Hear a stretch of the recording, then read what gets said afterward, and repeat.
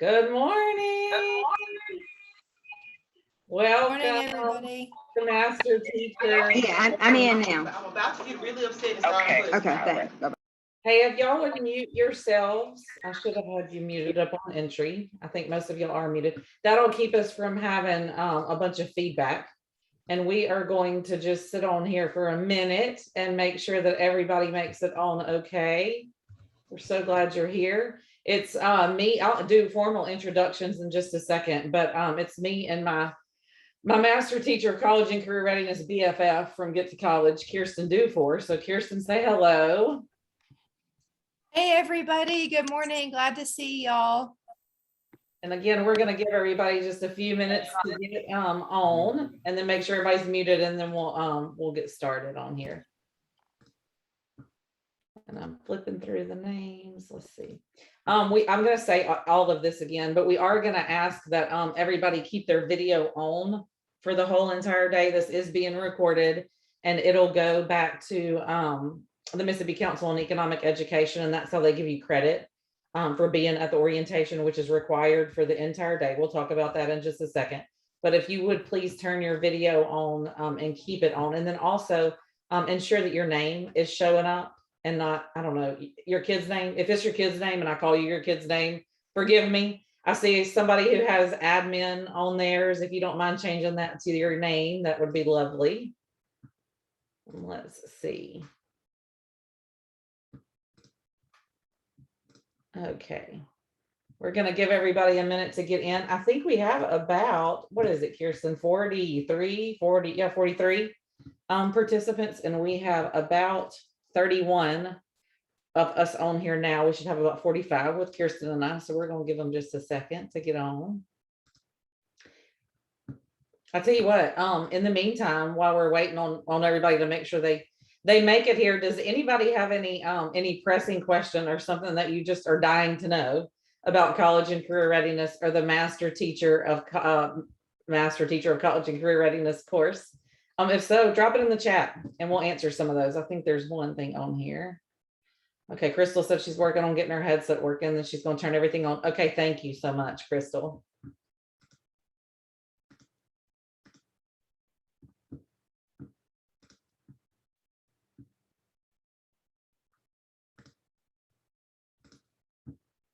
Oh, yay. Okay.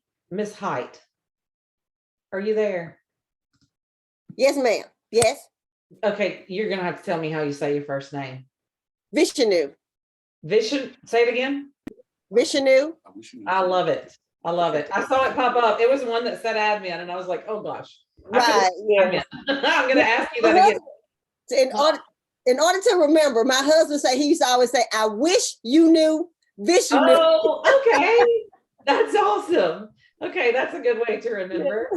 I have a similar name, unique pronunciation experience. I used to work when I was just out of college for Enterprise, the car rental company, and I had about 150 retired gentlemen in their mid-70s to 80s as my drivers that I would deploy across the state. And my name is Kirsten, which is uniquely spelled and pronounced. And they would say, it's like deer stand, but with a K.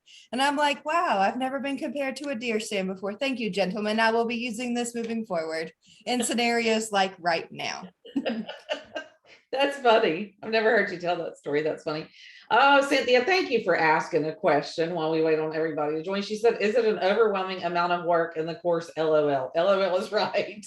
The course itself is an overwhelming amount of work. It's we'll talk about this later, but college and career readiness is unique to anything that you've ever done or taken, because it's a project-based course that's based on people's actual lives. So it's not me teaching you a math problem.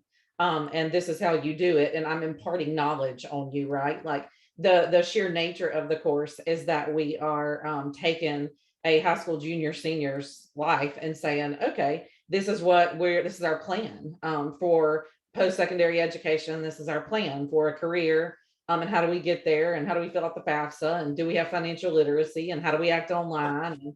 So it's project-based, but it's really neat. It's just different. It's different than anything you've done. But we'll get there. I will show you everything, I promise, in just a minute. And I think we have, there's 30 people in here. Is that right, Kirsten? By the time you count us, so we're missing Yep, a good 30. 13, but we're gonna go ahead and get started to stay on time today. I have an agenda that I'm gonna work through. We're gonna take regular breaks to get up and stretch our legs, and of course we'll have a lunch break. What we're gonna do this morning is we're gonna do a Master Teacher of College and Career Readiness overview, where we talk about all the things and I show you the course, and you can look through and see what it is that you'll be doing and how to navigate all of it. And then we'll break for lunch for about an hour. And then we'll come back, and that is when Kirsten's going to take over and do Get to College boot camp, and teach you all the things about units 3 and 4 that we'll talk about just a second.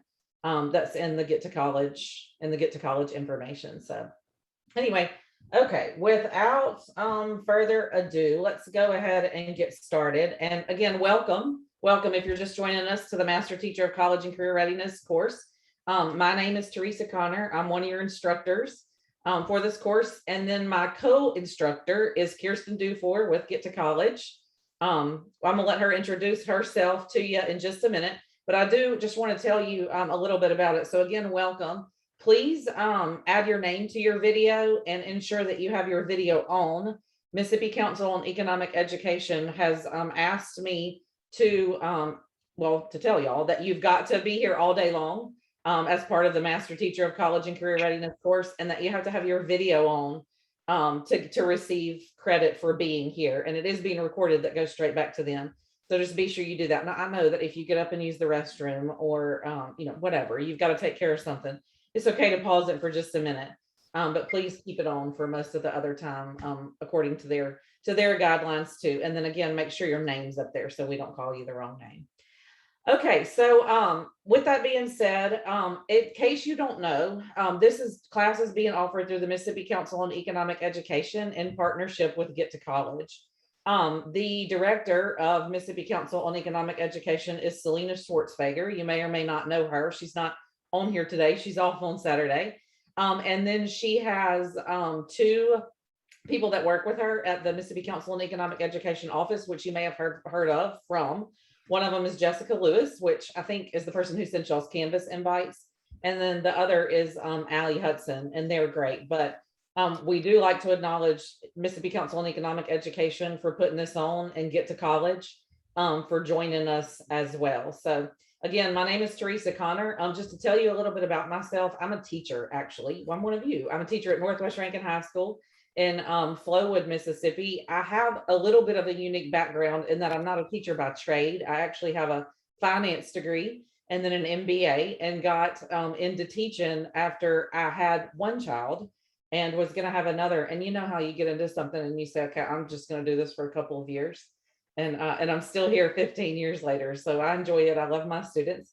But anyway, I also work for the Mississippi Council on Economic Education, creating and teaching 2 of their master teacher programs. So Kirsten and I are the content creators for the Master Teacher of College and Career Readiness course. And then I also work with the Federal Reserve Bank of Atlanta and St. Louis for the Master Teacher of Personal Finance course. If you've never done that one, Mississippi Council on Economic Education has several of them. So that's who we are. Anyway, so that's me. Again, I teach at Northwest Rankin High School. I've been there for 15 years, and I work with Mississippi Council on Economic Education too. I live in the Flowood, Mississippi area with my husband and 2 children. And yeah, that's my life. I teach, right? I teach and do things with my family. There's no time for anything else. So Kirsten, introduce us. Tell us about you and a little bit about Get to College. Hey everybody. So as I mentioned, my name is Dear Stan with a K. I'm Kirsten Dufour.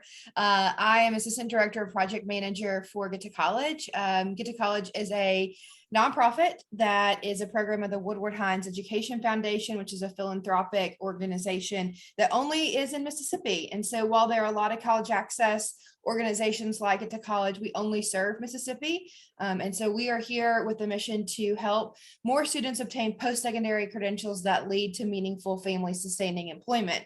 And so our organization funds the Get to College program, which is who I work for. And then also we do grant making in the space of college success.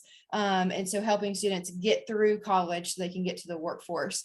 We define as college as anything post-secondary. So that's what we're going to talk a lot about today and through this course, is that you may think of an idea one way of college, but we at Get to College talk about college as a certificate program, anything beyond high school, additional credentials. And that's kind of the frame of reference that will be going into this course on the college side of things for sure. I am originally from Kentucky. I am not a native Mississippian, but I got here as soon as I can.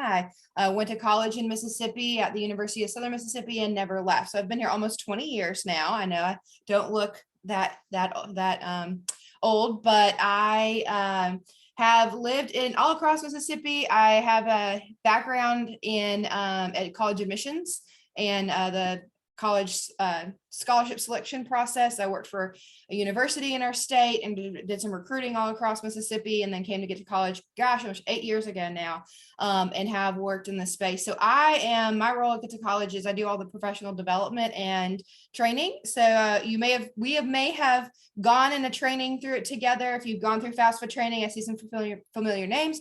I'm also like the kind of the FAFSA guru of our staff. I have recently been selected to be one of 5 people to be on a national for federal student aid FAFSA committee with the selection simplification of it. So if you've got a weird FAFSA question, I promise you, if I don't know it, I can find it probably somewhere. So I am excited to be able to join you guys today. I give you that background to tell you I am not a classroom teacher. So thank you for everything that you do. I have had my mind blown in the past 6 months of learning how to build curriculum. We got to write the units 3 and 4 in the CCR course. And so that was fun. I got to learn to write lesson plans. And so y'all are awesome. You do everything that makes a difference in your students' lives. And you are going to be that teacher that your students talk about in years to come when they say, why are you doing what you're doing? And they're going to say, it's because I had this teacher that took the time to have the conversations to make a difference when no one else had that opportunity to. So thank you. I'm excited to work with you guys. Okay, thank you, Kirsten. So a couple people that we do want to recognize, we want to thank and recognize our sponsors and funders for the Master Teacher of College and Career Readiness program. You know, you're all getting paid to take this class. We'll talk about that in a minute when we look at the syllabus, exactly what that looks like. But we do want to thank the Mississippi Council on Economic Education, Get to College. Both of those people are phenomenal. This is gosh, Kirsten, this is our second time to teach this course. So we're going to need a little grace with some things, which we'll talk about soon. We taught it this summer and learned a lot and changed a lot to teach it to you this fall. So we're excited about that.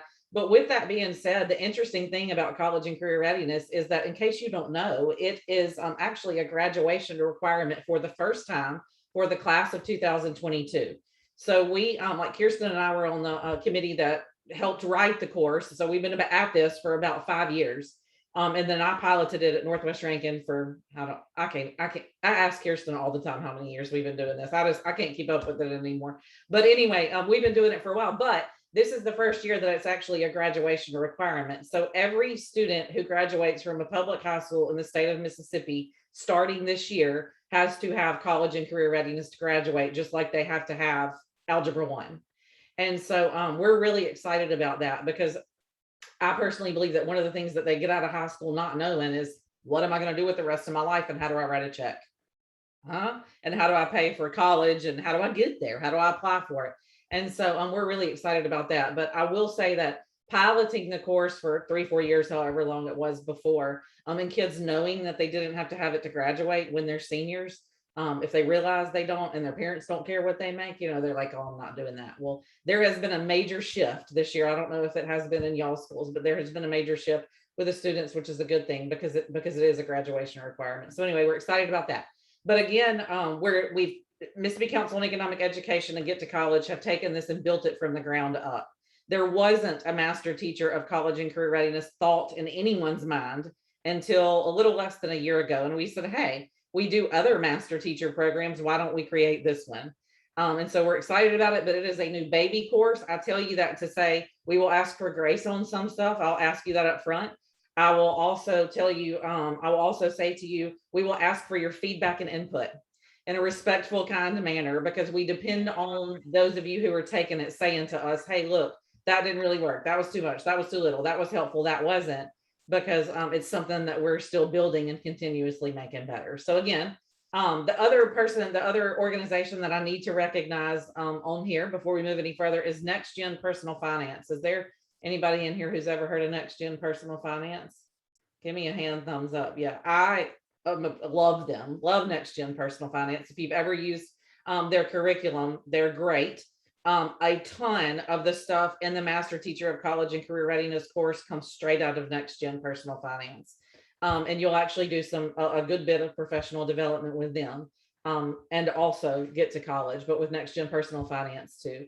And so if you're familiar with them, you know they're a great organization. They have a lot of incentives to get you to do stuff for them, and they like have ready-made lesson plans and assignments for you to put into your class. So they're great. Anyway, want to thank them. The other people that we want to be sure to mention are the funders, the people who give the money to make these things happen. And that is the Governor's Emergency Education Relief Fund, which is a GEAR grant, which is how the Master Teacher of College and Career Readiness was born. It was through the GEAR grant that we were able to get money and to create this course. And then State Farm Insurance sponsors us as well. Coast Electric Community Trust, Raymond James, Mississippi Department of Banking and Consumer Finance. So all of these people have a hand in this, and we want to be sure that we acknowledge them and thank them for their work. So yeah, okay, so let's do this. I am going to pull up, there are 32 of us, I think, on here now.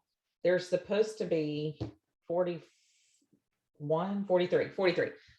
of us on here, but we're going to go through and see who's all on here. And if you would please just, when I call your name, if you would please just tell me real quick what your name is, what school you teach at, how long you've been teaching, and what you teach. I don't want this to go too long. There's a lot of us. And so if everybody's talking for 2 minutes, we're going to be here for a while. But this is the only time that we meet together is today, which is a good thing and a bad thing, right? So, but we'll all be in this course together. We do have discussions throughout the course where you'll see each other's names and stuff. So I do want to be sure that I give you a chance to introduce yourself. So again, if you'll take about 30 seconds at most to tell me your name, where you teach, the years you've been teaching, what class you teach, that would be great. And let's see. All right, let's do the first person. I'm going to go, this is mostly in alphabetical order, the list from Mississippi Council on Economic Education. So and I'm going to butcher these names. I'm going to apologize in advance. Okay, forgive me. Melissa Bryant, are you here?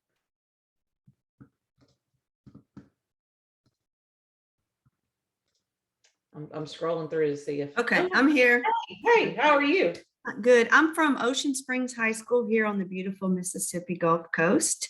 Retired military. I taught for 9 years, family and consumer science and resource management. And I'm now a career coach under the GEAR grant at the high school.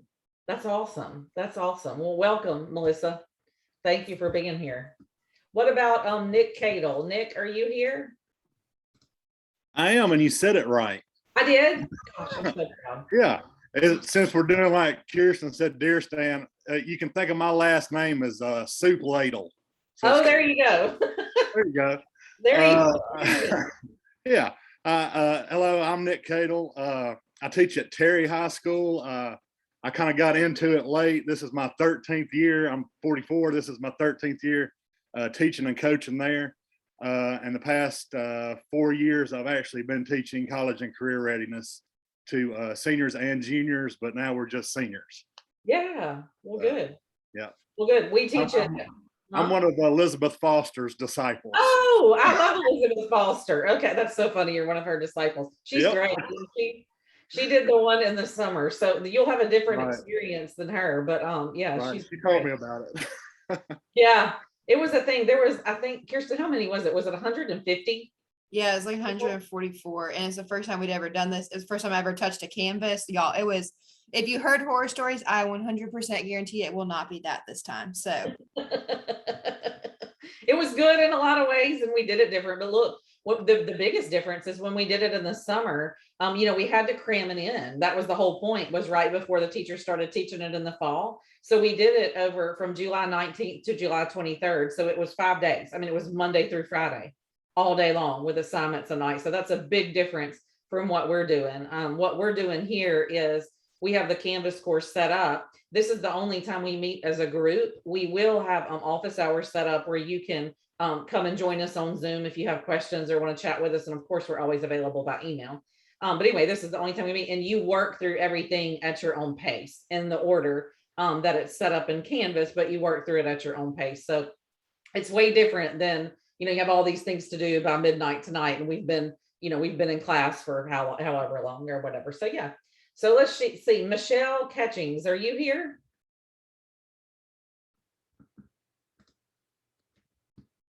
Michelle, if you're talking, you're on mute. I'm trying to scroll through and make sure I don't miss anybody.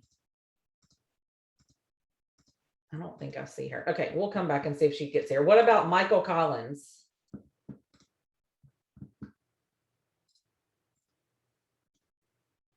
No Michael Collins? Okay, we'll come back to that too. Arlene Conley, are you here? And Arlene, if you are, I have a question. Arlene, are you here? Okay. All right. Yes, I am.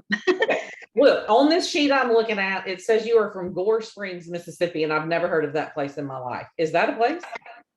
It's in Grenada County. In what? Grenada County? Grenada County, yes. It's really a city called Gore Springs? No, it's not a city. It's a little town. It's not even a town. Just drive through. It's a community, okay? It's a community. Okay. Well, you tell us, Miss Arlene. It's between, it's in Grenada County, but it's between Grenada and Calhoun City. Okay. Okay. Well, Okay. Interesting. I've never heard of it. Okay, Well, tell us about you, Miss Arlene. All right, I'm Arlene Conley. I am a teacher at Coffeyville High School, and I've been there 19 years. I teach Cycle Foundations 1, STEM applications, and this is my second year teaching college and career readiness. Gosh, that's a wide range of age, isn't it? Mm-hmm. Is that all of 9 through 12? You teach them all. I actually eighth.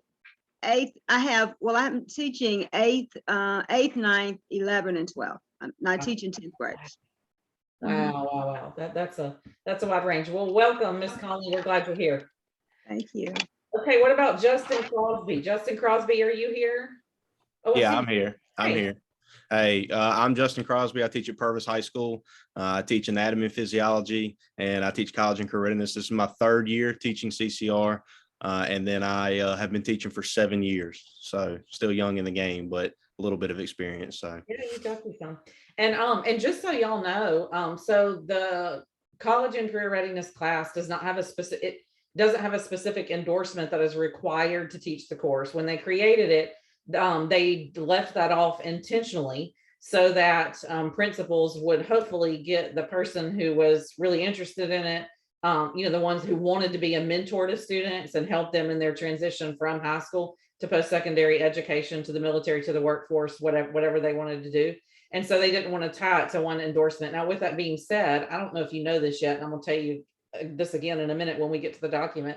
But there is an endorsement for college and career readiness. It's the 942 endorsement that was just approved a couple of weeks ago. I think it was from the Mississippi Department of Education. So there is that, and you will get that endorsement upon completion of this course for free. Mississippi Council on Economic Education will purchase that endorsement for you. But so there is an endorsement. It's a 942, but the endorsement is not required to teach the class. However, obviously, it definitely makes you more marketable if it is something you want to teach, that hey, I've completed this 75-hour Master Teacher of College and Career Readiness course, and I have the 942 endorsement. So that's fun, right? But we do have a lot of people like science, like Justin, right, in the science department, who's certified in science. And that's why we get them from a gamut of all over. So yeah, that's kind of thing. Okay, Amanda Dalton, are you here, Miss Amanda Dalton? I am. I teach at Raymond High School. I've taught junior and senior seminar before, and now I'm doing Keystone, which is like the freshman seminar. And I'm with under Elizabeth Foster as well. Okay, awesome. So that's you and Nick, right? Yeah. Okay, I think you had your address as Clinton, so I thought you might teach at Clinton High School. But No, I do live in Clinton. My kids go to Clinton, so I teach in Raymond. Okay, okay. Hey, fun. Teresa, I think we might have skipped over one of the early last name C's. I think Tessia is Carter, if she's joining us. Oh, is she? Oh, I did. You know what? I turned to that green like I had asked you, Miss Tessie, and I skipped right over you. It's it's been a week, but thank you, Kirsten, for catching that. Miss Carter, are you here? I apologize for skipping over you. Yes, I am. I'm Well, here. hello, good morning. Good Tell, morning. tell us about you. My name is Cynthia Carter. This is my 14th year in education. I've been a counselor for 8 years, all 3 levels. This year is my first year. I'm Louisville High School counselor in Louisville, Mississippi. And I will be co-facilitating the college and career readiness class for seniors this year. Awesome and welcome. That's a great, she's a counselor. That's a big thing. One of the pieces of college and career readiness is really working with the counselors. We hope you have a good relationship with your counselor and you work at them, because part of the course is matching what the students are going to do with their ISP. And getting their transcripts in and making sure that they have everything to graduate from high school and they have all the CPC requirements and all the things. And so we're glad to have you in here. You will give us a unique perspective in some of the discussions as well from that counselor piece. So glad you're here, and I apologize again for skipping right over that one. Okay, let's see. Miss Elaine Dean, are you here from Hattiesburg, I think? Elena DeLeon, I'm here. Oh, wait, huh? Say it again. Elena DeLeon. In my defense, on the sheet, I'm fixing to change it. It is ELAINE DEA. I am here. Okay, there's another one. Sorry, there's Miss another Elaine. one. We're both in Hattiesburg, though. Hey. Wait, there's, oh my goodness. There's Elaine Dean and Elena DeLeon. DeLeon. Oh my goodness. Okay, well, let's get I'm the Hattiesburg High one. Hey, how are you? Tell us about you. I'm good, thank you. I do teach at Hattiesburg High. This is my first year teaching CCR. I've been teaching for 14 years, and I was actually interested in teaching this course before, but I told them I didn't want to teach it until it was required. Well, good then. You got the, I think we had somebody from Hattiesburg in the summer one. I can't remember exactly who it was. Do you know? I had to participate in the summer one because I'm also teaching Smart Start, which is through PRCC. But this is my first year actually teaching CCR and Smart Start. Well, I didn't want to teach it until it was required. Yeah. Well, good. Well, I'm glad you're here. Thank you for introducing yourself. What about Heidi Dido? Did I say that right?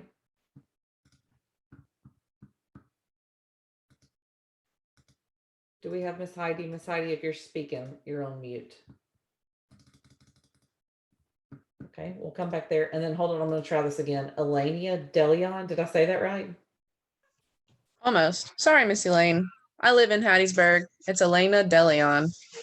Okay. So I teach, yeah, it's no big deal. I teach in Petal, Mississippi. I've only been teaching for 2 years, and both years I've actually taught college and career readiness. So that's all I know. Okay. Some version of it anyway. Yeah. Look, I was in a training for work-based learning. I also teach work-based learning at Northwest Rankin High School, and there was a lady that had a video on there from Petal High School and was talking about the work-based learning program and your electrical lineman thing that y'all, do you know what I'm talking about, that you have? Yes. Yes, it's really cool. I was like, oh my goodness. Yeah, they have some really cool stuff. Yeah, they do. Anyway, good. Well, welcome.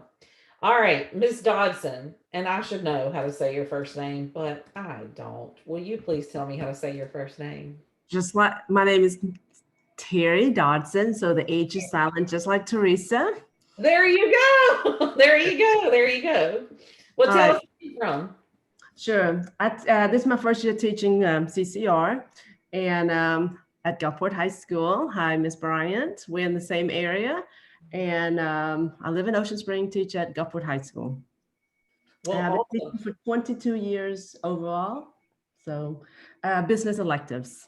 Business electives. Okay, me too. Me too. That's what my main certification is in business. You Ocean Springs people, did y'all know that there is a Get to College office right in your neighborhood of Ocean Springs? If you didn't know that already, you will know it very well by the end of this. So yay, well, welcome.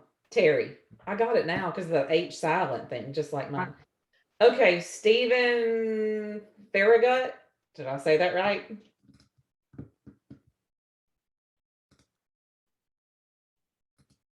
Mr. Stephen. Okay, we'll come back and see if we catch him in a minute. What about Eva or Ava Finley?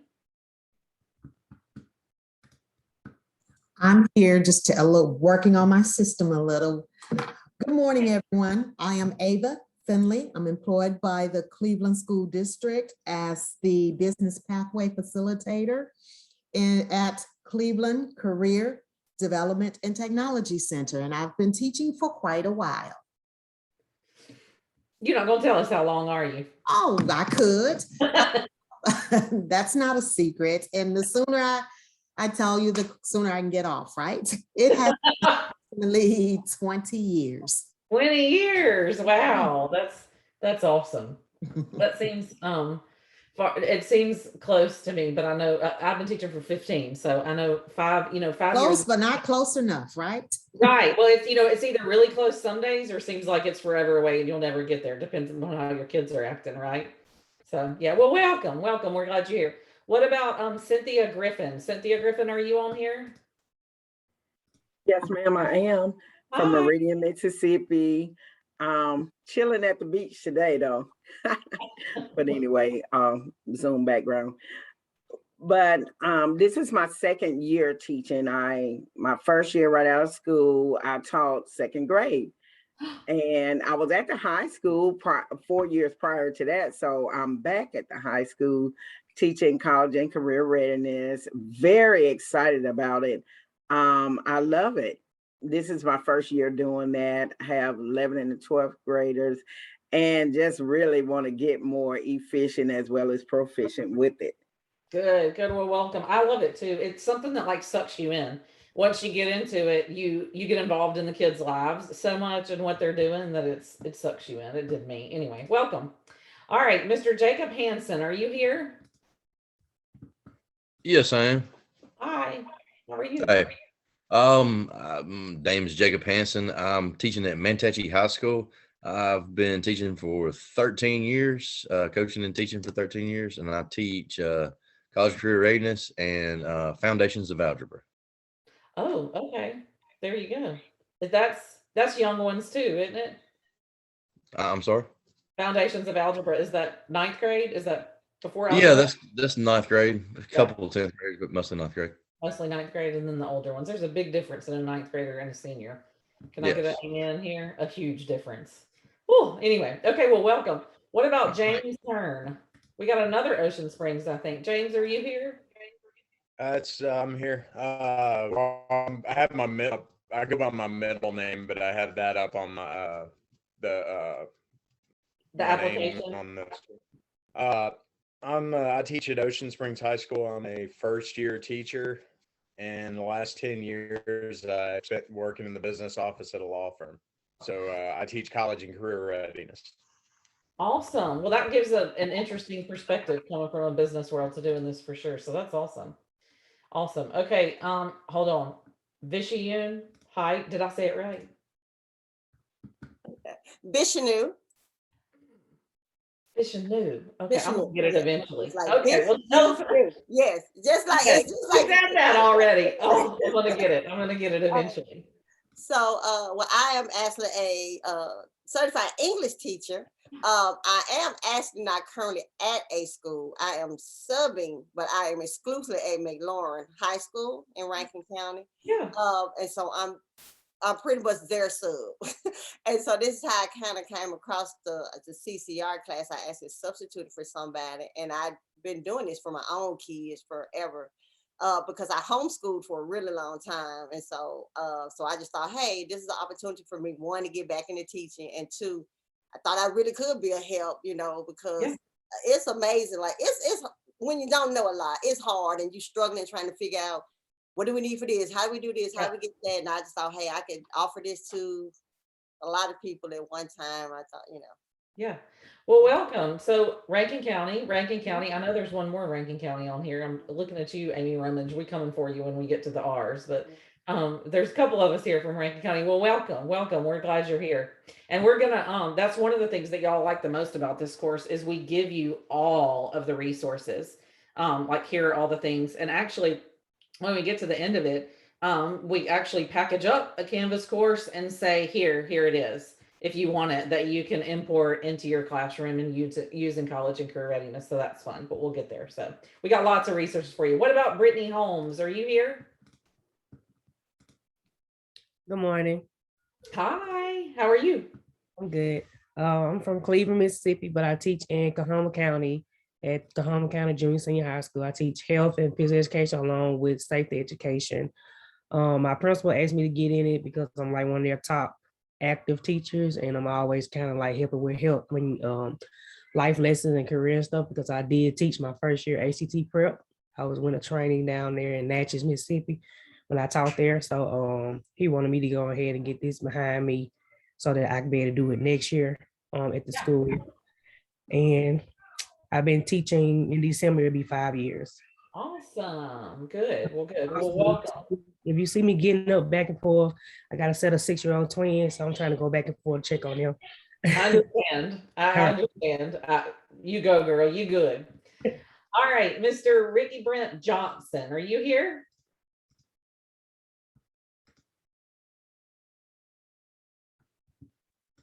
Hey, I'm Brent Johnson. I'm a career coach at Corinth High School in Corinth, Mississippi. This is my second year with the school district. Previous to this, I was with Northeast Mississippi Community College as a transition coordinator for their jail to jobs program. So I was working with incarcerated people, helping them to get jobs after high school or after leaving incarceration. I will say it's actually easier to get a person with a conviction a job than it is a high school senior with no experience. So, but I am a career coach. I'm actually in the classroom. We have 3 CCR teachers that I support and that I arrange all the job shadows, internships, guest speakers coming in. I do all that as part of the career coach. Are you part of that, oh my goodness, the Toyota thing? I'm not a Wellspring coach and I'm not a governor's grant coach. I'm actually the only, I think down on the coast, like Miss Bryant, and those are through a gear grant, but I'm actually, I think potentially the only career coach in Mississippi funded directly through the district. Wow. So I'm a district employee. We do have a governor's grant coach that also works at Corinth High School with me. So awesome. Today I am on a hotspot for internet service. So my IT guy advised me that from time to time I may need to black out my screen to keep the data keep the data usage down. So I'll be on and off on that. Okay, is that a sweet baby I hear in the background too? That is a sweet 4-month-old that is just wanting dad right now. Oh well, we'll just gaze over him, her, whoever. It's a little girl. So well, good. Gosh, you're tired, aren't you? Yes. I know you are. So well, welcome. Glad you're here. What about Latoya Jones? Miss Latoya, are you here? Yes, I'm here. Hi. Hi. I currently teach in Columbus, Mississippi, Columbus School District at Columbus High School. Right now I'm teaching history and special education, and I'm looking to teach the college and career readiness course next school year. We had somebody, I cannot remember who it was, you may know, that was teaching college and career readiness from Columbus, I think, in the summer. I can see it, I cannot remember the name, but yeah, well, welcome. Well, we're glad you're here. We're glad Thank you. What about Miss Kara Lay? Are you here?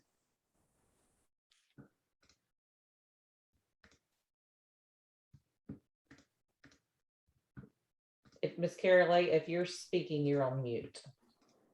Miss Teresa? Hey. Sorry, we just sent our Colonel Farragut, Stephen Farragut, the link, and he's now on from Ocean Springs. Okay. Yeah, I'm here. I started on the class that said the class I started doing the modules. I've already got college readiness and my account set up, and I'm the Zoom link. So okay, well, good. Well, look, it's all good. Well, look, will you tell us? Well, we know your name is Stephen Farragut, right? Right. And you're from Ocean Springs. You teach at Ocean Springs High School? I teach the high school, the JROTC. Been there for 15th year. Retired military, Army officer. And awesome. That's about it. So you're JROTC 3 and 4. Correct. Is that right? So for those of you who don't know, and this is something interesting to know about college and career readiness, there are a couple of approved substitutions for the course. So while college and career readiness is a graduation requirement, the approved substitution for the course from the state of Mississippi is work-based learning. That is an approved substitution. And then also JROTC 3 and 4. And I know sometimes people are like, well, so really just JROTC 4? Yes and no. The point of that is that for JROTC to count for the college and career readiness credit, you would have had to start JROTC in the 9th grade. Okay, so that you could get 1, 2, 3, and 4. So if you only get to 3 because you started in the 10th grade, then it doesn't count for the college and career readiness. So that's why it's listed as JROTC 3 and 4. So fun fact, if there's anyone else on here. So yeah, well, welcome. Well, we're glad you're here. We're glad you found your way in. So yeah. What about I don't think Carolee was here. If you are, you can unmute. I'm gonna keep going. What about Dionne Lewis? Dionne Lewis, are you here?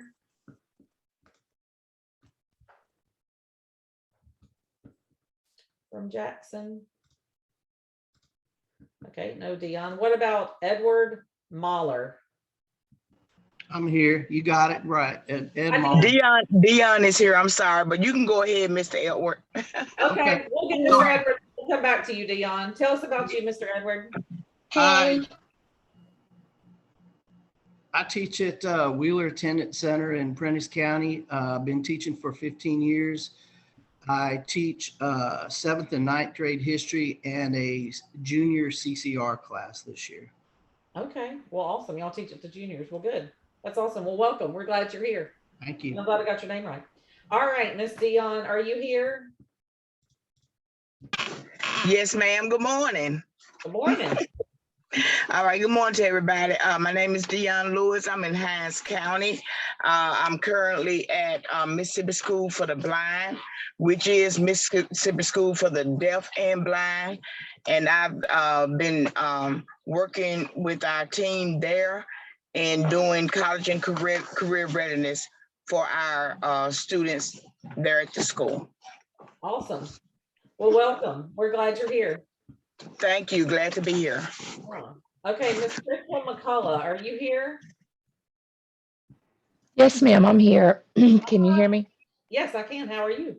I'm good. Actually, I'm not. I'm sick, but I'm okay. Oh.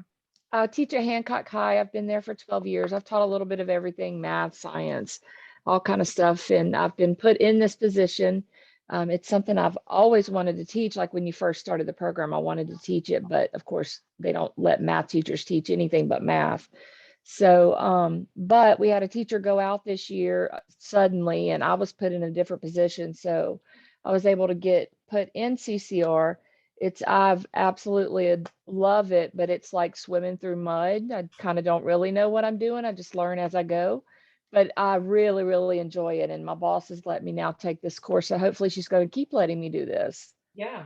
Well, good. Well, Crystal, you'll love this. We will give you, you'll be floored by the resources that we'll give you. So you'll be excited about it. So good. We're glad you're here and I hope you feel better soon. Thank you. Welcome. What about Pamela Miller? Pamela Miller, are you here with us? Yes, good morning. Hi. I'm Pam Miller. I teach at Hanson High School for the past 8 years. I teach business, marketing, and finance, and I'm excited about CCR class. Business, marketing, and finance. Okay, we got about a lot of the same background in there. So well, good. Okay. Well, Thank welcome, you. Pam. Glad you're here. Thank you. What about Nicole Murchison? Did I say that right? Hey, yeah, it's Murchison. Good, yeah. And Hey. I go by Miss Murch because it is confusing. My Okay. colleagues just call me Murch. But I've taught for 13 years. I'm at Lafayette High School in Oxford, Mississippi. I'm an English teacher. Until last year, my principal came to me and asked me, would I be interested in doing the CCR class? He thought I was the best fit. And after the year was up, he said, you're doing a great job, but if you're miserable, let me know. You can go back to English. And I said, no, sir.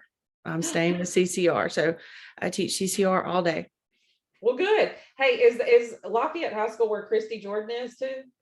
Yes. Is that Yes. right? Okay. Yes. So you are co-teachers. Yes, we are. I love her. She has, Kirsten, I know you remember her too. She's been gosh, into college and career readiness and been on our teacher chats and done all the things. I've actually known her for a really long time. But anyway, She's yeah, we're good. great. She is. She's sweet, isn't she? So, well, good. We're glad you're here. Thank What you. about Meredith O'Neill? Miss O'Neill, are you here? You're muted. Yeah. Yeah. Good morning. Good morning. I'm Meredith O'Neill. I teach at Hattiesburg High School. I've been there 18 years, and this is my second year teaching CCR, and I enjoy it. Well, good. Look, I'm so excited. I'm so excited that y'all enjoy it. I think you're going to love the resources that we have. So I'm glad to hear it. Well, welcome, Miss O'Neill. We're glad you're here. What about Sarah Owen? Sarah Owen, are you here? Yes, ma'am. I'm here. Can y'all hear me? Okay. Yeah, I'm a first year teacher. I'm very young, yes. And I teach at North Pike High School. I am their physical education. And then I teach a safety ed course. And so one of the teachers that already teach the CCR class recommended me since I just got out of college. She thought, hey, you would probably be good at this. So that's why I'm taking this class. Awesome. Well, welcome. We're glad you're here. We're glad you're here. What about Miss Hattie Petty? I know we've had you in a master teacher program before. Miss Hattie, are you here?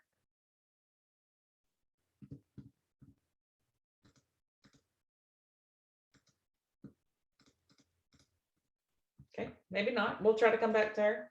What about David Rice?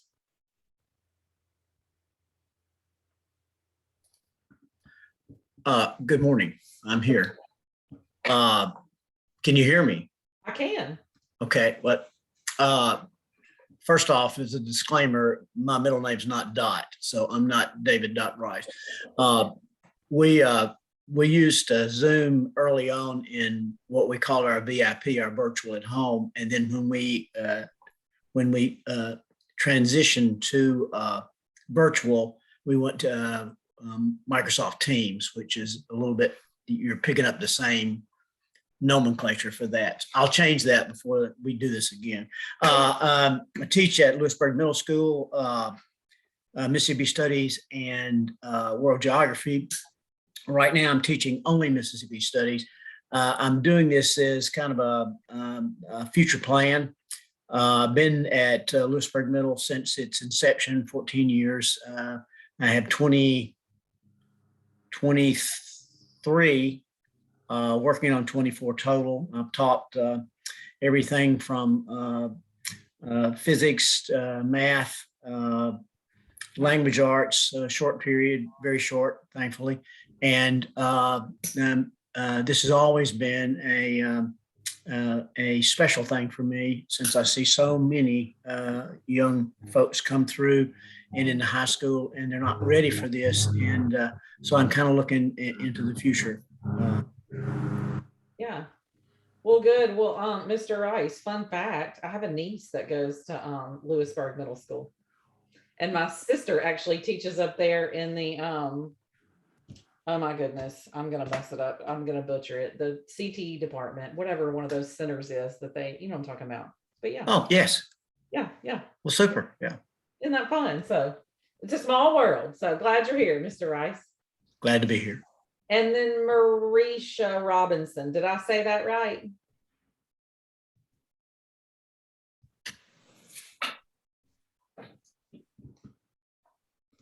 Okay, we'll come back to her. What about you, Miss Amy Rumage?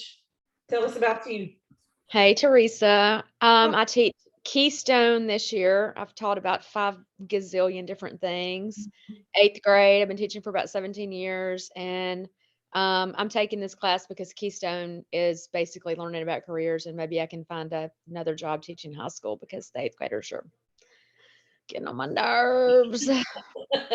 You've had all you can take in the middle school age, huh? But all I could take, girl. Yeah. Yeah, well, I understand that. Well, good. Well, we're glad you're here, Miss Amy. It's good to see you. I'm glad to be here. Yay. What about, I'm going to butcher this one, but I'm going to try it anyway. Nagesh Swami? I'm not sure. Are you here?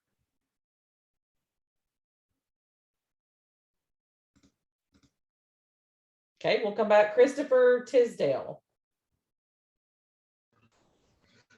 Good morning, I'm here. Hey. My name is Christopher Tisdale. I'm all right. And I teach at Lee County High School. I have been teaching for 16 years. I teach personal finance, graphic design, and this is my first year teaching college and career readiness, and I'm very excited about it. Now look, Christopher, do you live in Brandon and drive to Lee County? Yes, it's about a 45-minute drive. Goodness. But I'm originally from Meridian. Oh, I gotcha. I guess that would be a nice way to decompress going, coming to and from. Well, good. Well, welcome. We're glad you're here. What about Cassandra Tittle? Yes, good morning.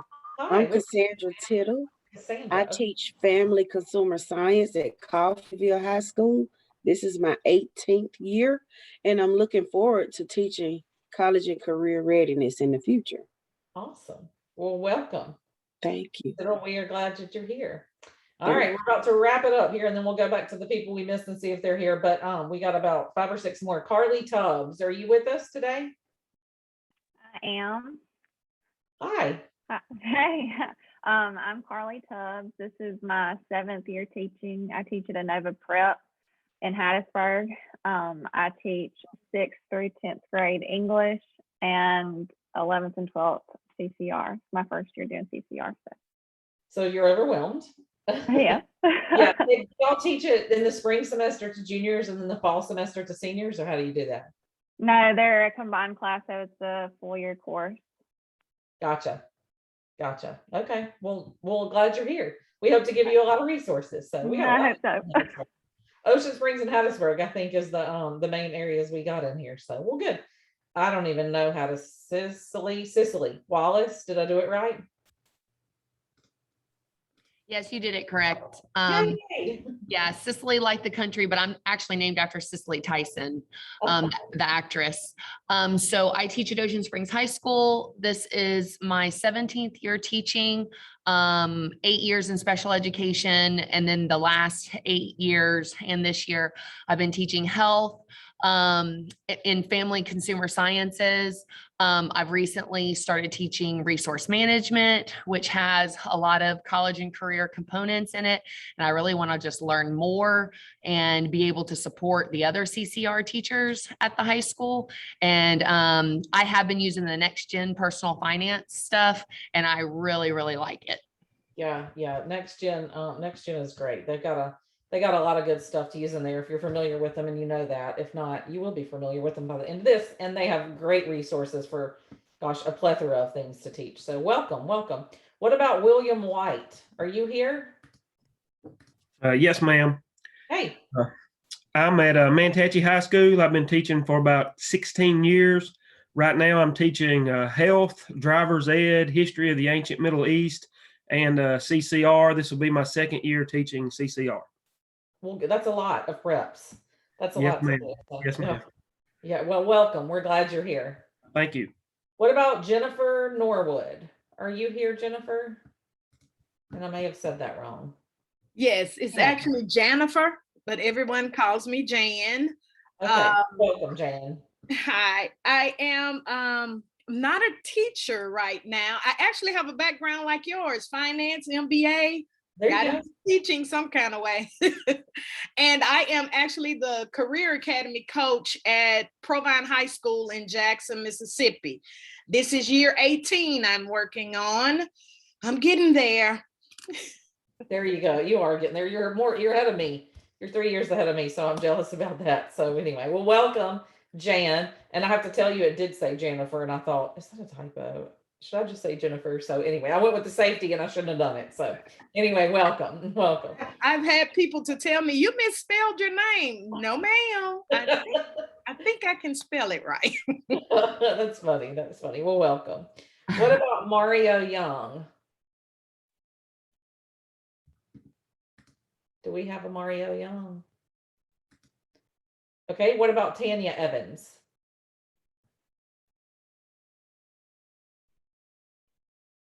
No, Tanya Evans. What about Gracie King?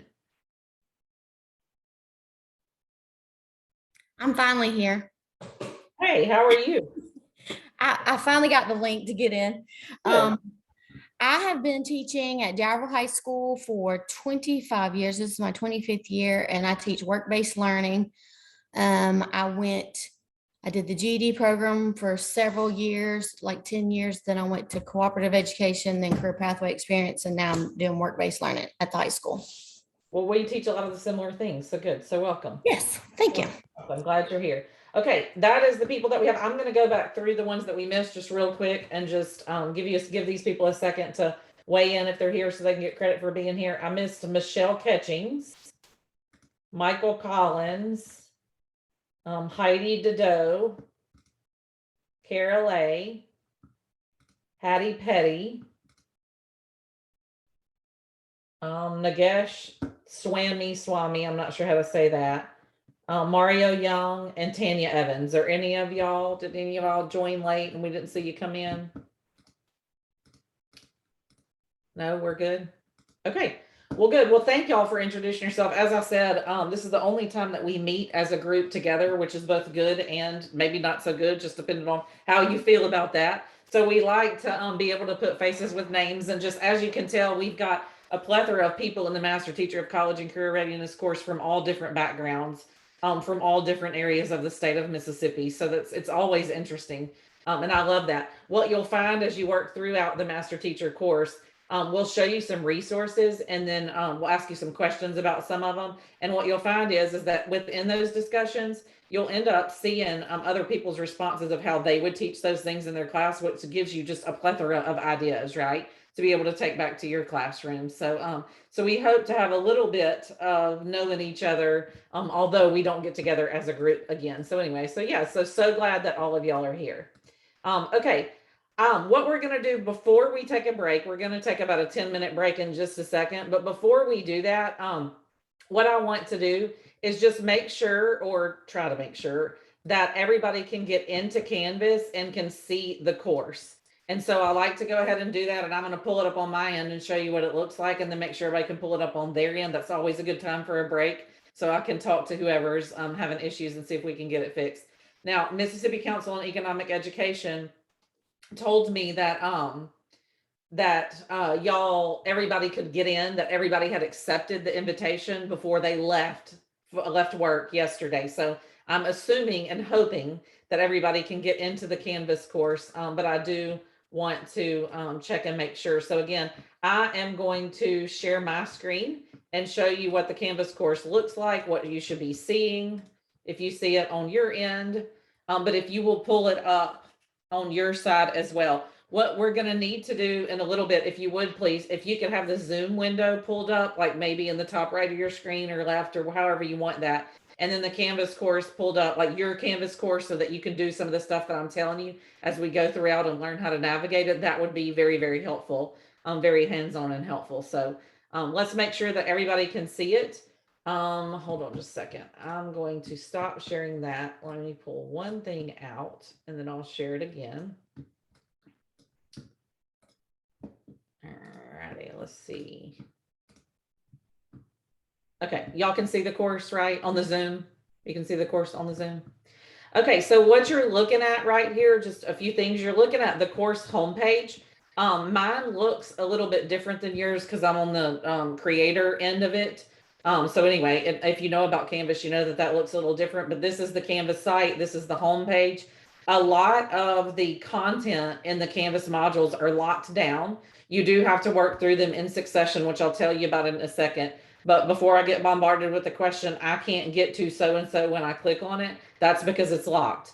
Because you have to work from the top to bottom through the course. If you went to the bottom and started, you would be highly confused. And so you have to work through it in order. And so if you see things that are grayed out, I'll tell you how to navigate that in a minute, but that's why those are grayed out. So this is the home page, and we just welcome to the Mississippi Council on Economic Education Master Teacher of College and Career Readiness course.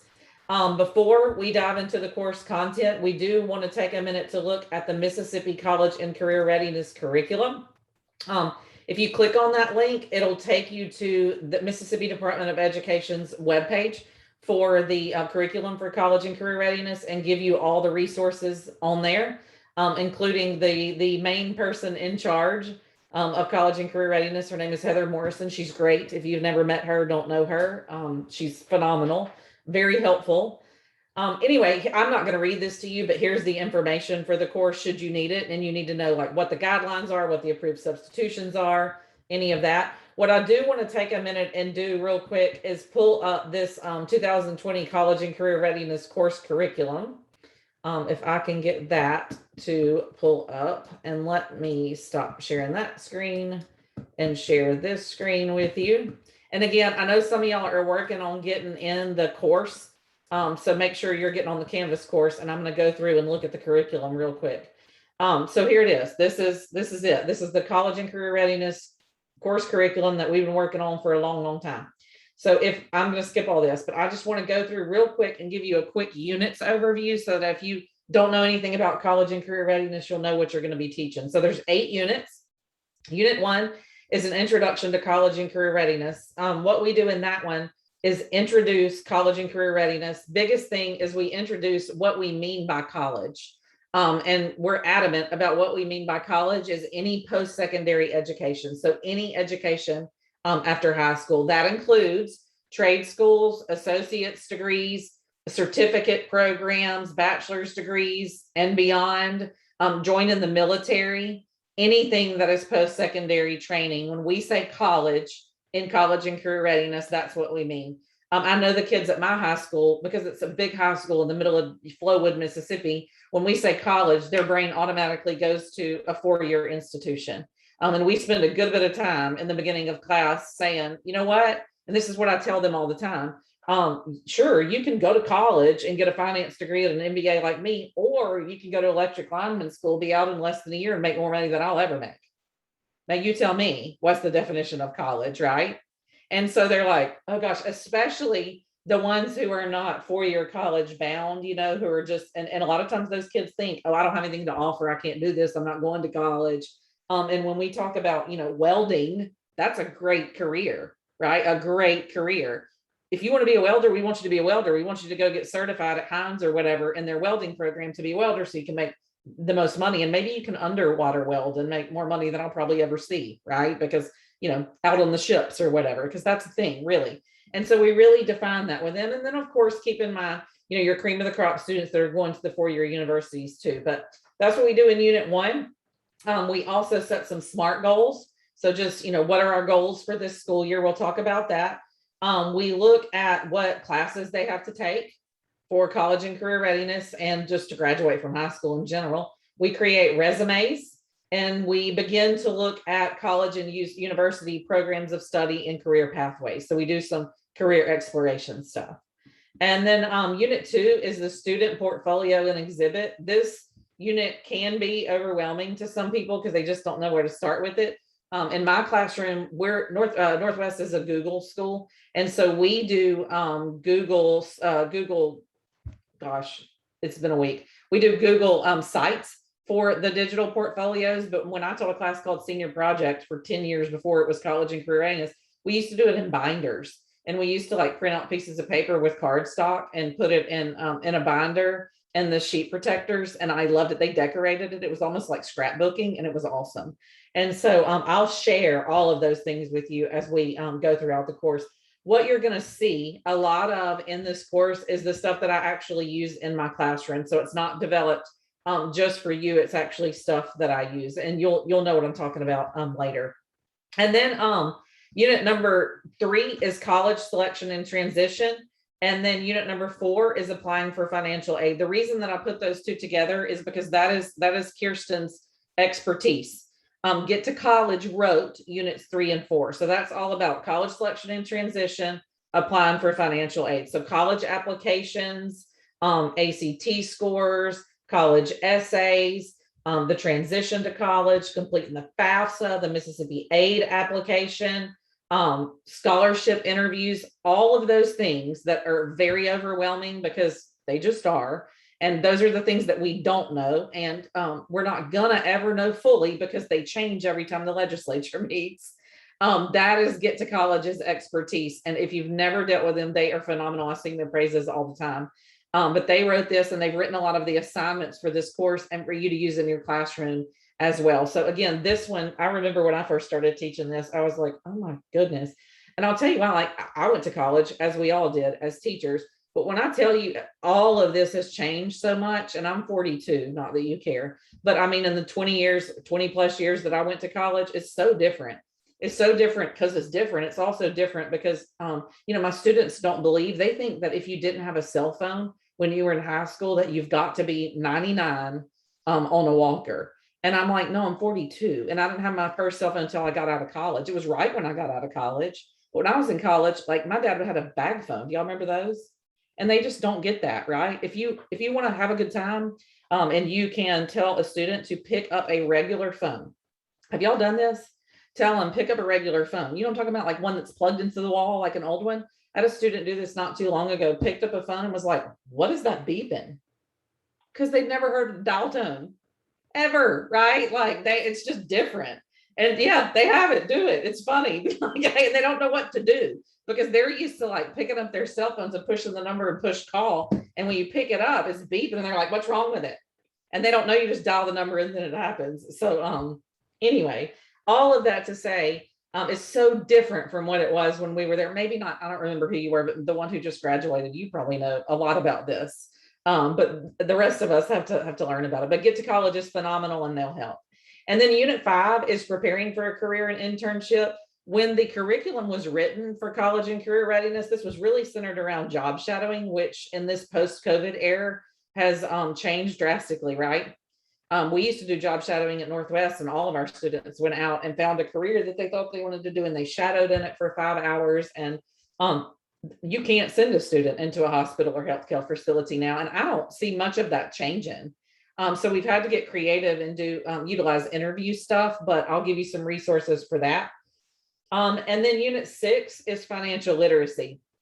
If I had to tell you the units that I get the most questions about and that people are the most confused about of college and career readiness, it is hands down Units 3 and 4, which is the college selection and transition and applying for financial aid, and then Unit 6, which is financial literacy, because people think that they just should know financial literacy.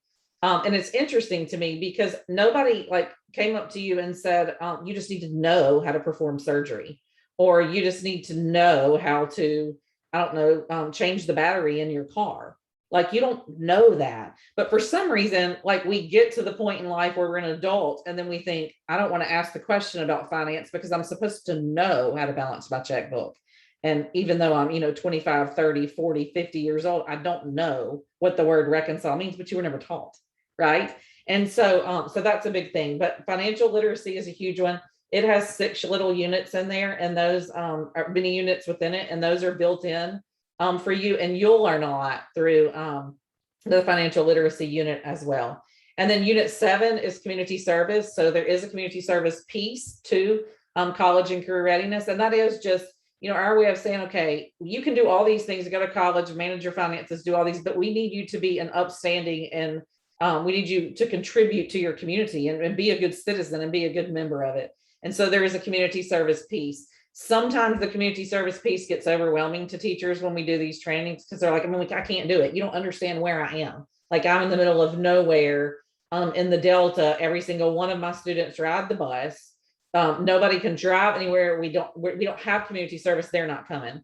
And my first reaction every time is, your school is the community service opportunity, right? Like, sometimes you can go outside of the school and do other things, but your school is a nonprofit where things need to be painted and weeds need to be pulled and things planted or money raised to get a statue for out front, or teachers need helpers, or people need tech team to do stuff. There's just a ton of things if you think outside the box with that. So we'll talk about that when we get to that unit. And then finally in Unit 8, it's digital literacy and citizenship. So I like this unit because what I tell my students, and I started out like this, which I can be just very straightforward, which you'll learn. But anyway, I tell them all the time, I'm like, y'all know these kids don't understand that what they're doing on social media and online right now is permanent. It's a permanent record. It's what you call a digital footprint.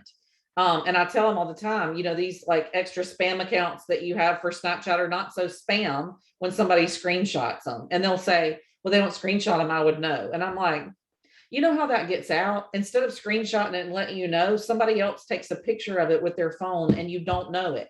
And it blows their mind, right? And then we talk about the fact these photos that we have circulating around, because we send them, that are never going away, how are you going to like for a potential employer to find that? Or better yet, your daughter in 20 years from now. And so we really talk through that and how your social media is your online resume. And we do a project with that. So that's interesting. So yeah, so those are the units within college and career readiness. It's a fun class. Again, it's a project-based class that we teach to the students, but we will be working through all of those as a part of this course. And then, so like I've said, this course was developed by the Mississippi Department of Education in partnership with the Mississippi Council on Economic Education, Get to College, and many others as well. But definitely Mississippi Council on Economic Education and Get to College. So these are the modules. There are, let's see, 20 modules, I think it is. We'll talk about it in a minute, but the lettered modules are for teachers only. The numbered modules are designed to simulate, for the most part, what you would give for your students.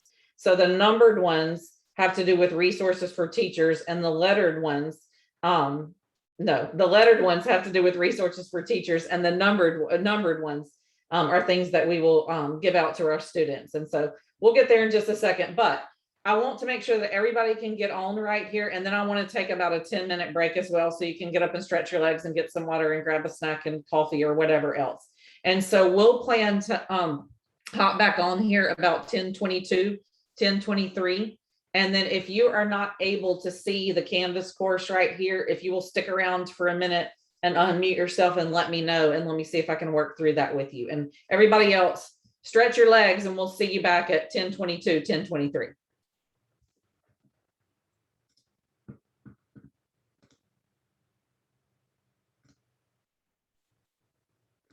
And y'all, if you have a question or comment about getting on the course or anything else during this break time, this is a great time for you to, you can just unmute yourself and talk. Kirsten and I are both here. Hey, good morning, Miss O'Connor. Hi. Hey, this is Dionne. Hey. Look, I did put a message in the chat directly to you. I was just stating I was mobile, but I do know that I am able to get in the course. And everything looks good. I'm able to see the information that there, just like you're sharing now. Awesome.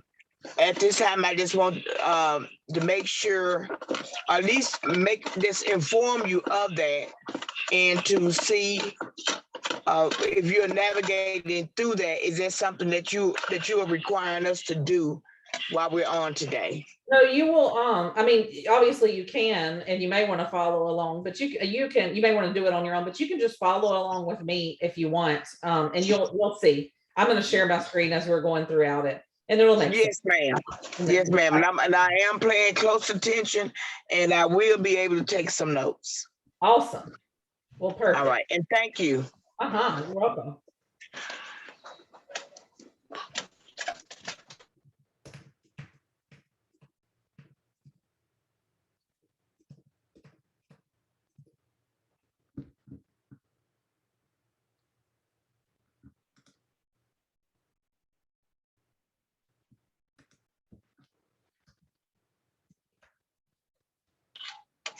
Oh, another thing, when you're asking us to take a break, do we video off and then come back at the time that you tell us, or we log out and log back in? No, you can just turn your video off. Okay, thank you.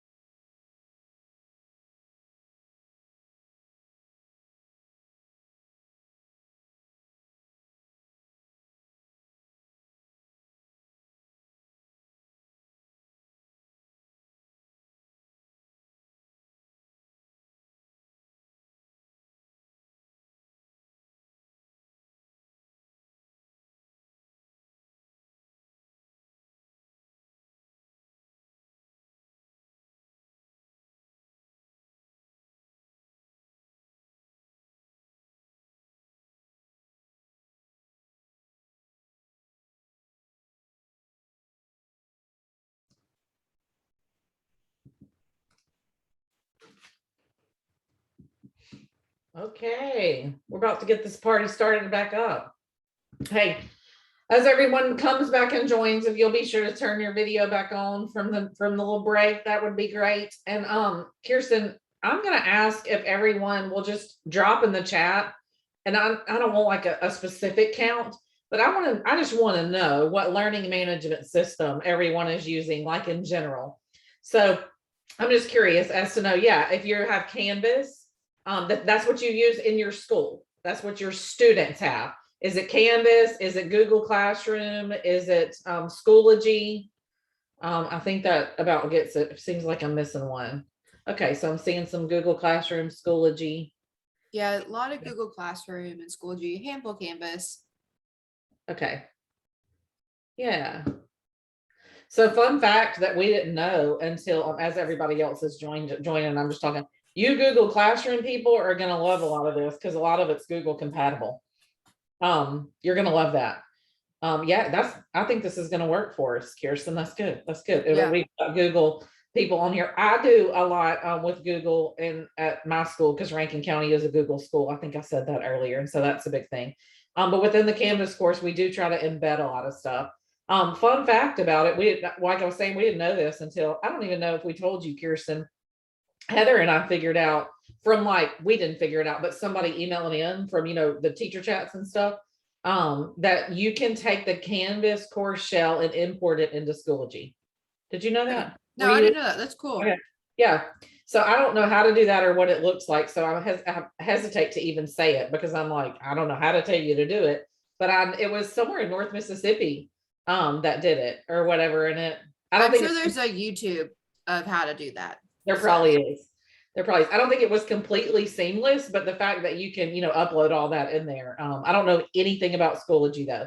I know a whole lot about Google, not Google Classroom, but Google.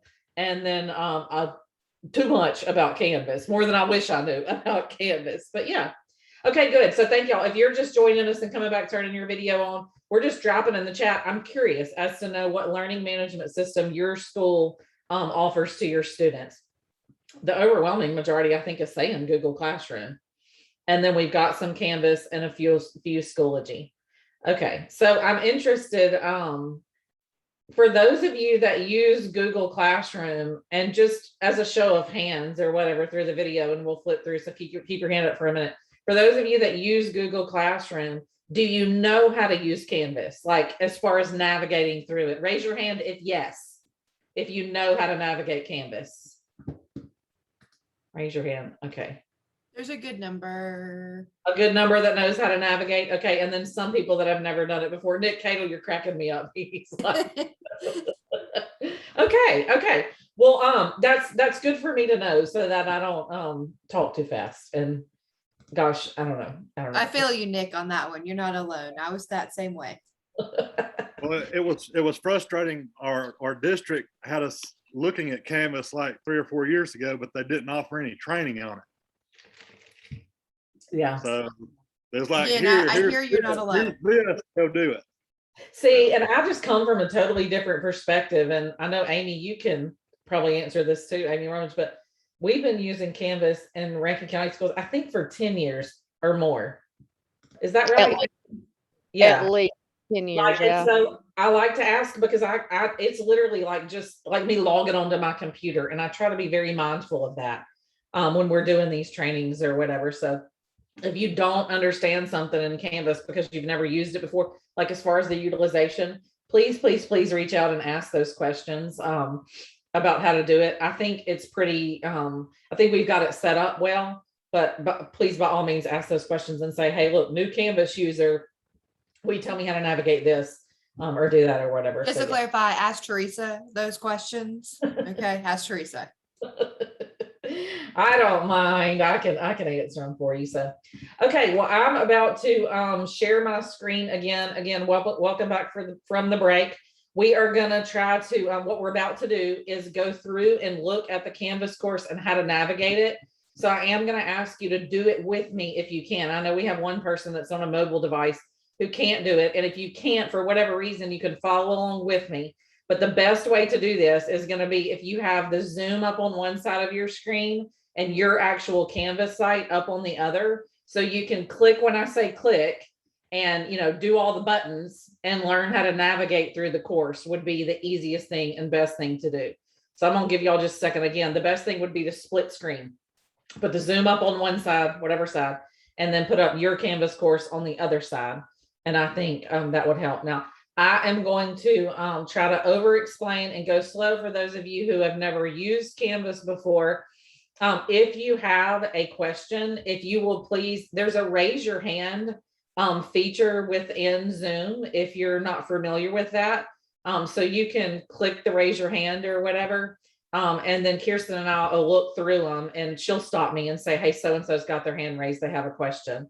And we'll go through and answer that. If we just do the whole unmute and start talking, we'll get all kinds of feedback and talking over each other. So if you'll just do the raise hand feature, Kirsten will watch that. So again, split screen, that would be the easiest thing to do as we go through this.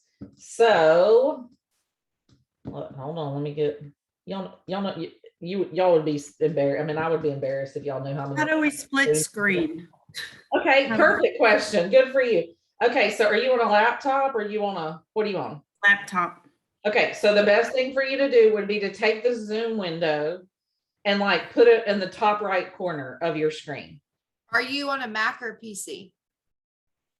PC. You can snippet them to the side, so you can take your Zoom window and just pull it all the way to the left or right of your screen, and it will automatically put it on half the screen, and it'll tell you which window you want to pull up on the other side of the screen. Thank you. It's harder on a Mac. I am not a Mac girl, I'm a PC girl, and I complain about that feature all the time. Not me. We're opposites. I don't know anything about. I don't think I've used a PC in I don't know however long we've had Canvas. Well, there you go. That's good to know. PC, Kirsten's your girl. Mac, I got you. Anyway, do you got it, Melissa? Are we gonna need the chat? We need the chat box, or can we close that out for now? You can close it. You can close it. You're good. Melissa, did you get it? Are you good? Cynthia has her hand raised. Okay. Hey, Miss Cynthia, what's up? Hey, I did that. I moved Zoom all the way to the right. I could teach Canvas, but the Zoom was that's in a little small square. Is that how it's supposed to be? Yeah, that'd be great. So long as you can just see the Zoom and then see your screen too, your Canvas site. And listen, it's okay if you can't do both at the same time. You can follow along with me and I'm going to do it on my end. Just, you may want to, most people will want to follow along. Okay. And do it. Yeah. I can see, it was just small. I thought it was a way that you could just equally have, Oh, well, you can. Are you on a PC or a Mac? I am PC. Laptop. Sorry. All right. So if you That's a regular laptop PC. You can, if you'll just take your window and drag it all the way to the side, it'll automatically snap it to half side of your screen. The Zoom or Anything. the Canvas? Anything. Any window that you've got open on your taskbar. Okay. So like grab the whole window like you were moving it around and you just take it all the way to the left or right. And then it will give you all your window options on the opposite side. Okay, it is. And then I got to see where it is now. I got so many tabs. Oh, I understand. Oh my goodness. Now I lost it. Oh my goodness. If it's easier just to minimize your Zoom and have us floating in your corner, you do that. I'm sorry. Oh, you're good. You're good. Okay, I'm going to go through and share my screen and show you the Canvas site like we were doing earlier. Can y'all see that? So again, this is the home page. We went through that paragraph at the top. And just to tell you again, the lettered modules are teacher modules and the numbered modules are student-facing modules for the most part. This class is different. If you've ever been in a master teacher of college and career readiness class before, everything is student-facing. When we dig into this in just a minute, this class is a little bit different because it's project-based. Again, it's not me teaching you how to do a math problem. Like I'm not teaching you finance. I'm not teaching you economics. There's a lot of projects that go on with it. Before y'all are like, oh my gosh, is she about to make you do these projects? No, I'm not. I have a lot of the projects built in that are student facing that you'll go through and look at and then write a similar assignment for your students depending on your technology needs. But are we going to be doing PowerPoints and doing, they're built in for the students. And that'll make more sense in just a second. But you can either click on the modules right here. But what I like to do and what I tell my students to do all the time is when you're navigating through Canvas, just always get on Canvas and go to modules. Okay. Go to modules. And that's where everything is listed right there. So mine looks a little different from yours, not much, but a little different because I'm on the teacher side of it. So I can open up anything and a lot of the stuff is locked down for you. But when you get into the modules, there they are. If you click on the left-hand side where that arrow is, it'll expand, open, or close the module if you click it. Okay. If you are, I'm going to get into student view so that mine looks like yours. And I may have to reset it. So let's see. Let's see. Oh, I thought that. Hold on. This one, look, I've already found something up here that I need to, it's down there. Okay. So the student view, what you're looking at looks just like this right here. It should. Is that what yours looks like when you click in module A? Okay. We have All had right. nods. So notice, okay, good. If you'll notice, the two top things up there open, meaning I could click on those. But if I try to go down here and click on my name, Teresa Connor, it won't let me click on it. It's grayed out. And the reason that it won't let me click on it is because I have not done the things above it that I needed to do. Okay. So if you look up here, do you see where it says course menu? And that's just open. If I click on it, you don't have to click on it, but if I click on it, it's going to take me to that course menu right there. And then right under it, do you see where it says Mtccr Syllabus? Under Mtccr Syllabus, it says the word view. Do you see that? In other words, I have to click on this Mtccr Syllabus and view this document before the assignment under it will open. So I have to, if you look and read what it says, I have to view the Mtccr Syllabus before assignment Next Gen Personal Finance account creation will open. I have to mark done on Next Gen Personal Finance teacher account creation before register with Get to College will open. I have to click done. You see where it's saying mark done?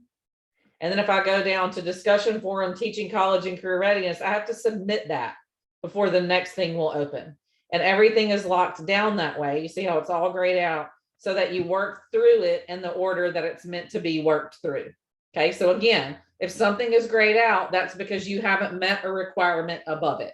Okay. So what you can do is you can click on Mtccr Syllabus. All right.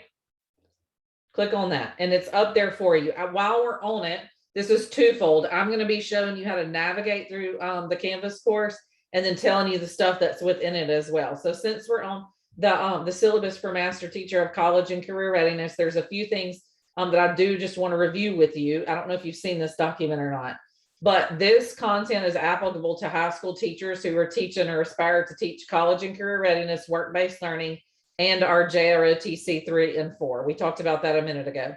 This class is estimated to take 75 hours of your time. Now, if you have a background in personal finance, you're going to finish in less time if that content is very, you're knowledgeable about that content. That even goes into units 3 and 4 with the paying for college stuff. Some people struggle with the finance part of it because it's new to them and they learn a lot from it. And some people just automatically know it. But we have this estimated at 75 hours. Now, y'all, we're teachers, so y'all know how this goes, right? You have people who are going to finish it in half the time of what you say. And then you have people who are going to say, oh my gosh, it took 3 times as long as you said. And that is relative. We do think that it's 75 hours. Again, this is brand new. So we're really dependent on you to tell us, give us honest feedback of how long it takes you to do it. Like we need for you to do that. But we also need for you to give us like honest feedback in like you weren't sitting there watching Netflix while you were working an assignment and then saying it took you 3 hours when it would have taken you 30 minutes. Y'all know how students do, right? They do it to me all the time. And so that's the thing. You got to realize, yeah, you can sit there for 6 hours while you're watching Yellowstone. Doesn't that come out soon? And you're going to get intrigued in Yellowstone and not be doing Master Teacher of College and Career Readiness. So the content is about 75 hours.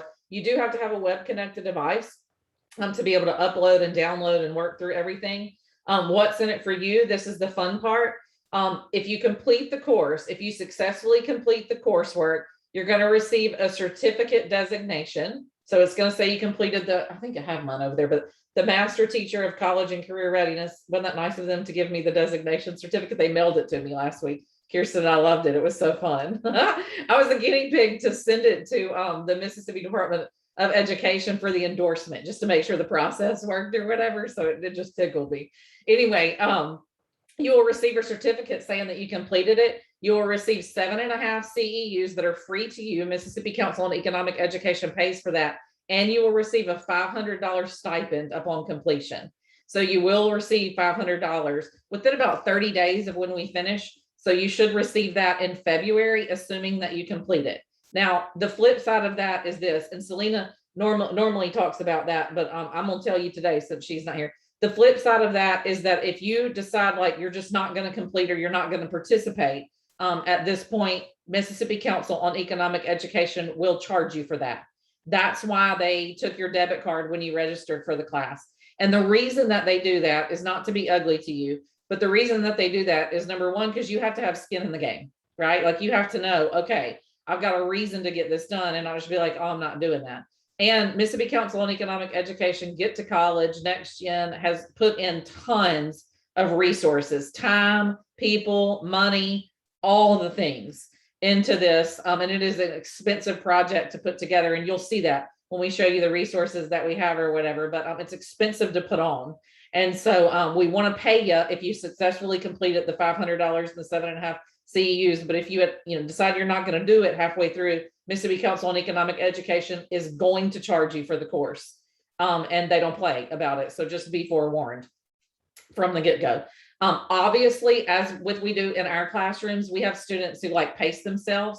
I'll have some of you overachievers who will be like, finish, and you'll work through a bunch. And then we have some people who are like, oh, I'll start that after Christmas. If you're in that start that after Christmas camp, this is going to be a problem and it's going to be insanely overwhelming to you. So don't say I didn't warn you there. And with that being said, it's a good time to mention just reasonable contact hours for Kirsten and I. We're always available for you for any questions that you have via email. And then also we're going to have an office hour that I'm going to tell you about in a second, where we'll have a weekly Zoom where you can join on with us and we'll answer your questions. But as we do with our students, or I hope you do with your students, I tell my students this all the time. They're like, did you get my email? When did you send me an email? At 12 o'clock last night, it's 8 a.m. No, give me till 12 o'clock tonight to answer. That's respectful, right? You give somebody 24 hours to answer. And so just keep that in mind too. We may, if we're sitting down at 7 o'clock at night, may respond to you. But I can tell you this, if Southern Miss is playing, you're not going to get in touch with me for the whole weekend because my daughter's a Dixie darling down there and I'm out. And I have more fun than she does, but I just can't do it over those weekends. We leave on Fridays and we come back on Sundays. And I know you do fun stuff too. So anyway, just be mindful of that it may take us a little bit to respond if it's over a holiday. And I want to mention this too, because we are starting this in October and finishing in January. We've got Thanksgiving sandwiched in there and we've got Christmas sandwich in there as well. So I do hope that, like, if you're wanting to utilize that time to work on this, you're welcome to. But if you don't want to utilize that time, just plan accordingly. And don't be mad at me if I'm not answering you back on Thanksgiving Day, right? So anyway, just be mindful of that. And we'll talk about communication in a minute. But back to our syllabus again, upon successful completion, you'll receive a $500 stipend. If you look at this first paragraph up to here too, that says the endorsements, this is new. If you tell this to some of the people who took the Master Teacher of College and Career Readiness this summer, they don't know the endorsement number yet because it was just approved. And so anyway, once you complete it, the Department of Education has approved a 942 endorsement. So that will be added to your license once you turn in the certificate for this. Again, the endorsement is not required to teach the College and Career Readiness course, but of course it does look good and it's great. Y'all know, I mean, especially like I heard somebody earlier saying they may want to move up to teach this course. I promise you're more likely to get that job. If you go take that certificate and say, hey, look, I really want to teach this. This is, I mean, I'm endorsed in it. I've gone through the course, the Mississippi Council on Economic Education and all of that. I'm not going to read the rest of this to you, but you can read it. Just be sure, and I'm not threatening you. I just want to be sure that you know. Teachers who are not making satisfactory progress will pay the $250 fee. So if you decide you want to drop or you're not doing it for whatever reason, or you don't complete it, Mississippi Council on Economic Education is going to charge that card you put on file $250, but you are able to enroll in the next cohort. So if that happens, I hope it doesn't happen to anybody, but if it does, then you'll be charged the $250, but you can register again for the summer one that we'll do this summer and then get the $500 and recover that $250. So I just know that up front. So that's the syllabus. Okay, so let's switch gears back to where we were. If you push the back button on the top of your screen, or however you want to get to modules, just click modules. Okay.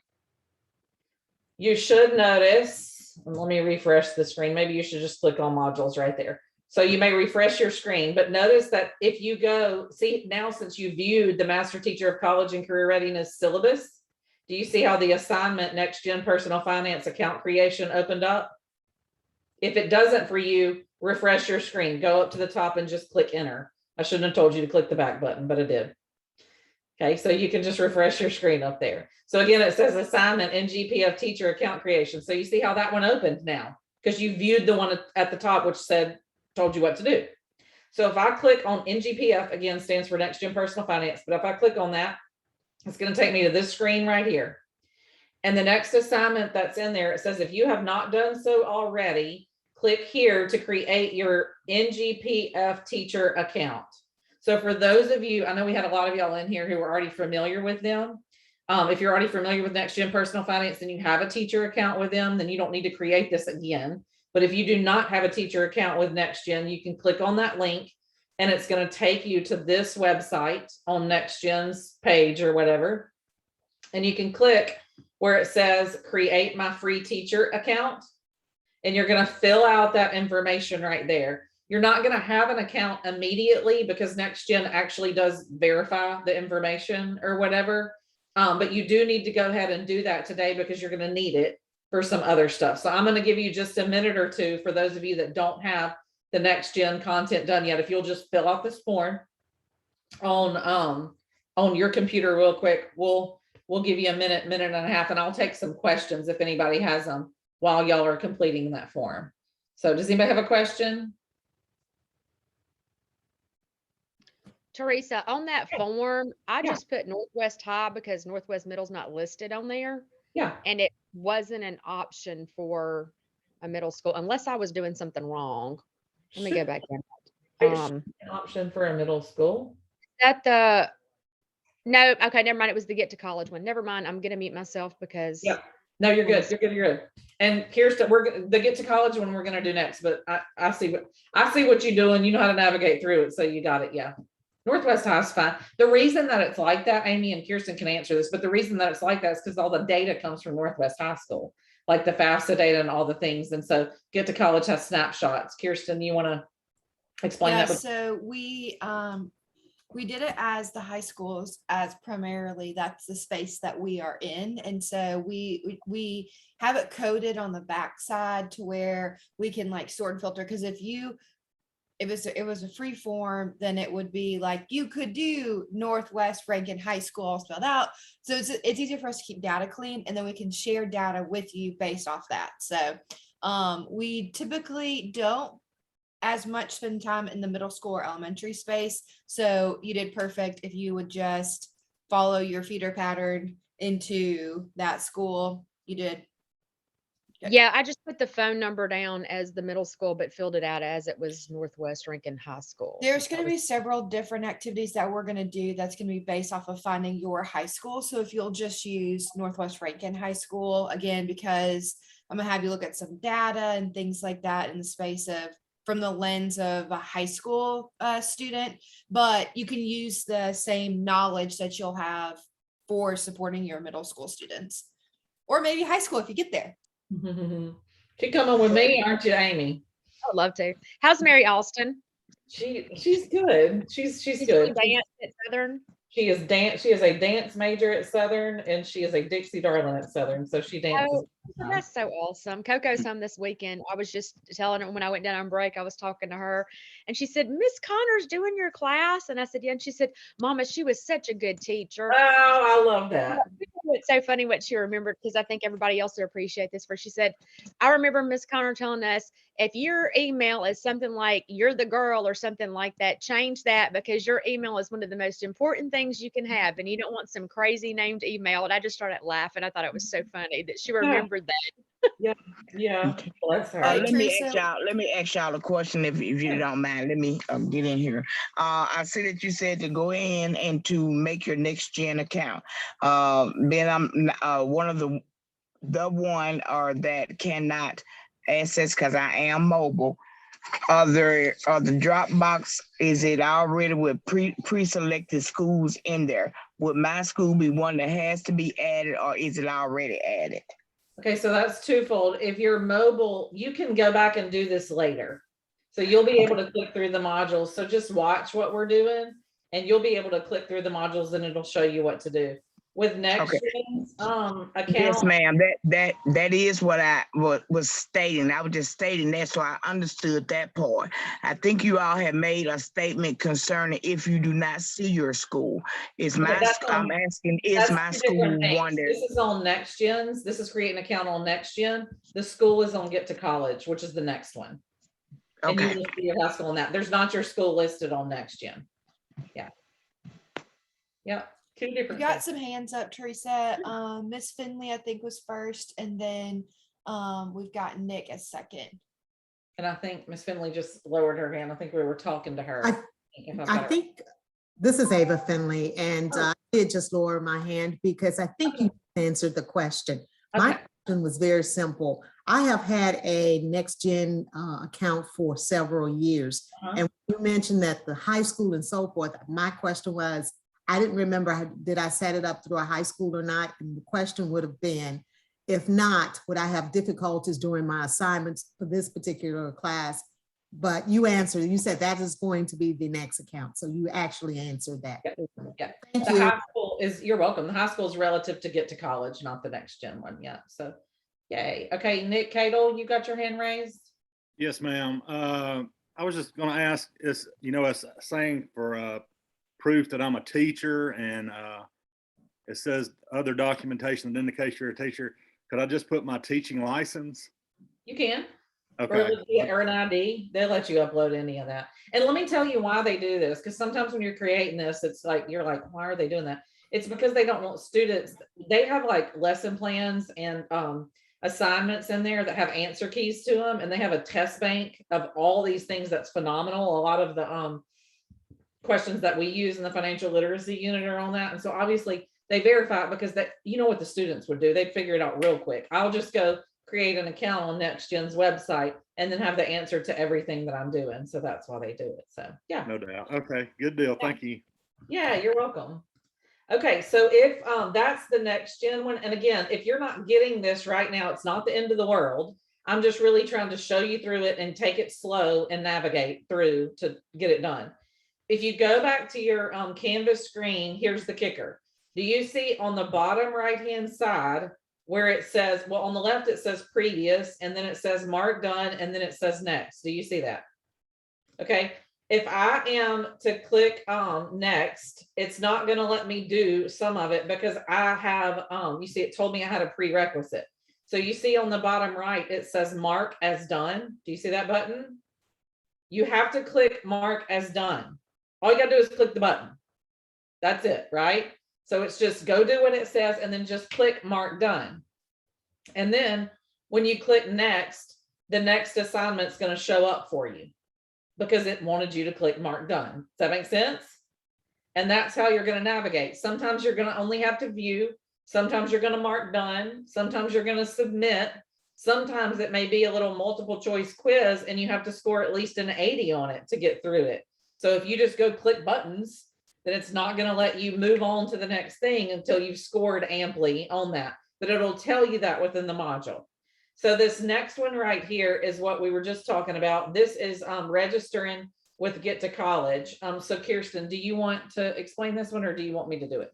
Oh, I can do it. So there's two things here. We have the first one is texting. So if you'll register by just texting your school name to the number that's provided, there is a texting kind of communication plan directly for you as a CCR teacher. And so we share important things that you may find helpful, or if you've got a texting platform at your school, maybe your counselor does, things that you can say, okay, let's embed this to our students. And so we share tips and resources. We don't bombard you. It's timely. It's like, hey, the FAFSA opened October 1st. Here's some links to some walkthrough videos if you want to share them with your students, type of thing. The second thing that we are asking you to do is we have a CCR teacher contact form. And so it's pretty basic information. It's kind of asking what is the format of your school, so we know if you're a 4x4, things like that. So we can make sure that our team knows if you're asking for a presentation or things, why you're asking for one in October and in January. So that way we know what type of classes that you're in, and then so that we can share information with you, like, hey, there's a request form, or hey, there's this great opportunity, or something like that. And so I promise we will not bombard you. It is pertinent and relevant information. We will add you to our monthly newsletter that goes on the 1st of each month. That is for College Countdown Mississippi, if you're not already receiving it. And it just has really important information that we think would be helpful for you around the space of access to college. And that's it.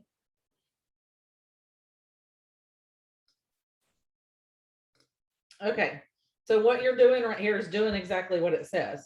So it says texting instructions, please text your school name, Aberdeen High School.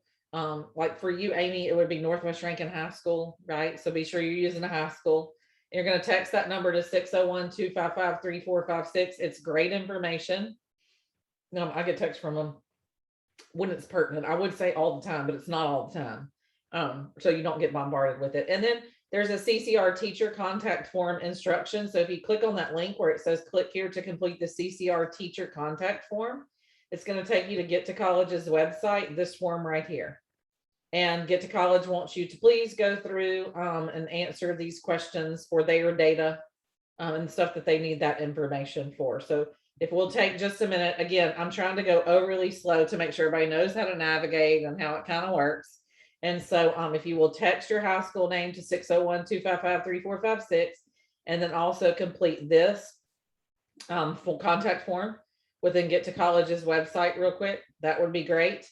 And then also on the bottom of this, it says teacher tip, and we will have some teacher tips in here to kind of tell you, like, yes, we're telling you to do this in Master Teacher of College and Career Readiness, but this is how you would take it to your students. So like this assignment can be duplicated for your students. Get to College, you can text to receive for teachers and counselors text from them, and then the students can text to receive the student side of that. So like it says for your classroom, you can make an assignment for students to sign up and upload the screenshot of the confirmation text, right? Which could be a fun little assignment or whatever, just upload that. So that's good. You don't have to do it that way, but you can. You'll learn. Get to College has a workbook. They have QR code within it where you can scan and get that too. So there's a ton of different ways to do that. So does anybody have any questions so far?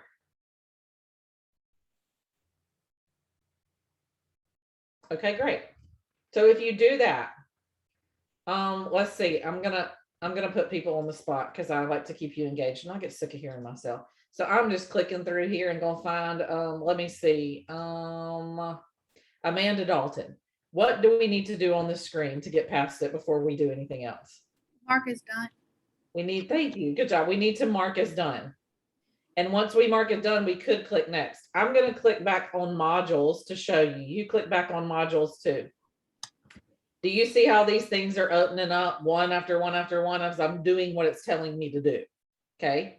And then this next one on here is a discussion forum, and it's teaching college and career readiness. And if you look under it, it says 100 points and submit.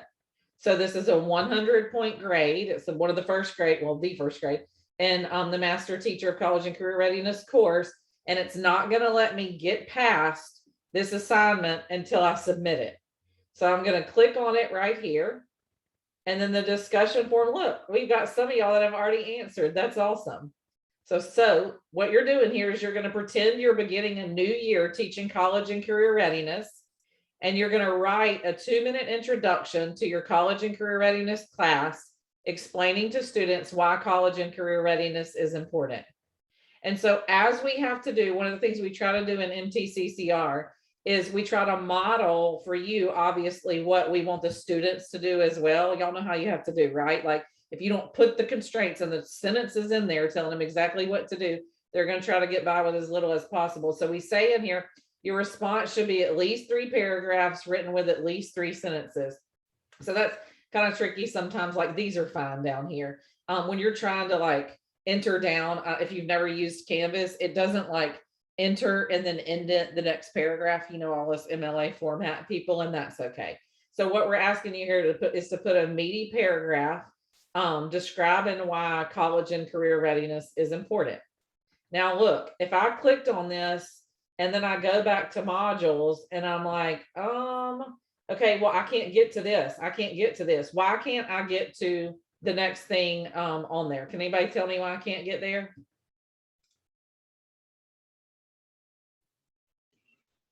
Because you have not completed the discussion forum. Yes, because I have not submitted it like it says.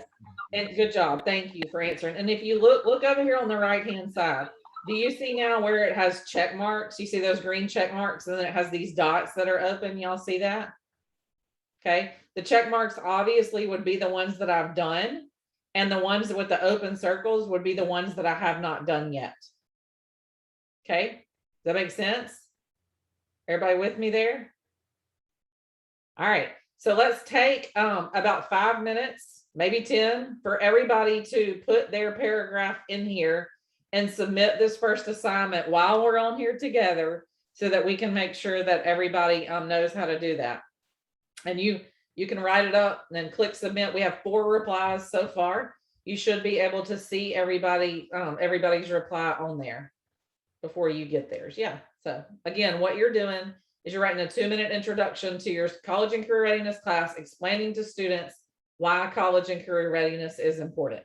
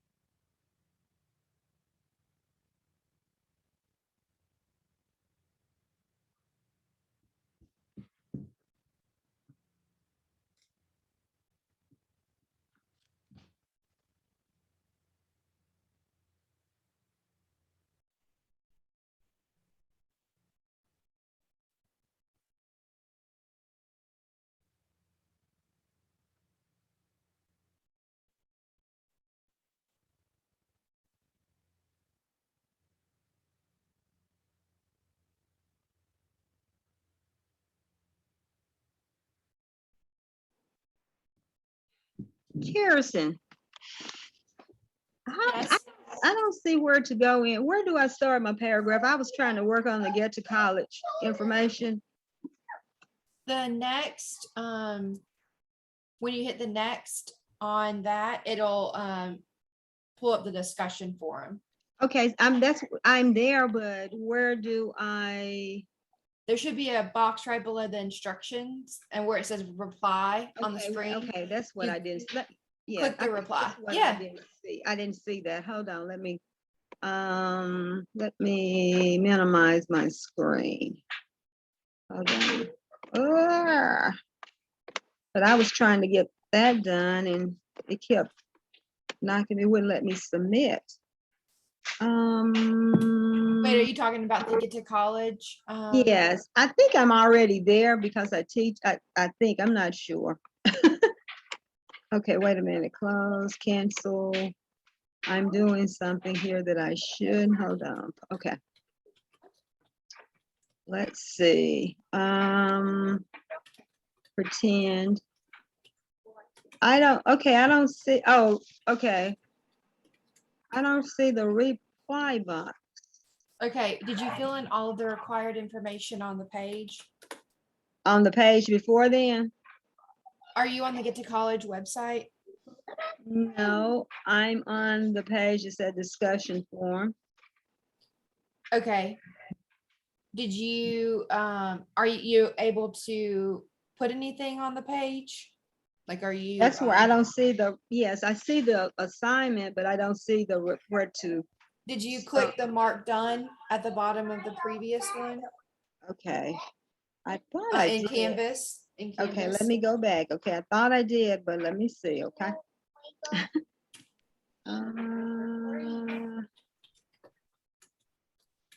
I have mark done, yes. Let me go back. Let me go back and look at What it. device are you using? A PC. Okay, so you're not on a phone. You don't see the reply button. Is that right? Right. Okay, it's at the top, right under the prompt, not at the bottom under where everybody's responded. Right. Okay.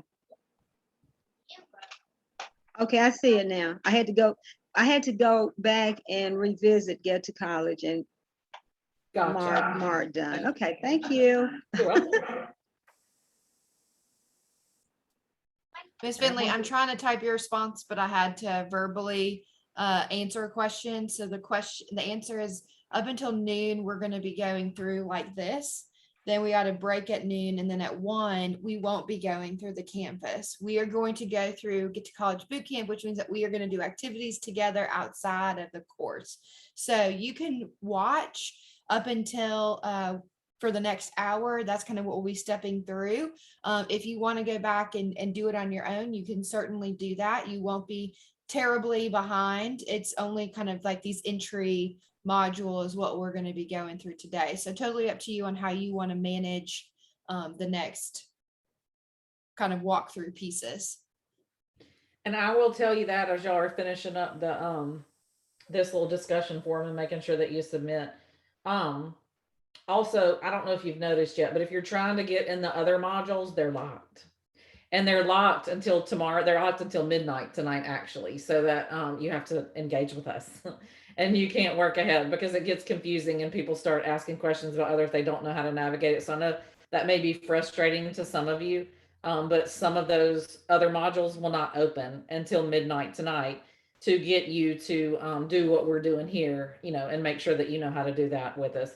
And after we've been on Zoom from 9 to 4, you don't need to be working on it from 4 to midnight anyway. You need to go to dinner or, I don't know, veg out, watch Netflix, read a book, whatever it is you like to do. Walk your dog. Have an adult cocktail. Yeah. Yes, absolutely. That's what I'll be doing. But yeah. All right, so let's see. I keep refreshing my screen up here, and I want to give everybody ample time. Again, for those of you that know a lot about Canvas, thank you for being patient as we make sure that everybody knows how to navigate and get through. As is when we teach our students, it's vital to work through these things. We can minimize a lot of questions and frustration if we just know how to work the software. And so we do take a good amount of time in orientation to be able to do that. So we've got about 12 replies now, and there's about 30 of us on here. So I probably won't wait on every single person in case some of y'all can't get to it, but I do want to give the people who are trying to submit ample time. So if you got a question, just unmute yourself and ask. I see Pam Miller, you're unmuted. Do you have a question? No, I'm fine. Thank you. Okay. Well, Okay. good. No problem. I just didn't know if you were about to speak.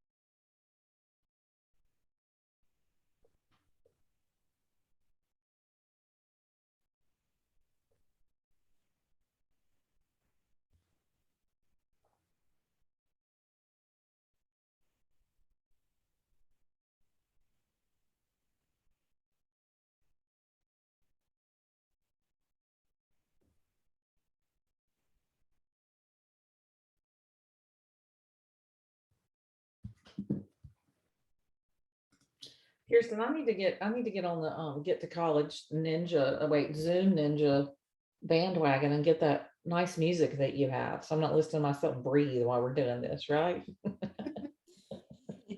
Yeah, I can teach you. Kirsten knows everything about Zoom. If any of y'all need to know anything, she knows everything.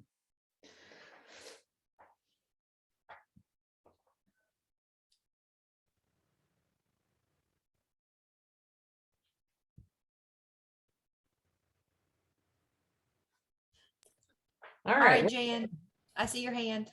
Hey.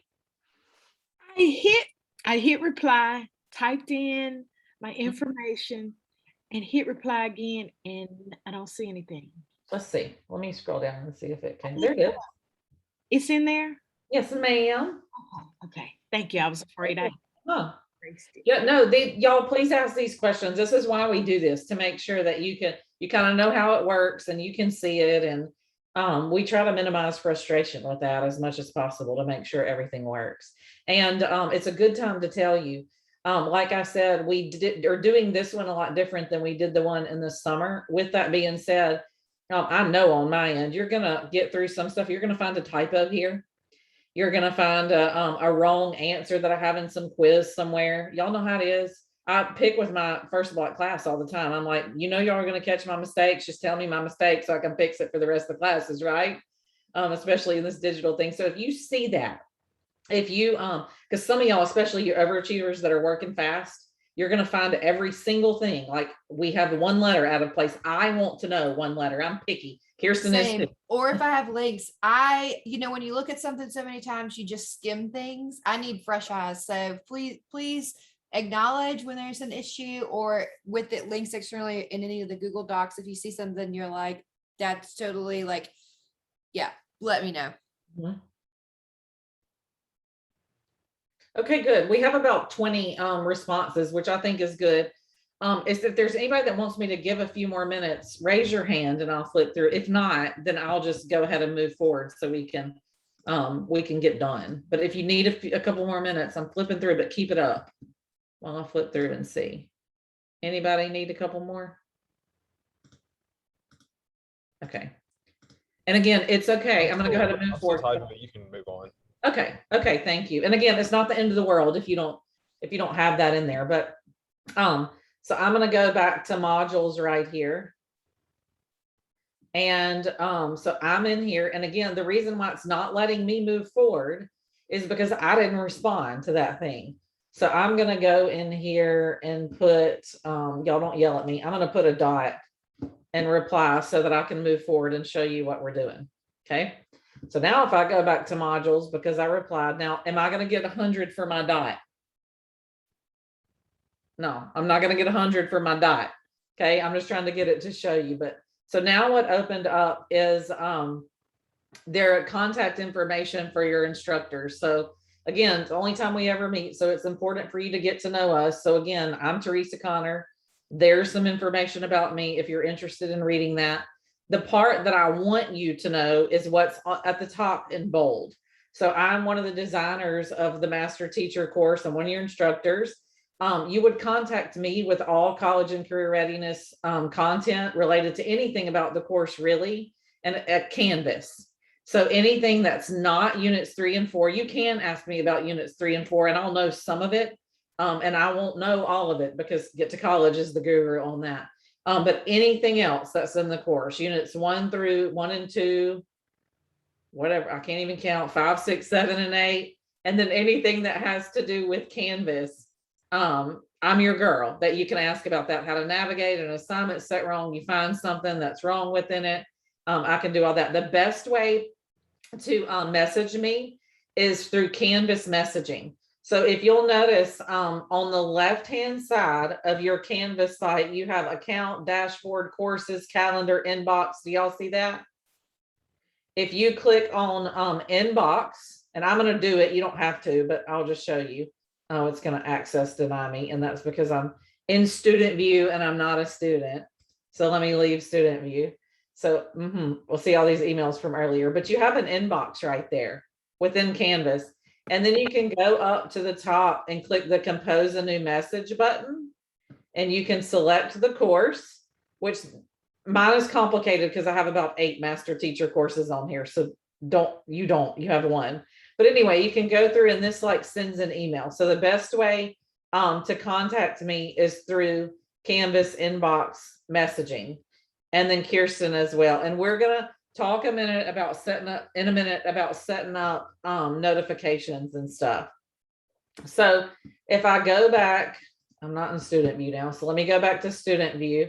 Okay, now look, I'm about to do this again. I'm going to go down to the right-hand bottom side and I'm going to click next. And I click next and it says to me, this page is part of the module A, MTCCR course introduction, and hasn't been unlocked yet because of a completion prerequisite.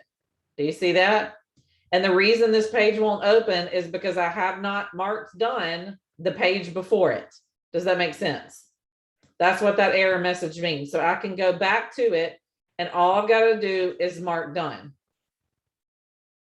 And then I can move forward.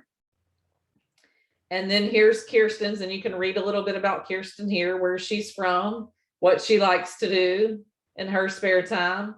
And then also, if you need to contact her, Kirsten is the person that you would contact with all things college selection and transition and applying for financial aid. Okay. And if you need to message her, you can message her through the Canvas inboxing like I showed you now. With the Canvas inboxing, it comes to your email and it comes to our email. And so that's why it works, okay, for us. And so that's a good thing for you to do. So again, you need to click mark done on Kirsten's page, and then you can click next. And then this is Gabby. Gabby's not here with us today, but she is the Mississippi Council on Economic Education has hired her. She's from the East Coast. She's so precious. But anyway, she is a technology person. And if you won't have any technology issues because our stuff is built into Canvas. But when we get to the end, if you have questions of how to take the Canvas course and export it into your learning management system and do all that stuff, Gabby is the IT person for that. So if you have any IT related questions, not content, she doesn't do content, but any IT related stuff, Gabby can help you with that. And her email address is in there. So you can click mark done there. And then you can go to next. And I need to fix that. The next thing that, let me get out of it. The next thing that you see on there is the office hours Zoom link. So Kirsten and I are going to set up, hold on, I need to load that in a new tab. Kirsten and I are going to be set up for office hours every Tuesday at 3:30. So what we're going to do is we're going to just hop on that Zoom link, one or both of us, just depends on what else we have going on. Y'all know how that goes. But anyway, one or both of us will be on Zoom. every Tuesday at 3:30, assuming, you know, a tragedy doesn't happen. If it does, we'll email that out. But anyway, we'll be on Zoom. We're going to sit on Zoom from 3:30 to 4 and wait and see if any of y'all come to join us to ask us any questions. And so if you're overwhelmed and confused on a Monday or on a Friday, and you don't feel like typing an email 9 miles long, and you haven't waited till the last minute, so you know you're not in that big of a rush, then just join us on Zoom on Tuesday at 3:30, and we will help you navigate through those issues and answer any question that you have. Now, we're going to sit there from 3:30 to 4. At 4 o'clock, if nobody's there, we're getting off. If y'all stay there till 4:30 or 5 because you're asking us questions, if we can, then we'll stay on, right? But we're not going to sit there for an hour just hoping that somebody pops on at 4:29, right? So yeah, so that is the office hours Zoom link right there. Okay. So the rest of this module is stuff that you're going to do on your own later. Okay. I'm not going to go through any more of it. I think everybody has a good grasp on how to navigate through the Canvas modules and, you know, what to do with all of that. If not, we can help you one-on-one. But I do want, there's a few more things that I need to show you and talk to you about and show you in Canvas. And then I do want to take closing remarks, comments, and I do want to be respectful of your time and get off of here at 12 o'clock or before to give you, you know, a lunch break or whatever till we come back to college boot camp. Okay, so I'm going to go ahead and finish up with that. Okay, so a couple of other things that I want to be sure that you know. Number one, this class is, I think you've kind of figured it out by now, especially those of you that have taught it. It's like, think of it as a big puzzle where all the pieces are just spread out everywhere, right? Like you've got this puzzle that you've got to put together. What we're doing in the Master Teacher of College and Career Readiness class is we're giving you the pieces to the puzzle, and you have to put the puzzle together how it fits your students. And hear me out when I say this. I teach college and career readiness to seniors at a 6A high school in central Mississippi. And we are on a block schedule, meaning we meet every other day for an hour and a half. Okay. And I've got Dogwood Mall, Jackson, Mississippi, every hospital you could imagine, all the things right here within a 30-minute drive of where I am, right? What I have to do with my students, and I mean, gosh, how many colleges do we have in the central Mississippi area, Kirsten? You probably know. Off the top of my head, I would probably say close to like, I would say the 20 corridor, it probably has close to 10 colleges. Between community colleges and four-year colleges, they're public, they're private, they're community. So that is different. Like my students have, I mean, they literally can live at home and pick from all these colleges that they can go to. And that's not the way that it is in different areas of Mississippi, right? And so with that being said, it is like a big puzzle that you put together. So we're going to give you all the pieces, but then you have to take it in your classroom and piece it where it needs to go. Also, some of y'all are teaching this class to juniors and some juniors and some seniors and all that.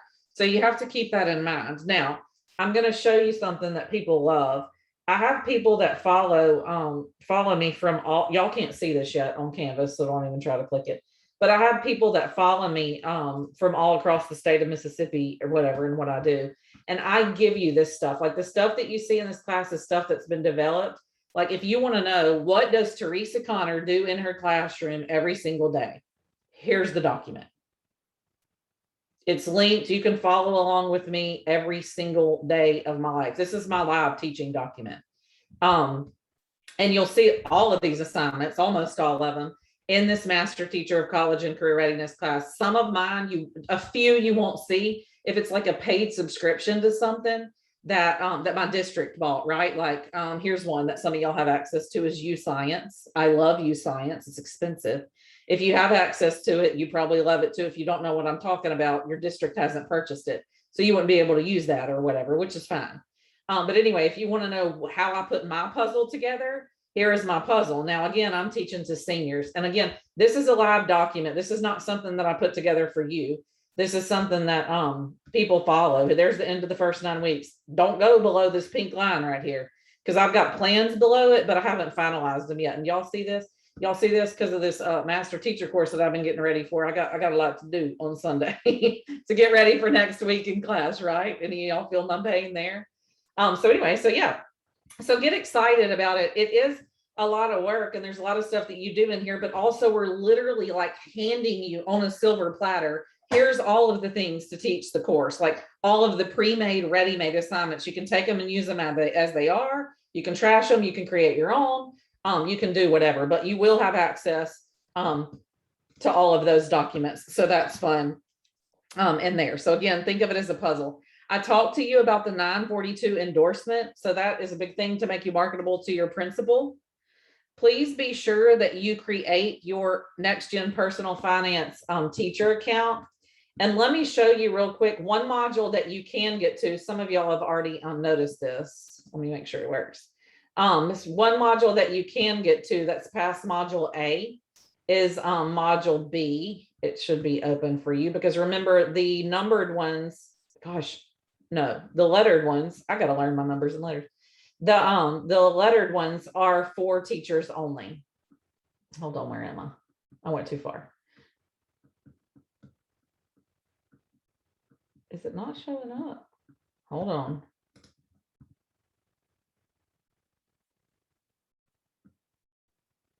Okay. Oh, It's between 8 and 9. it is. It's just not published right now because we're lacking one thing that we got to put in there. But anyway, if you refresh your screen, you should see module B right now. And this is what it looks like. Okay. So what you're going to do in module B is it's some professional development. So these things tell you what you're going to do. You're going to go into Next Gen Personal Finance. They have some on-demand professional developments. Don't get overwhelmed with it. It gives you specific instructions like step-by-step, do this. But you're going to take their professional development beginner series, navigating the Ngpf website. Okay. And it's, if any of y'all have ever used Nearpod, you're doing it through Nearpod, which is cool. And if you've never used Nearpod, it's a great thing for you to learn to do. So what you have in module B is you have 10 Next Gen professional developments. 9 of those are on demand, meaning you can go in and do them whenever you want to, on demand, right? Like whenever. And then you have one that you have to sign up for that's a virtual professional development. So this tells you exactly what to do, but you're going to go to Next Gen's virtual professional development page, and you're going to actually join one of their live virtual professional developments. Okay. And it's cool. So anyway, you're just going to go through the modules, but module B is open at any time. The reason that I'm telling you this is this is why. If you get up to, like, I don't know, you're in module 4 and something's confusing to you and you're waiting on us to have our office hours so you can ask the question, but you don't want to waste time, go work in module B and do some of these professional developments. Does that make sense? Okay, because that's going to be open for you to do. Now, 2 things that you see on my screen that you may have a question about: module 5 is not published and module 14 is not published because we're having just a few technical difficulties that we'll have. You won't even make it there by the time we get them done. It'll be the very first of next week when we do that, but we're this close to having those fixed and ready to go. But you have to get through module 4 before you can get to 5 anyway. So we're good to go. And then you can go to B2. But anyway. Okay, all right. Teresa, So can I touch on the FAFSA training in B? Sure. So all of you should have received a College Academy email. I just finished enrolling all of you. So just like Next Gen, what we're going to have you do through the whole next 7 weeks is we have FAFSA training modules that are self-paced through our LMS. And so I know that some of you may have done them before. We have updated them so it's pertinent to the 22-23 FAFSA. And so you'll have 7 weeks to complete them. You will receive at the end a certificate, and that certificate is what you will receive your credit from in the assignment that you see on the screen is the Get to College Professional Development. So it is all around how to complete a FAFSA and the Mississippi 8 application in some different, unique, challenging scenarios. And so though you can always work backward in that training platform, but you have to watch the videos, do the activities. You have 4 attempts for each one of the quizzes. I know some of you are currently enrolled in it and working through it. And so just know that your College Academy email is that piece. Okay, thank you. Thank you. And y'all, look, we're giving a lot of things that you're like, what? It's going to make perfect sense to you. That's why we lock the modules, so that you have to work through them in succession and it's not overwhelming. Just do the next thing, right? One foot in front of the other. The next thing that you see pop up, do that. And then the next one will open, then the next one will open. Otherwise, it would be very confusing. The next thing that I want to be sure to touch on real quick is just something for you. And I bet y'all, some of y'all can tell me more about this than I know about it, but just fun fact, when you're doing all this next gen stuff, they have like a My Ngpf Academy, and they give you like, somebody tell me, I know y'all had it, but if you complete all these things, they like send you swag. They give you like Amazon gift cards and stuff. If you complete a bunch of their Teacher Academy stuff. Is there anybody on here who's received that? I'd be willing to bet there is. Anybody?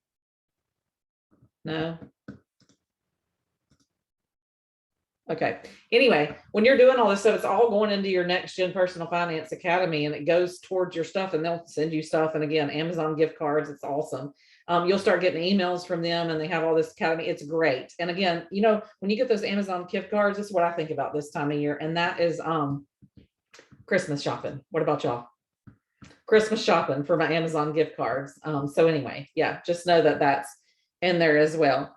The other thing that I want to be sure that I touch on, and I want for if you don't pay attention to what I'm fixing to tell you right now, you're going to lose your mind when you think you have to create some of these, you have to complete some of these assignments that you don't have to complete. There are assignments in here that are designed for students only. If I had you complete every single assignments that your students are going to complete within College and Career Readiness, this would be about 150, 200-hour course. Okay, did you hear that? Here's why. That's because the College and Career Readiness course is a year-long course. And in 75 hours, that's more like a semester course, okay? So I have a lot of assignments embedded within these modules. So when you look in the modules, you may be like, oh my gosh. But you're going to see, I'm going to share my screen with you and show you one right now. So be sure that you look, or else you're going to work yourself to death. But like in this one right here, the very first one, goal setting. Okay, y'all see that on my screen? Do you see where it says for students only, for students only, for students only? Do you see that? If you go do those assignments, you're going to be really upset, because it's going to take you a really long time to do it. And they're like presentation based, because this is a project based class. So while we do want you to learn the content, we are not trying to overwork you to death, right? And make you do every single thing that the students do. So you can't click on this on your end, but like this assignment right here is an in-class activity. It's called Everfi. If you've never heard of Everfi, you can read this later, but it's cool. It's a free resource that you can use. It's a great introduction to College and Career Readiness. Do you see in big black bold right here where it says MTCCR teachers, this assignment is for your review only, do not complete it. This Everfi assignment right here will take you 2 hours to do if you complete it. Don't do it. Do you see where it tells you not to?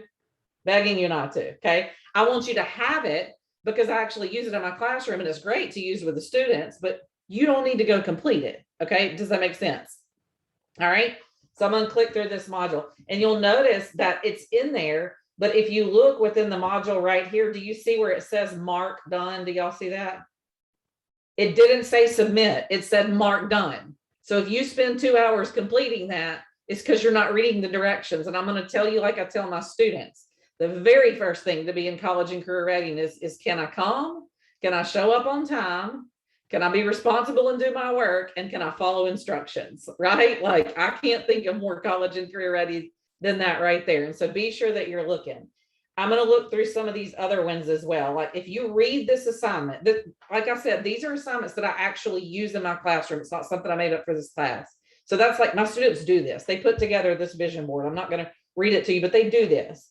But I don't want you to spend an hour and a half putting together a vision board. That's a waste of your time, right? I want you to have the assignment to use in your class should you want it, but I'm not asking you to do it. I'm asking you to go through and read about it. You get that? And just so you know, and you can use it in your classroom, and all you're going to do, what it says over here, you're not going to submit it. What it says out here in the modules is mark done, right? Now this next one, SMART goals, do you see on the bottom, it says submit? So I want you to submit it. Okay, so this one you would actually do. This one that's mission statement, you would actually do. So this one that's SMART goals looks like this right here. And because it says submit, you would actually go through and do this quick little assignment. Does that make sense? Okay, but I'm telling you, you're going to work yourself 4 times too hard if you're doing stuff. And it will always say on the top in black, like in bold. I don't know how you could miss it, but it will always say, don't do it, don't do it, don't do it, right? And then it'll say for students only. Okay. So the way that this works, this is a goal setting unit. It's good to use for this example. But what I have my students do in my classroom quickly is I have them do that EverFi unit and introduce college and career readiness. I have them put together this vision board that looks like this. The next thing that they do is they put together their SMART goals. They create a mission statement. You're going to do those 2, but only those 2. And then they put together this Dear Future Me assignment where they put everything in it. Do you see? Here we are again. Don't do it, don't do it, don't do it, right? But it's a cool little Dear Future Me assignment. Again, this is Google compatible. It's one that I use in my classroom actually. And you have the template for it right here that you can use in your classroom. But I do not need you to spend an hour and a half completing that assignment. But again, that's a waste of your time. Make sense? Okay. I just want you to look at it. Yep. While you're on this exact one, we've got a question that came through for the assignments that are for the students. Will the teachers be able to download those assignments and print them to put in a binder? Yeah. You can go right here, over here to file, print. You can print anything you want. You can have it. You don't have to ask me permission. You can have it. You don't have to thank me. You can trash it. You can change it. You can go up here, file, make a copy, and you can copy this to your Google Drive. You Google Classroom people know about that. So that's what's cool about it, because a lot of this is Google compatible and you can just copy it over to your Google Drive. I bet I get 75 emails a day of people trying, y'all know, people trying to edit my documents, and it's usually students, but sometimes it's teachers. And I just sit in my inbox and get, like, every time I pull it up, I'm like, let me find all the requests, delete, delete, delete, delete, delete. You can't type on my document. I actually use these in my classroom. Okay. But yes, you're welcome to have any bit of this, which is why it's in there. We wanted you to have it, but we didn't want for you to have to complete it. Okay. Because I think that's helpful for you. So what you'll see is that this says assignment, Dear Future Me, for students only. And then we get down here to discussion forum, Dear Future Me, for teachers only. Okay, so when you get the Canvas course, the student Canvas course, I'm going to take this one out. But then what I want you to do after you've looked through all those assignments, right? Like, I don't want you to complete them, only 2 of them, but you've looked through all those assignments. I'm just saying, hey, go look at the Dear Future Me assignment and write an assignment similar to it that you could use in your classroom. Just consider the technology available in your classroom as well as the needs of your students, and write your assignment that you want to use. You could say right here, I am Google compatible. I'm going to use that assignment verbatim and copy it and paste it back in there if that's what you're going to do. But all I'm asking you to do here is say, okay, I like that. You may say, that's great, but I'm not Google compatible and I'm not technology oriented. So you may say, instead of that vision board, I'm going to give all my students a standard size piece of paper, and I'm going to have them cut pictures out of a magazine to make the vision board, and they're going to physically hand me that piece of paper. Do you see how you can do that? Depending on what the technology is. And so that's a lot of what this class is. So some of it is really long. Like some of the modules, you'll be like, there's 30 things in there. And it's because I'm asking you to go through and look at these assignments and then tell me what fits with your class, right? Now, I do want to give you mine and you can have it. But if that doesn't fit with your class, then you can go back and do what you want. But this module right here, this goal setting module, again, will take you probably 30 minutes to finish the whole thing, unless you go submit all this. And then it's probably going to take you about 6 hours to do that, because this stuff, let's see, I do this stuff in probably, hold on, that's 1 class period, 2, 2.5, 3, 5 class periods, 4 to 5 class periods. I do this module in my actual, and they're an hour and a half long. Okay, so just pay attention to what it says. If it says don't do it, then you don't have to do it. Does anybody have any questions about that? No? Okay, now again, we have office hours on Tuesday from 3:30, like it says in the module A right here. Okay, so what would be a good thing for you to do is not get overwhelmed. But tomorrow when this opens up, or on Monday, if you decide you want to do it, just be like, I'm gonna try to navigate through a little bit of that. And if you're like, I have no idea how to do this, you're just gonna be like, you know what? It's only October 25th. I'm not gonna freak out. I'm just gonna wait and get on the office hours with Kirsten and Teresa, and they'll help me navigate through it, right? Because we're gonna be on there on Tuesday at 3:30. All right. And then a few more things that I want to be sure that I go over before we take questions and then let y'all off for lunch. I've said this before, but I want to say it again. Just we're going to be respectful of you as a person with a life outside of teaching and outside of master teacher of college and career readiness. And we just ask the same. We just ask for reasonable contact expectations, and we're all adults. Y'all know what that means, but just give us a minute to reply back to you. I typically, and I know Kirsten does too, we typically try to reply back within one business day, like one school day. So if you, like I said, if you email on a Friday, it may be Monday before we get back, but typically it's within, one school day of when we would email back to you, unless it's over a holiday or over a weekend. So just be mindful of that. Remember that module B is open for you to work on whenever you want to. It doesn't have a prerequisite to it other than module A.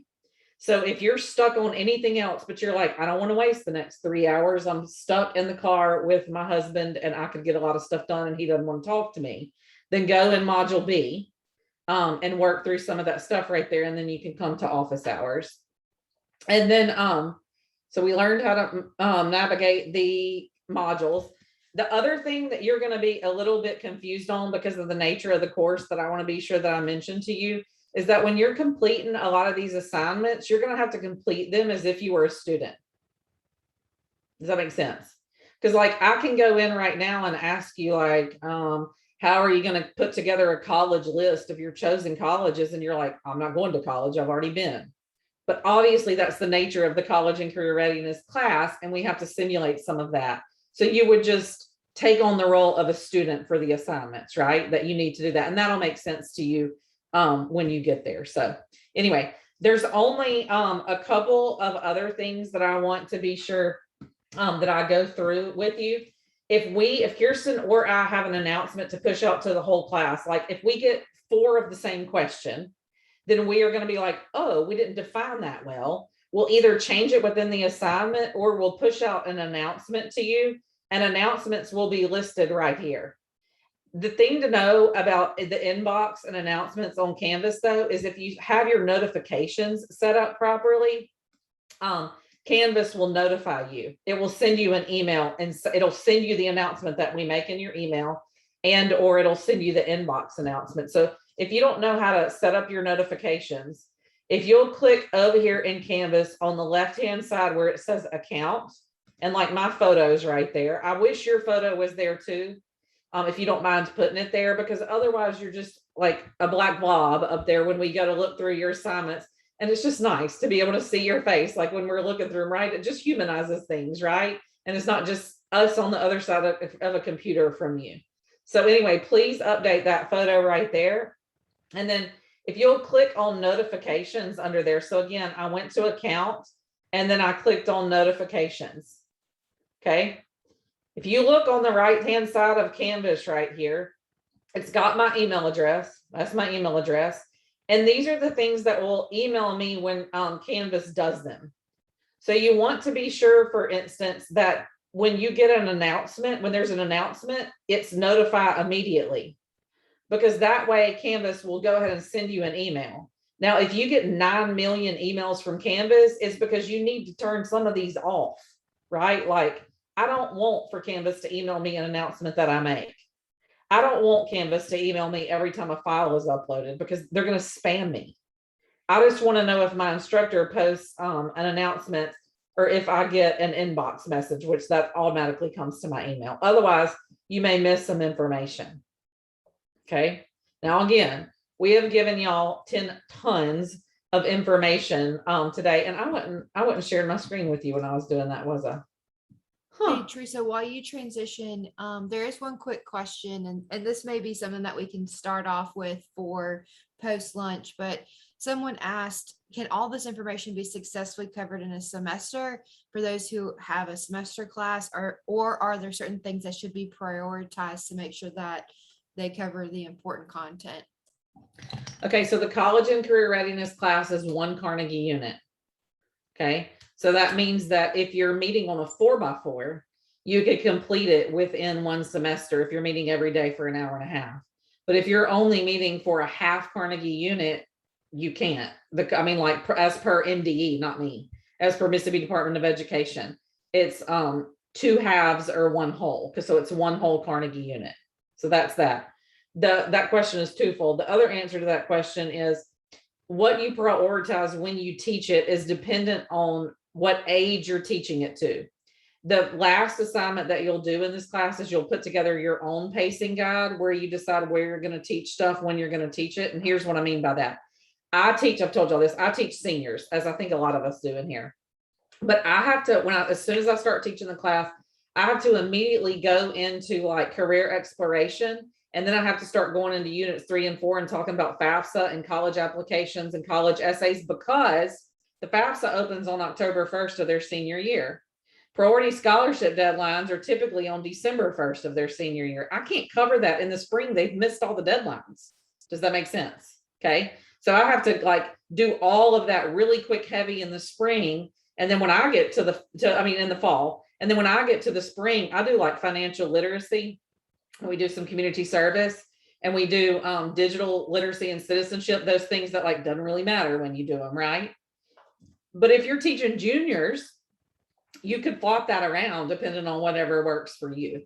So it just depends on how you want to do that. Does that answer your question? Okay, so one more time, because I was not doing a good job of this. Oh no. Okay, we were back in the course right here. To do the notification thing, if you will click on account in the top left, I'm sorry, I thought I was sharing my screen before, but click on the account in the top left, there's your photo. Please change your photo just because I want to see who you are.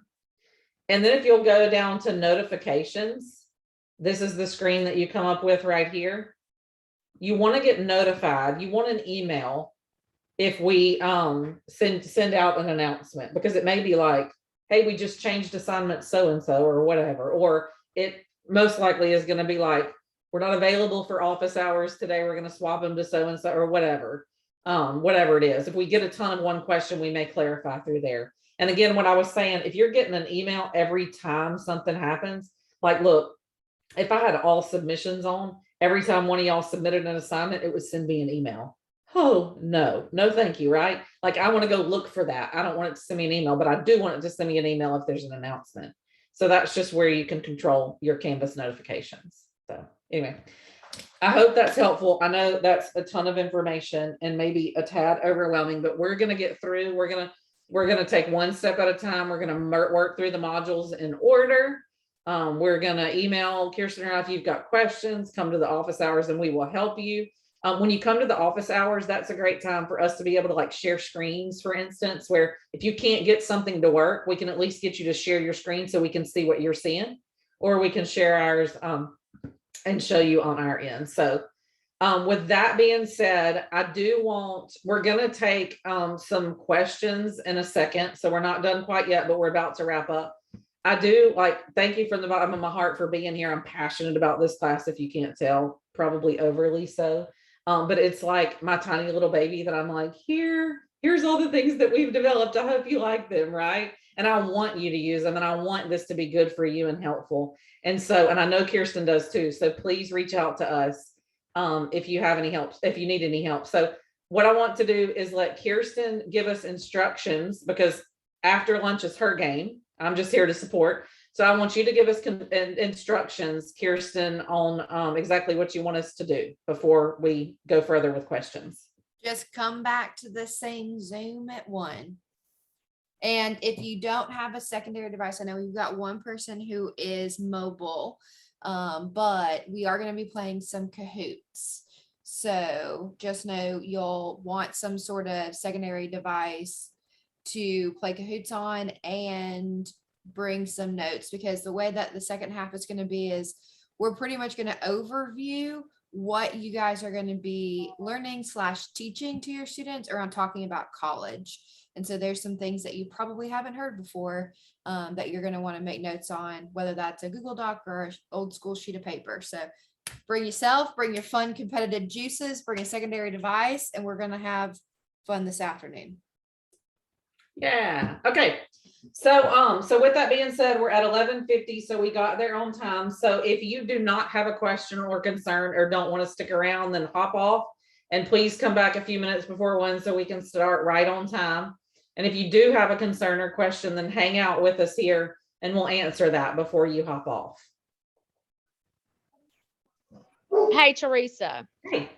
I have a question on that that email she sent us, that college the College Academy, that FAFSA training. Is there a module that tells you to complete that, or is that just something outside of that? Because I'm afraid I will forget it if it's on a module. No, there is. It's actually. That's fine. I just wanted to make sure there was. It's you gonna may be have said that and I missed it. No, it's not there. You're right. It's going to be Okay. in B, but it says in B right now, and B wasn't open for you earlier. So that's Okay, why if you refresh, it will be, but it'll be at the bottom of B. You won't Okay, miss cool. it.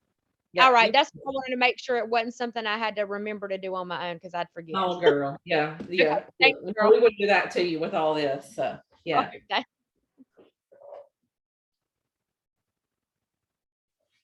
Okay. Anybody else have any questions or anything they want to ask before we break for lunch?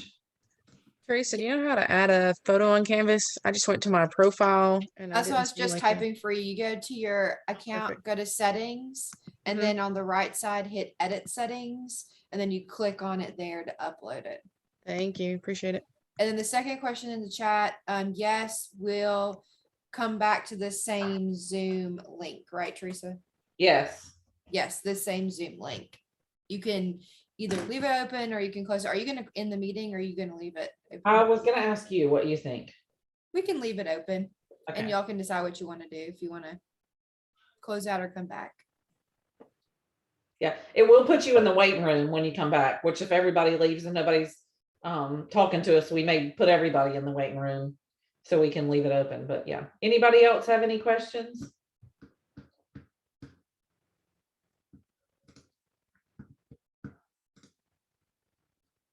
Okay, well, y'all. I have a question, and I know, and people don't have to stay on the line. I just wanted to get this question answered for when setting up the classes. Do you suggest, and right now that is not the case because where I am, we have mixed classes with juniors and seniors. Do you suggest that they separate the classes? Okay. Because I want to possibly make that suggestion because the content that we're going over for the juniors is going to miss them totally. Right. When we're doing FAFSA things. Right. Yeah, because you then for your juniors, like you're telling them about FAFSA and stuff, but they're not like in the season of doing it. So they're like, whatever.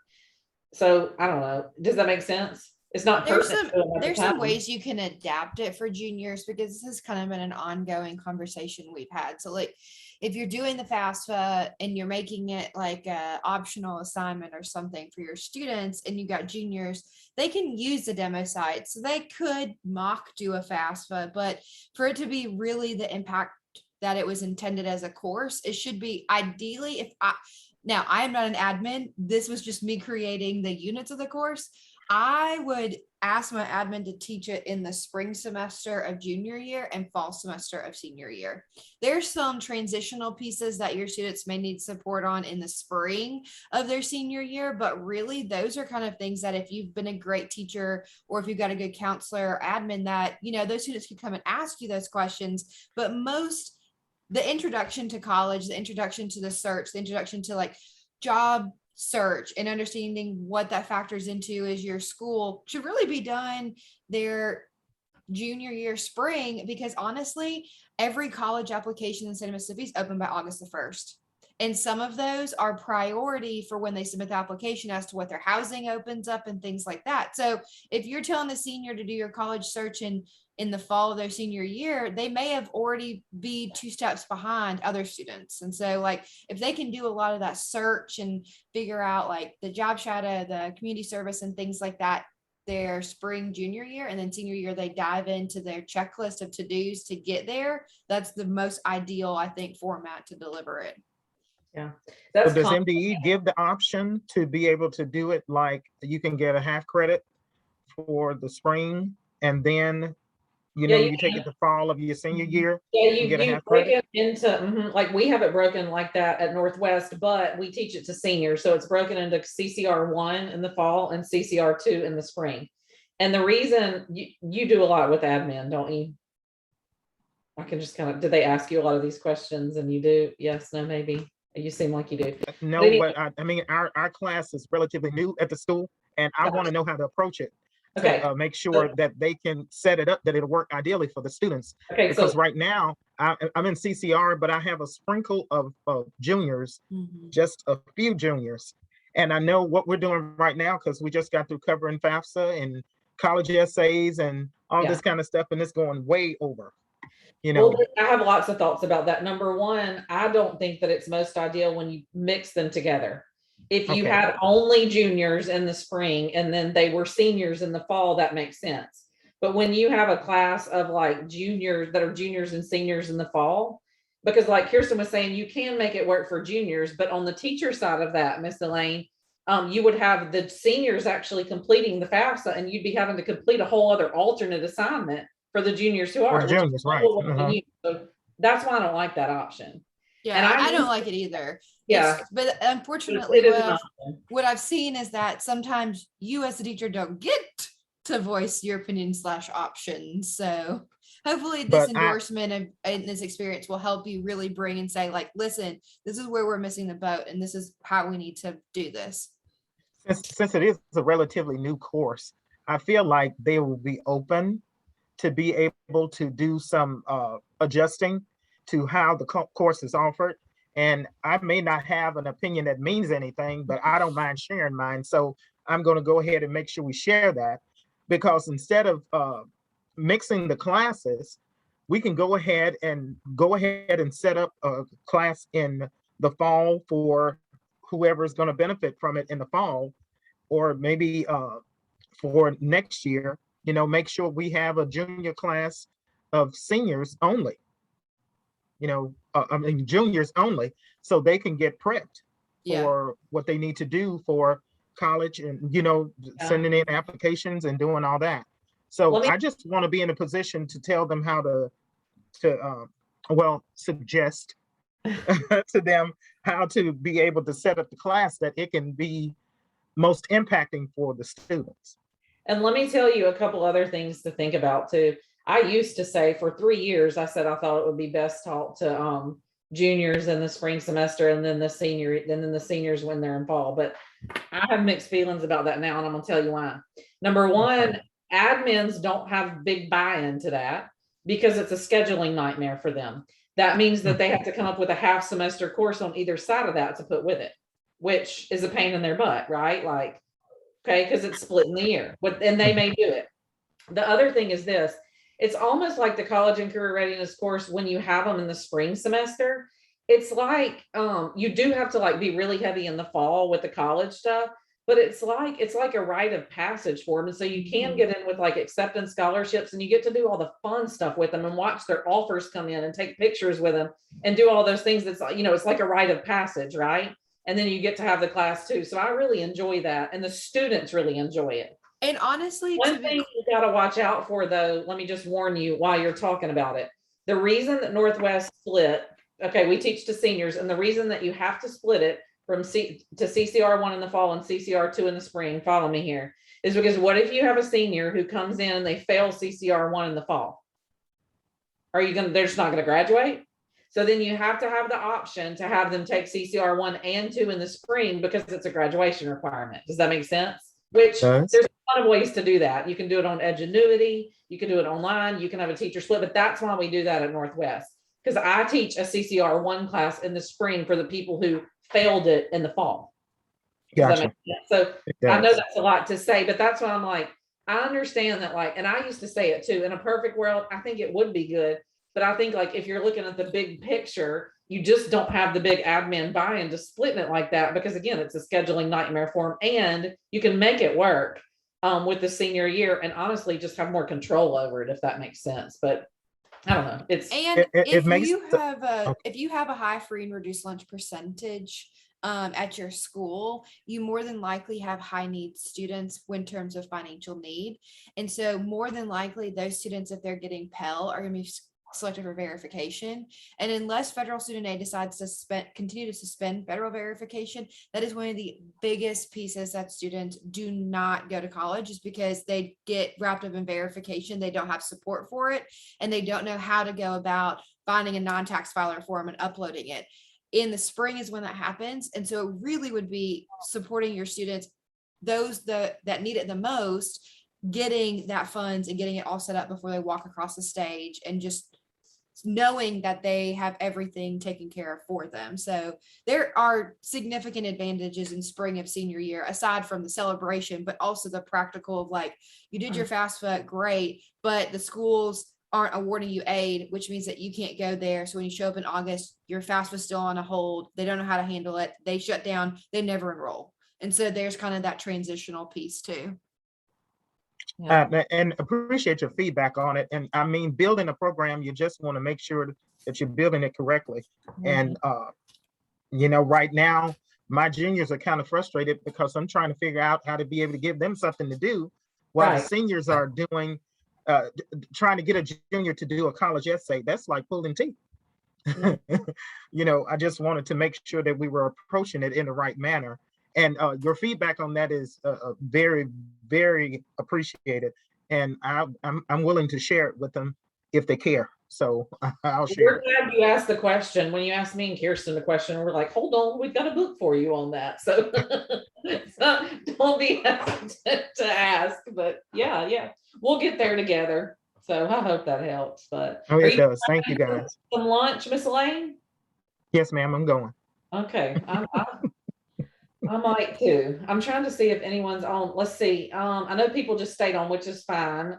Is it Tessia? Did I say that wrong? Do you have a question? Tell me how to say it right. Oh, you're muted. Tessia.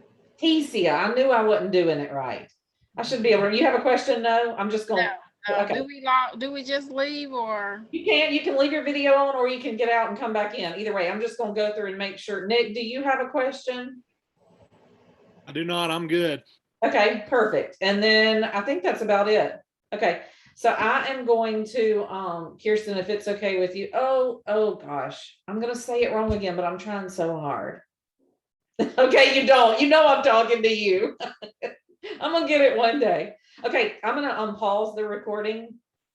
Sounds good. Kirsten, and then I'm going to go grab some lunch. Sounds good. And I'll come and Perfect. sit back down right here. All right. I will let you know when I get back to you. Awesome.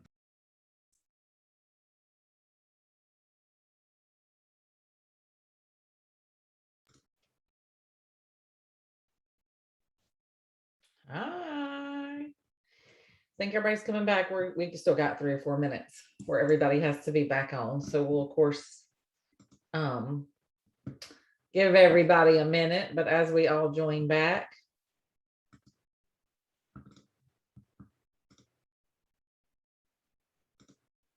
Yeah. All right. Kirsten, you're on here, aren't you? Yep, I'm here. Okay.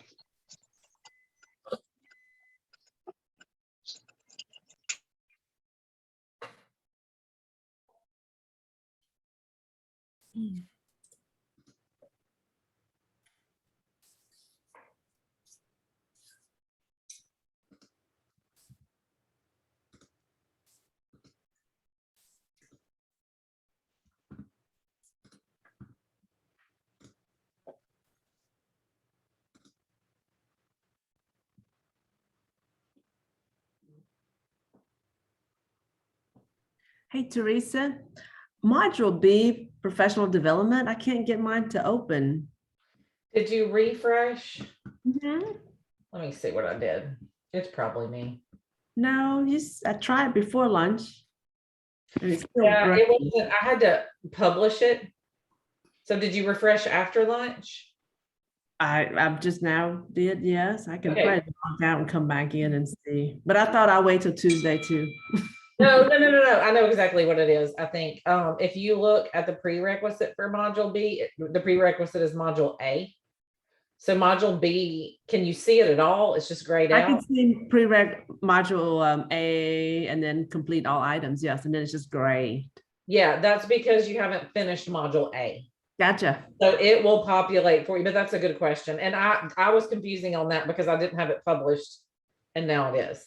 So that was my bad. But yeah, we had a few little bumps in the road, kinks here at the last minute. So we're working through those, but we're going to get there soon.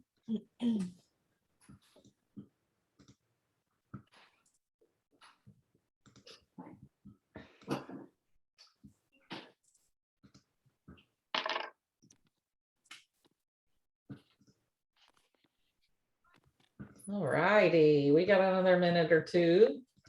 Just a reminder to y'all, I hope y'all had a good lunch. I got sleepy. Oh, I know y'all did too. Anyway, we're doing Get to College Boot Camp, which is engaging and you'll learn a lot from this afternoon. It's not a lot of sit and get like this morning. It's a lot of games and learning about the units 3 and 4. So I know that Kirsten always has fun games. And if I had to bet, there's prizes involved, but we'll see. We'll see if she actually has some on that. But anyway, just as a reminder, I'm glad you made it back. I'm not going to ask you to introduce yourself again or call roll like that. I'm going to flip through the videos while Kirsten's doing her thing, so I can report back to Council on Economic Education. Anyway, it just as a reminder, if you please would keep your video on and then participate with us. That would be lovely. That's a request to Mississippi Council on Economic Education, or I guess I should say a requirement, right? A nice requirement. So yeah, so if you'd be sure you have that video on. Okay, Kirsten, it's right at 1 o'clock. Do you want to go ahead or you want to give it? Absolutely. I respect time. I'm all about staying to the minute. All right, so I'm going to screen share and we're going to kind of move through lots of different pieces. So I'm excited to share with you guys. We're going to do Get to College Boot Camp. And so the purpose of this is to kind of get you guys prepared to talk about college and to kind of be aware of some pieces. We know that you have had a college experience yourself. And we know that you may have a child that has had a college experience, but that's not the same experience for all of the students that you'll be working with. And so what we're going to do is kind of have you think about how you can tailor the conversation to how your students can benefit. So we know that in Mississippi, the counselor to student ratio is 438 to 1. And that we know that a student who talks to a counselor or an adult about college is 3 times more likely to enroll. And by just simply applying to 4-year institutions to at least 3 colleges in general of any type, they're nearly 7 times more likely to enroll and complete the financial aid application. So when it comes to talking to students about college, this college and career readiness class is extremely important because oftentimes students don't get that opportunity. So we're going to equip you with kind of understanding of what's available to help you be successful in the class. So as we mentioned earlier, I am from Get to College. There's a team of 15 of us that are full-time staff that are paid from the Woodward Hines Education Foundation. And we are here to help more Mississippians have access to post-secondary. So that may look like a workshop, that may look like a professional development training, that may look like a grant. And so there's lots of ways of that. So if you've heard of Woodward Hines Education Foundation, know that we are a program of that. There are 3 physical centers in the state of Mississippi. So your school may fall within one of our centers. What does that mean for your students? That means that in the counties in the green, they can make an appointment and meet with a counselor one-on-one to talk about anything about college, as to whether that's figuring out what they need to do, what their next steps are. If you're in the white areas, we have a state outreach team that may have come to your school before, may have done a presentation in your classroom. But we're really trying, with a staff of 15, we do a lot. We obviously have touched almost 4,000 students in the COVID year in terms of support. And so what that means is we do a lot of virtual. We try and scale our efforts. And so we are here to help you be an extension of that college conversation. But then also if you have FAFSA questions, or if your student needs a FAFSA appointment, we do virtual appointments and things like that. So we're here to serve all across Mississippi. So what I want you to do is I want you to drop in the chat, what is one goal that you have for today's PD and the boot camp of Get to College, but also broadly, like what is one takeaway that you want to gain from the next 7 weeks? So if you'll drop those in the chat. Your goal kind of for today in PD, but then also for the next 7 weeks in this course.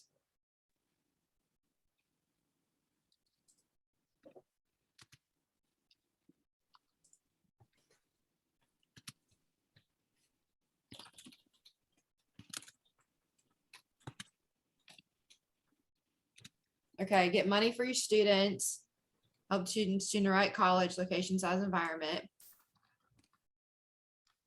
Prepare for after graduation. Understand and help complete financial documents beyond high school. Motivate students to seek financial aid instead of procrastinating and assume it will happen on its own. I appreciate that.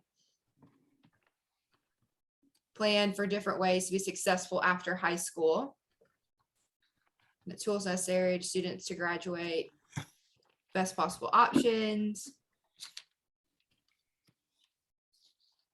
Be informed, be prepared.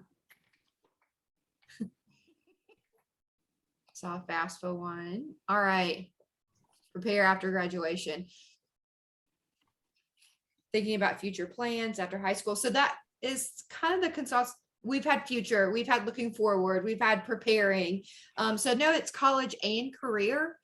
So it's important to know that there's a lot of things around preparing students for that next step. And the college and career piece is very important here. So don't worry, you're going to get a lot of valuable information. I saw that request come through. So what we're going to do is start with the resources for this units 3 and 4. So we have a chat bot on our website that will answer any FAFSA question that you have. It has artificial intelligence. So if you're a student is in your class and asking about a scenario, you can use the chat bot. You can assign your students to use the chat bot. We've had some classes that the students have had to, screenshot that they have asked a series of questions about college or financial aid. Our chatbot's name is Cha-Ching. There's a assignment that we have created that I'm going to show y'all shortly. That's a search on the Get to College website. It's a scavenger hunt. And that's kind of one of the questions. So get just students familiar with the resources, which I'm going to show you in a second. We are debuting in this class lesson plans for you guys. We've created about 13 lesson plans that are in the style of I do, we do, they do. And so it gives you as the instructor what content you're presenting to the students, what the activity as a class to do, and what they do. And so it is linked full of all of these things. Some of the things that you guys are going to be doing in units 3 and 4 for this course, so in module, college selection, transition, and financial aid, are reviewing each one of those lesson plans, seeing what's available, and then doing some of those activities. We have our entire Get to College senior presentation is available for you. And it's linked in the resources in the college selection and transition module. You can take our presentation and don't worry, I don't leave you hanging. You can ask Teresa. I am overly prepared, overly organized, making sure you have all the information. I create a script for you. So in every single one of the slides, I tell you what to say. And then I link it to whatever activity or whatever page on the CCR workbook that links it together. So don't feel intimidated, feel empowered that you have all of these things at your fingertips, and through the next several weeks, you're going to figure out how to deliver those. We offer monthly CCR teacher chats for anybody. You guys may have joined before. We actually have one, I think, next week. We hold them at 3:45 to 4:15 in the evenings on the Get to College website. So if you're like, I'm really having a hard time delivering this content in that month, join. It's very informal. It's on Zoom. We just sit and chat and we idea brainstorm with other teachers across the state. Two kind of websites that I want y'all to think about and use regularly in your class is Big Future. It's hosted by College Board. It's one of the best places that your students can search for scholarships, search for colleges. I would suggest in having them in one of the lesson plans to have the assignment to create a profile on there. Our YouTube channel is really robust, and then our social media is intended for you guys. And then Get to College is here as staff to help you. So we talked about a second ago the college and career piece.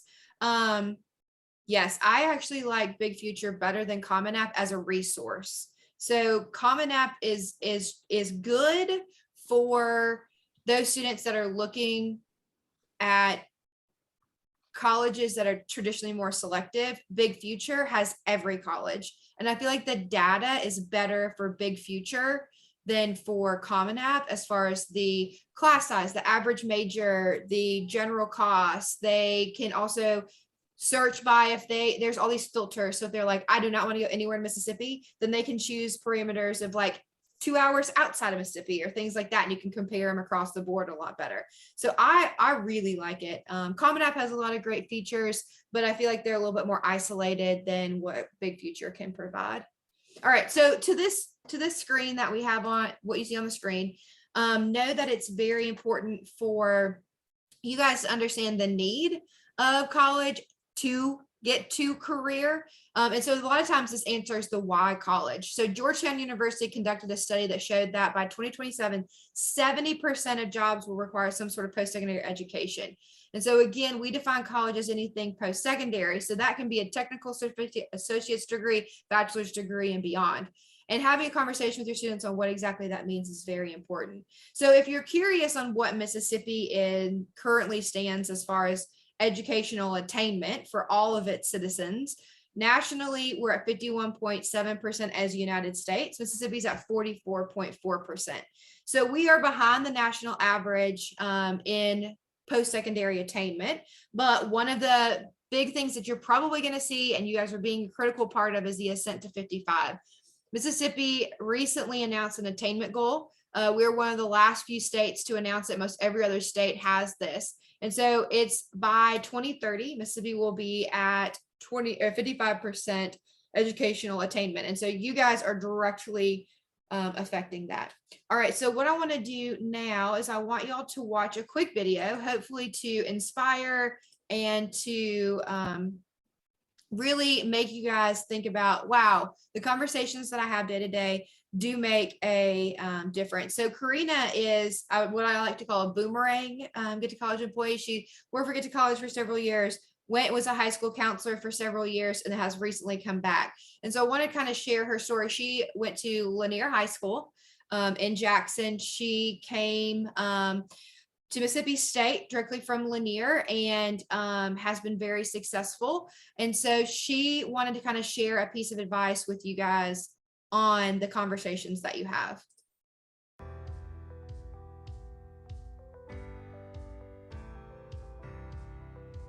When look back, I thank God that I had a teacher who saw something in me and told me to go to that first meeting. He actually came and pulled me out of class. And when the college rep was there and told me that you can go to college and you can go and do these things. So when we have these large group meetings, every student in that meeting doesn't think that the conversation applies to them, especially if, college is something that you've never talked about before, or, if you're thinking about what am I going to eat for dinner, if I'm even going to have dinner today. So what I think was most helpful for me was a one-on-one interaction, and that support or pushing that I got from a teacher that saw the college material in me and actually changed my life. So my advice to you would be to look at the breaks and the help that you've received. So not only the big things and funding and scholarships, but the little things like a teacher who was interested in you, or another adult who recognized that you had potential and encouraged you to continue. So you can easily offer those things to another student. All right, so you guys have heard enough from me. I've been talking for 13 minutes now, which is far too long. So if you will pull up your secondary device, we are going to play a Kahoot to kind of spark the conversation. So if you've never played Kahoot before, go to kahoot.it. And I'm going to stop sharing. Well, actually, I'll just pull up behind it the Kahoot, which will have your game pin. And there are prizes on the table. So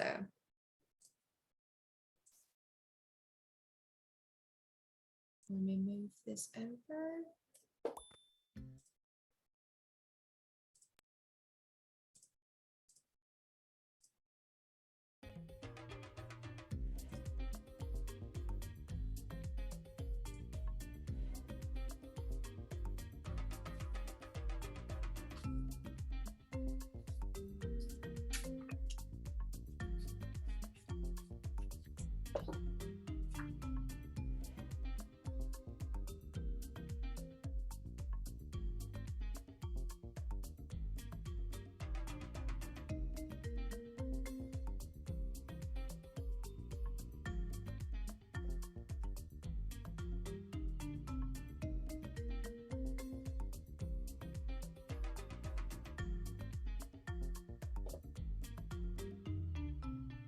All right, there are 38 of us in this meeting.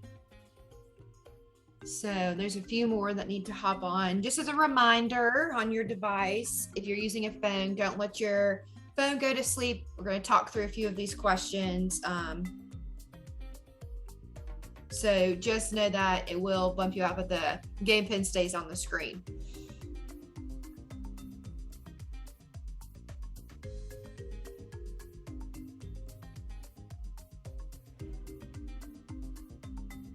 Okay, giving everybody one more minute. I'm not able to get on mine right now. That's all right. We know that you're going to be mentally answering them all correct.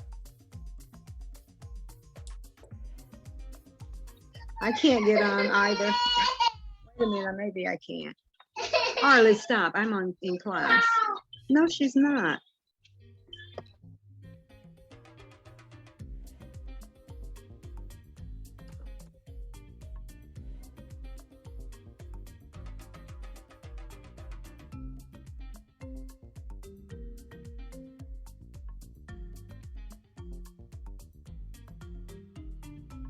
All right, last call. Don't worry, we've got several of these. So if you can't log on this time, I know you could be in the running for one of the next ones. All right, let's go ahead and get started. So you're going to see the question on your device as well as the answer choices. Speed and accuracy are key here. The first question is our practice round. Do you feel equipped to give your students information about college?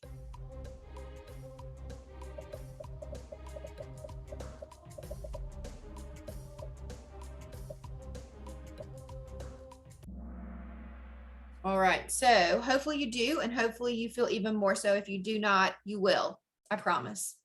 All right, next question, true, false. All students should start at community college.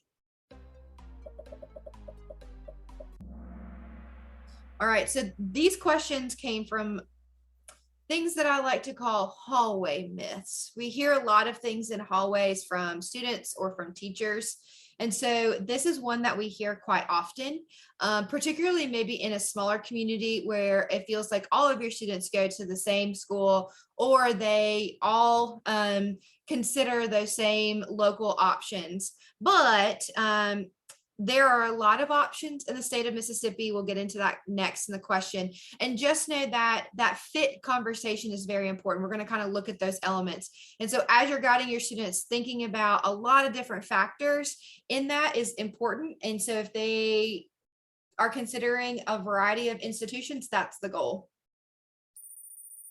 Next question. How many community colleges are there in the state of Mississippi?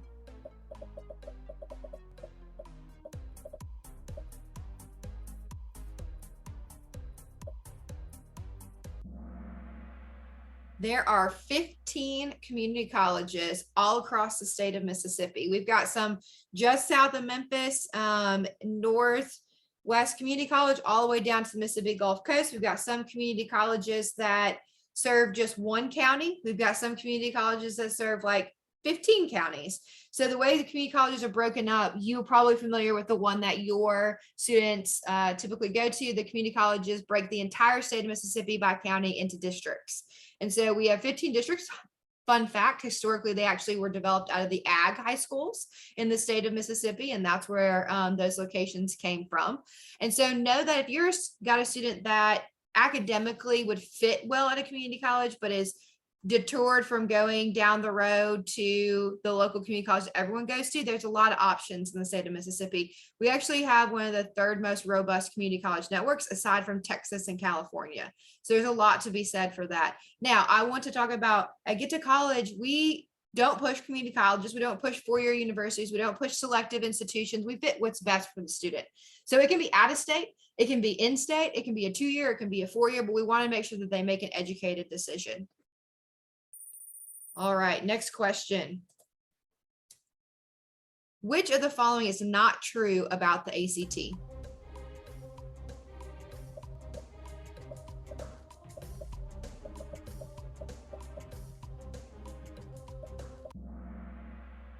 All right, they're all false. These are all myths around the ACT. So while you may not directly be teaching ACT, the college conversation cannot happen without ACT. And so you're going to touch on it. You're going to talk about it. Maybe you're friends with the ACT teacher. Maybe you are the ACT instruction teacher.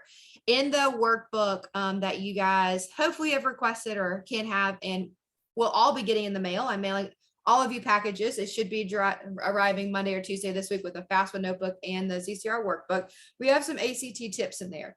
And so these are things that you need to be aware of. The ACT was not written on a 12th grade level. It's actually written on an 11th grade level. The ACT is not easier on certain test dates or at certain testing locations. We get a lot of students that think that, oh, if I go take it at Jackson State, it's easier. That's not true. It's a standardized test. It's the exact same test, regardless of the testing center. So you can take it at Warren Central High School. You can take it at Jackson State. It's the exact same test. Same test for everybody on those same test dates. And then the last question or myth here is when taking the writing portion of the ACT, it helps improve your score. This is not true. The writing portion of the test is actually completely graded separately. And there is no college in the state of Mississippi that requires a writing section. Now, if your students are looking out of state, they need to double check that. But for Mississippi, no state. So the super score and the composite scores are not affected by writing. All right, next question. What % of first-time freshmen at Mississippi Community College had to take remedial courses?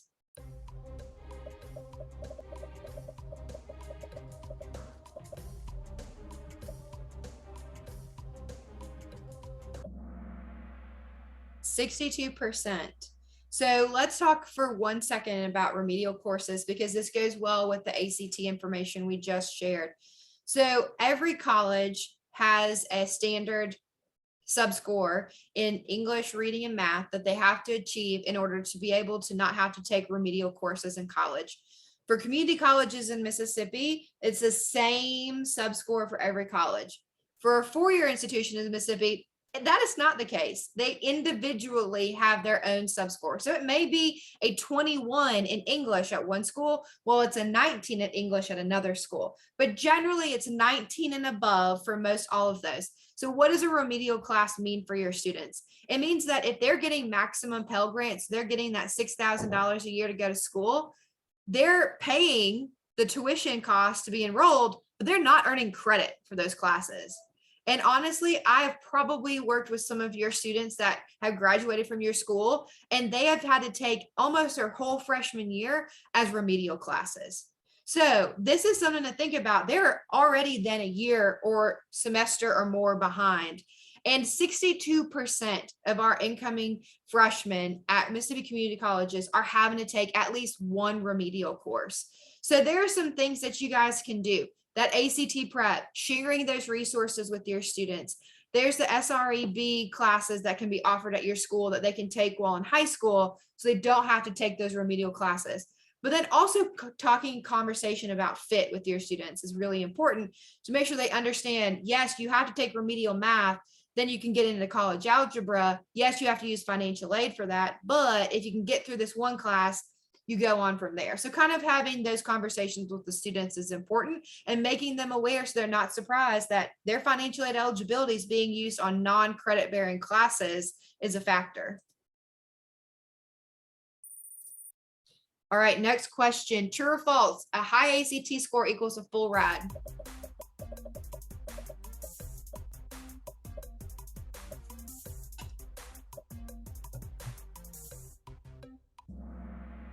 All right, this is very much false. Now, with a caveat.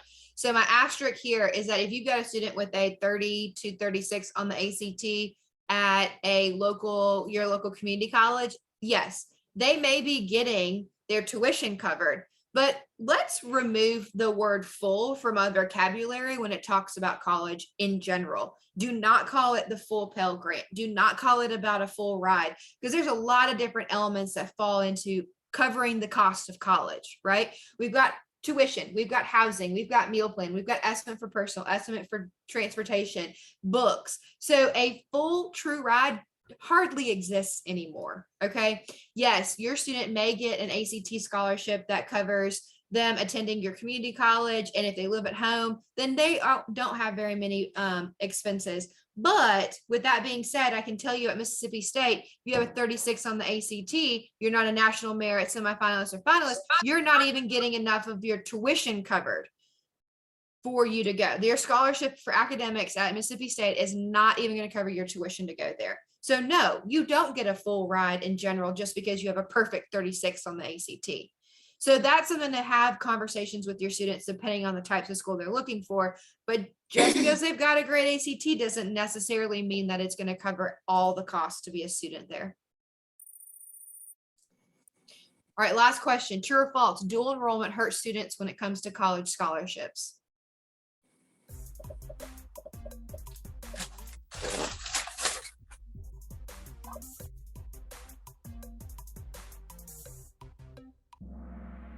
Okay, great job, most everybody here. This is a myth that we've heard from some educators for students. Know the way that on both the financial aid side as well as the admission side for students that have done dual enrollment, or if they've graduated from an early college, if any of you guys are working in a school district that has that, they can still be considered first-time, full-time freshmen. That's the key phrasing there. So even if they're graduating with 20 hours of dual enrollment, dual credit, or from the early college, financial aid wise, they're still eligible as a full-time freshman. What that means for federal aid, they have 12 semesters of federal aid that they can use. For Mississippi aid, they have 8 semesters that they can use for eligibility for financial aid, okay? Their dual enroll credits will just then be added in replacement. If they're looking to go to a selective college, and even I would put in this caveat, MilSAPs to be in that kind of selective or category, they require sometimes students, even though they've got dual enrollment, to retake some of those classes because they want to make sure those foundational math classes for their engineering program are at the caliber that they expect for it to be built upon. So don't let your students be surprised if they're going to a very challenging program academically, or the school being more selective, that even though they've taken that college algebra, they may have to retake it while in college, they get that as an elective credit, but they're still considered an incoming freshman for scholarships and admissions purposes. All right, so let's see our winners. I'm writing them down. Great job, William.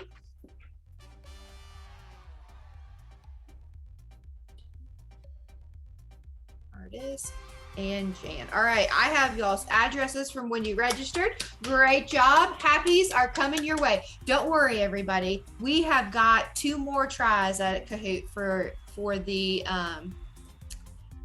next round. All right, so what we're going to do now is we're going to come back to actually we're going to go to the Get to College website, and I'm going to show you all a few things around here, and then we're going to come back to digging into the college conversation. So I want to show you a couple of things that are available for you and to share with your students. So students can book appointments virtually or in person if they want to meet with somebody. They also have we have virtual ACT prep workshops that they can schedule, but we've got really important things that I want y'all to know about is our ACT tips. And so we have a whole bunch, all of these are YouTube videos, all of them are 2 minutes or less on tips that your students can utilize for ACT. So if you're like, that is an area that we need really more help on, these are some free resources that you could do as a bell ringer for your students. You could assign all of these videos. And then we've got some just basic tips for each one of the sectional areas on the ACT.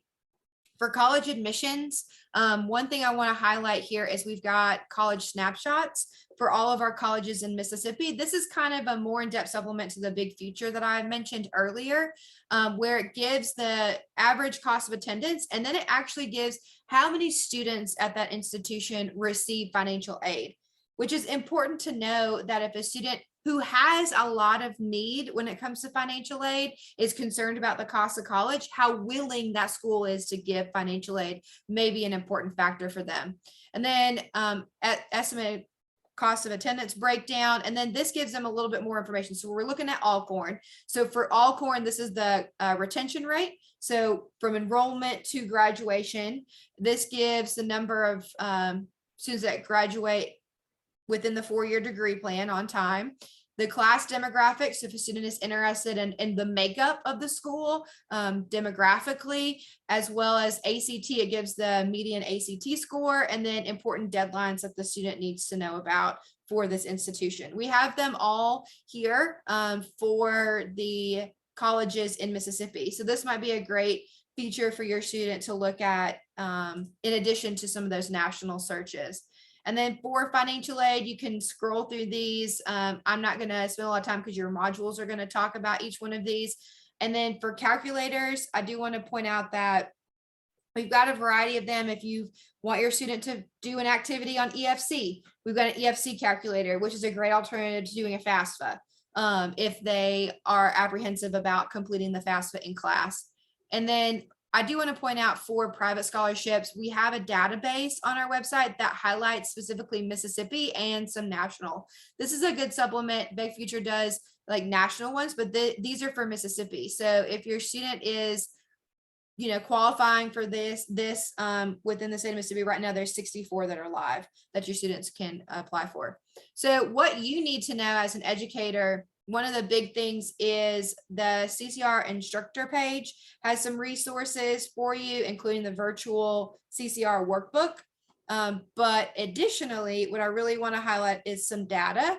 And so this is one of your assignments that you're going to do, which we're going to look at in a second, is you are going to have to create your college going profile for your high school. I have a sample for y'all, but what you're going to do is you're going to go to Educator Public High School Dashboard. So it's really important that you know what data is available to you. Your students at one high school are not going to be the same profile as student at the next high school. And so you need to know the audience that you're teaching to. And so this may be some information that you have never been exposed to before. So on here, it has what your graduation rate is, what your senior class size, what is your average junior ACT score. So for Aberdeen High School, for their class of 21 who are seniors now as a junior, their average ACT was 15.1. Okay. The state average is 17.7. You need to know that, because if you're talking about college, a 15.1 average ACT is a very different conversation than a 25.9 average ACT, which I can tell you no school has that in Mississippi. All right. So then it's like talking about financial aid and college fit. So if your average ACT is a 15, what does that open up for eligibility? If they don't have at least a 2.5 GPA, they're not going to be able to be admitted to any state in any college in Mississippi with that. Okay. So then it's like, how do you talk about college with this academic profile of your students? Also has your FAFSA completion rates for the past 2 years. We know that FAFSA makes a student 4 times more likely to enroll. So if you're curious on like, are your students going to college? I can tell you your FAFSA completion rate is probably correlated directly to your enrollment rate. I would be, if I was a strong betting woman, I would say your FAFSA completion rate directly correlates to that. There's some data that you can purchase, but I want to show you free data to figure that out. And then we're going to talk a lot about the help grant. And this is where you can see the number of your help grant recipients. These students are getting the most financial aid out of anybody. And at Aberdeen High School last year, there was only 3 students that got that. And I know that probably more than 3 students could have potentially. All right. And then the last section that I want y'all to see for you is about our resources. So we have all of our flyers. All of this are on our website for you guys to use. Let's head back to, let me get you a new share to the PowerPoint. All right. So I just showed you the data. This is what your assignment is going to ultimately break down. So I'm using Terry High School. So Nick, I'm using you guys as an example. This is one of your first assignments, is to go to that portal that I just showed you on the website, and you're going to pull the data for your school. And this is an example of impact of how this applies to your students. So at Terry High School, the average junior ACT for the class of 2021 when they were juniors was a 16.5. The free and reduced lunch percent was 70%. That's also on that high school dashboard. What that means is that 70% of students at Terry High School are more than likely going to qualify for a Pell Grant and have financial need when it comes to college. So probably the Help Grant and any need scholarships, such as like the Ole Miss Opportunity Scholarship that covers housing and a meal plan. The number of help recipients from Terry High School for the past 2 years was 13 and 12. Let's see how this profile, and this is ultimately kind of what I want you all to be thinking about is when you do your research, what do my students look like when it goes to college? So at the local community college, which is Hines Community College, their starting ACT scholarship is a 21. So the average Terry High School student could not get an ACT scholarship at the community college that is just down the road. All right. So the monetary value of that lowest ACT scholarship is $2,000 per year. So right now, this student, average student at Terry High School with a 16 ACT can't get a scholarship for academics at the community college. So they're relying on paying for it by how? We're going to talk about that in a second, but with 70% financial need, more than likely federal aid and potentially Mississippi aid, but probably not. All right, so then what does that look at a 4-year university? So the average score to receive an academic scholarship at a 4-year public school in Mississippi is a 21. And then that average amount equates to about $2,000 a year. The tuition costs at most 4-year public universities in Mississippi, the average I think is about $8,500. So this is something that I want you guys to see as you're teaching this class, to say, my average ACT is a 16. How do I talk about college to average ACT of 16? All right. And that's one of your first assignments. There's a video in there about it, and you're going to submit that. So let's talk about college planning and college options. We have created a whole new series specifically for this class, y'all. We did it on a very tight timeline to get it done. And so we've created all of these videos. There are 32 total. It is a hidden playlist that only y'all have access to right now on YouTube of Get to College talking about these topics in 2 minutes or less. So let's check out and see what they look like.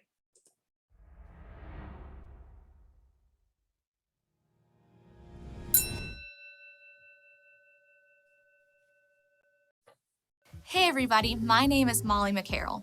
Anytime I'm talking with students about their journey through college planning, I always ask, what is most important to you in choosing a college? What does your college fit look like?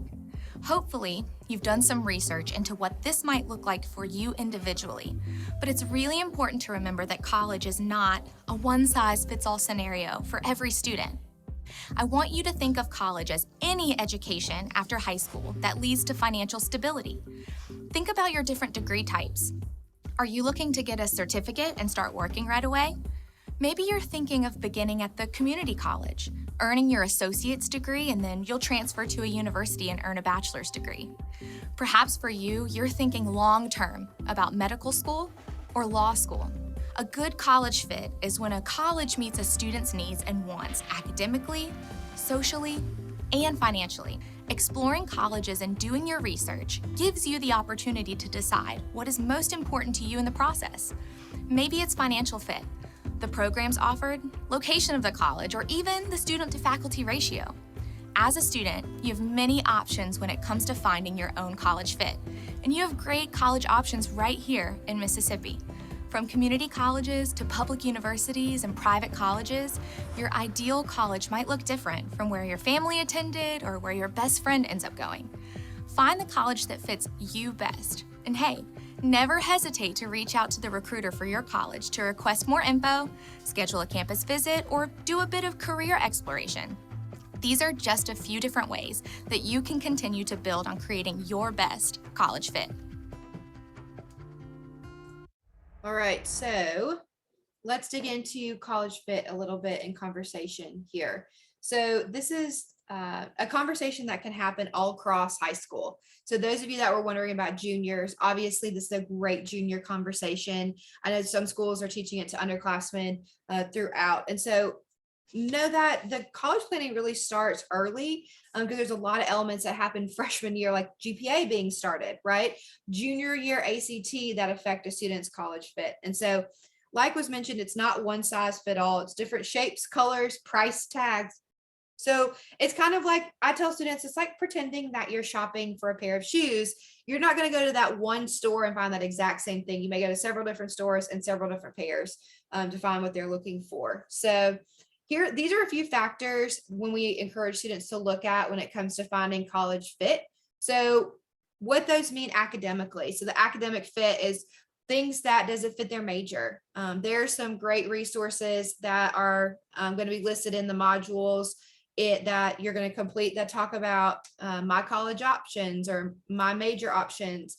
It helps students figure out what their major is and things like that. So if a student wants to do nursing and they're only looking at schools because of football programs, that may not correlate to the same success. So if they want to go to Mississippi State doesn't have a nursing program. That wouldn't set the student up for success, although they may be a big fan of that institution, making sure they keep into factors that those schools require certain things. You know, they're not going to go for engineering at every school in Mississippi. So those are some things to keep in mind academically. If the student wants to study abroad, if they want a selective, smaller experience like an honors college, do they want to participate in a selective college process where only a certain number of students get admitted to that school or program? Geographically, this is some students as a senior in high school think they want to get away, but when they talk about it, what exactly does that mean? Are they okay with only coming home at Thanksgiving or at Christmas because they can only fly there? They really want to get away. There's a lot of selective schools in the Northeast that want Mississippi students, but Mississippi students who have never been on a plane before, maybe a completely different geographical experience than what they're really thinking that they want. I always tell, you know, I went 8 hours away to college. I also got the stomach virus the third day that I was on campus because I moved in early. And nothing is more humbling than having the stomach virus and being on the community bathroom floor in the fetal position by yourself and thinking that you're big and bad because you moved 8 hours away from college, but you're not big and bad. And so just really helping them think through, you can't go home every weekend. Does your family's obligations keep you close? And if so, what does that mean for you? And how can you still be successful? Financially, we're going to dig into that in a little bit, but ultimately that bill has to be paid. And how can it be paid? And then socially, this is a fun one for students. This is always what I like to talk about with students and make sure that it's not the party school ranking, but socially, this is what you all, when you think about your college experience, I can guarantee you the first thought that comes to mind is social, right? It's going to be talking about whether you are part of an organization and your friends. It's going to be about your networking. It's going to be about sitting in the fountain for 12 hours during homecoming week. It is not going to be about sitting in class. And so making sure that student has that environment for them to be successful. If they're coming from a very small school like Mtccr, they're tiny, right? Y'all are not a big school. If they're trying to go to LSU where they have 600 students in their freshman math class, they're not going to be as successful in that unless they are prepared to be one of 600 versus one of like 60. Okay, so those are some things to think about when it comes to college fit. Let's dig in a little bit more to what that looks like. So as I showed you earlier, we've got those snapshots on our website. This is a great point to bring into them. This is a college size conversation. So let me give you some examples about presenting college size with perspective to your students. So if you come from a school that is smaller, thinking about the average high school with about, let's say 250 in the senior class. Going to a school that is a similar size would be a smaller institution like Rusk College. They've got about 180 freshmen that come in. They've got about 750 undergraduates total. So pretty comparable to the senior class size of 250. If the student knows that they would do well with having a small, close-knit environment where they know everybody, where they can be supported. Another example of like a mid-sized institution, a little bit bigger, would be like a Delta State. They've got about 290 to 300 in their freshman class. They got 3,000 undergrad. So that's going to be a little bit smaller, but still a little larger than what they're used to. And then an example of like a large institution could be like the University of Memphis. They've got about 2,700 incoming freshmen, total undergrad 17,000. So that would be a much larger from 250 up to about 2,700. Or like I used example earlier with LSU, they've got about 6,000 in their freshman class and 27-ish thousand undergrad. So that's a very different experience for high school students and helping them kind of understand, do they have to live on campus freshman year? If so, that's $10,000 to $12,000 additional that they have to pay for. What's the percent of in-state versus out-of-state students? Is there diversity on campus when it comes to the size as well as the student population? And is that something that's important to them? All right, this is something that I can guarantee not a lot of y'all probably know about. And so one of your assignments is going to be to reflect on for-profit versus nonprofit. But can anybody unmute themselves and tell me what's the difference between a for-profit and nonprofit institution?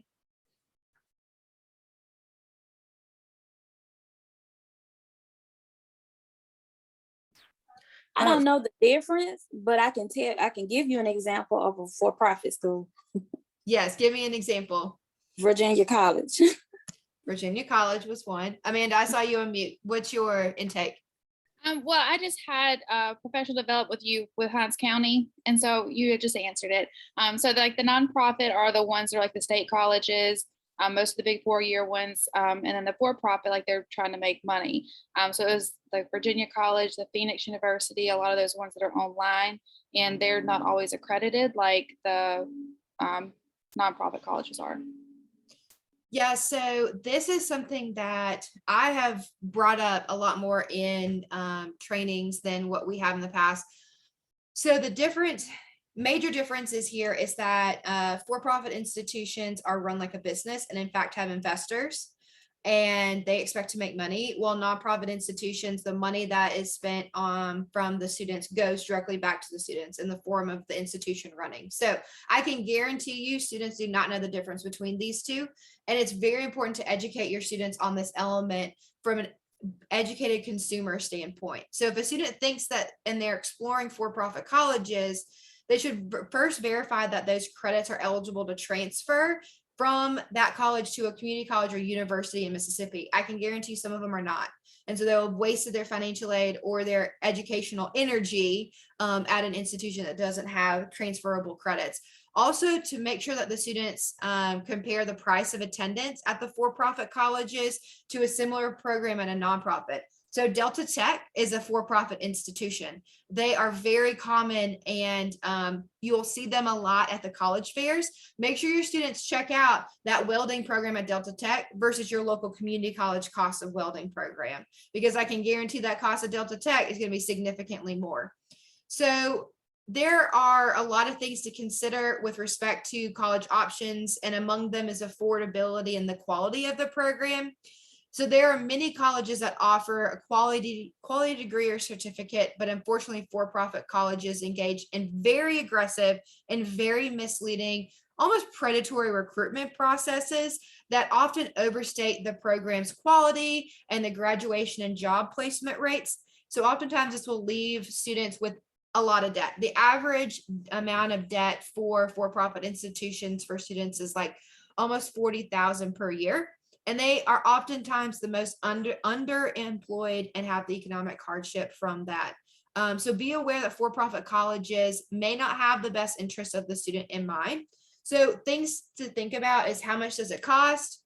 Is the recruiter rushing the student? Are they being like, oh, you gotta get this in immediately, you gotta get this in immediately, you gotta get this in immediately, and it's October? Because oftentimes recruiters will even get a additional stipend for the number of students that they sign up, which, as a former admissions counselor, I did not get that for a public institution in Mississippi. Okay. Another thing is that degree or certificate recognized? Is it accredited, and is it a transferable program? Like Amanda mentioned, I share one of my colleagues that were to get to college. She went to an art institute of like Milwaukee and got a degree in graphic design. She came to Mississippi, worked for Get to College, was planning to go to grad school at Jackson State, and Jackson State said, oh wait, no, you can't go to grad school here. You don't actually have a degree that's accredited. We don't acknowledge that you have an undergraduate degree. So then she had to start taking classes at Holmes to try and get a bachelor's degree. And this was after she had $70,000 in student loan debt. So she had to start over.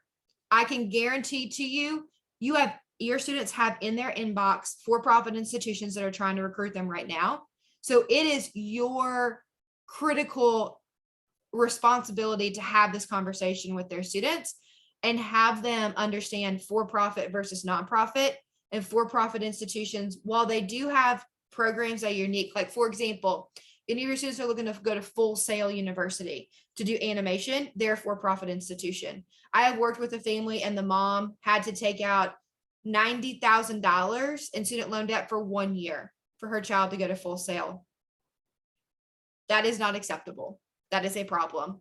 So be aware, one of your activities that you're going to be doing for an assignment is to read an article about for-profits and do a reflection of what you've learned. And so I just wanted to I'll step off my soapbox now, but wanted to get you guys to be aware of that. All right, one more video kind of talking about the different types of degree options, because this is something that your students probably not terribly familiar with, and hopefully can be something that y'all can incorporate in your class.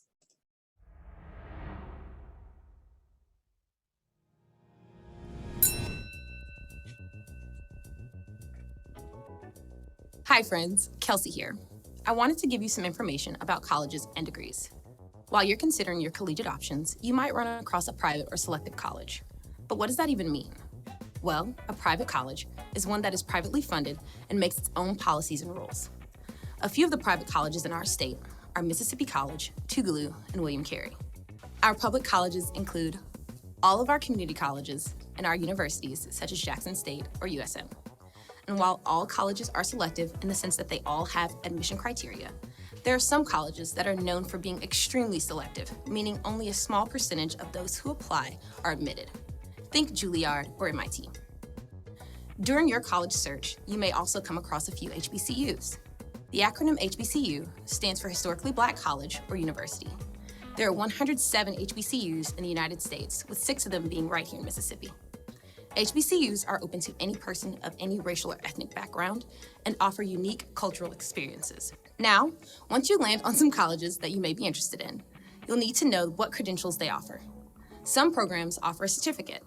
A certificate is not the same as a degree, and sometimes they are only recognized within a specific company, state, or region. Certificates are proof that you've gone through formal training in a particular area of study. You may see certificates offered in technical programs like code boot camps and phlebotomy, or in trade programs like welding and electricity. The amount of time it takes to earn a certificate varies and depends on the type of certificate that you hope to obtain. An associate's degree is a degree that either focuses on specialized vocational and technical coursework or general studies that may be used to pursue degrees at higher levels.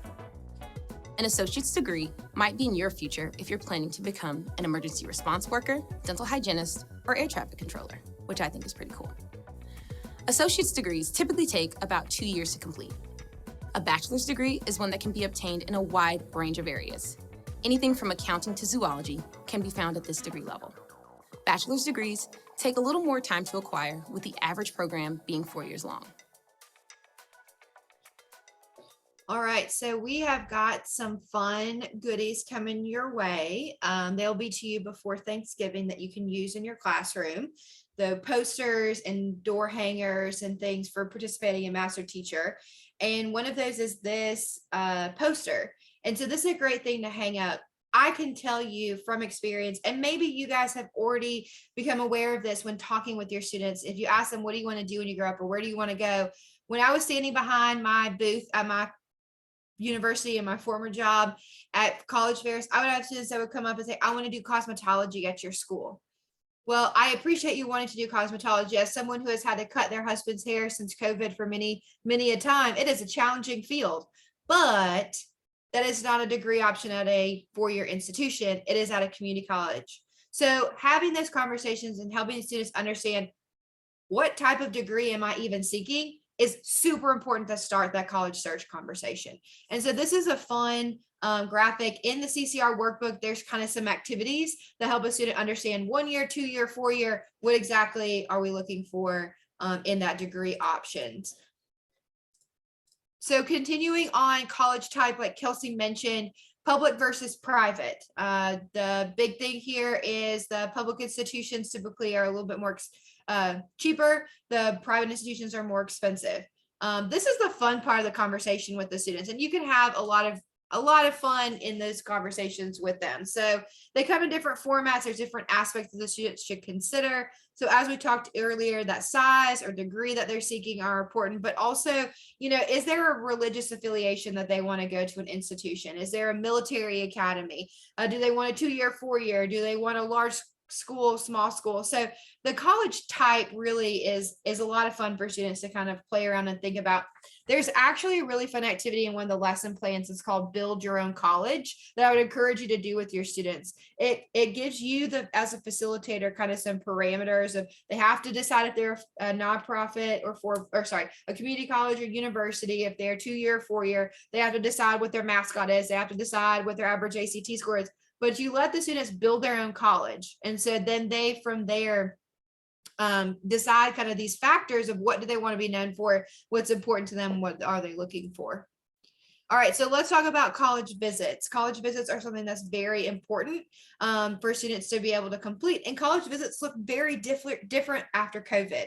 College visits are no longer you go drive, you sit in a class, you go look at things. Now they're literally right here on your phone in 3D. So let me give you kind of an overview.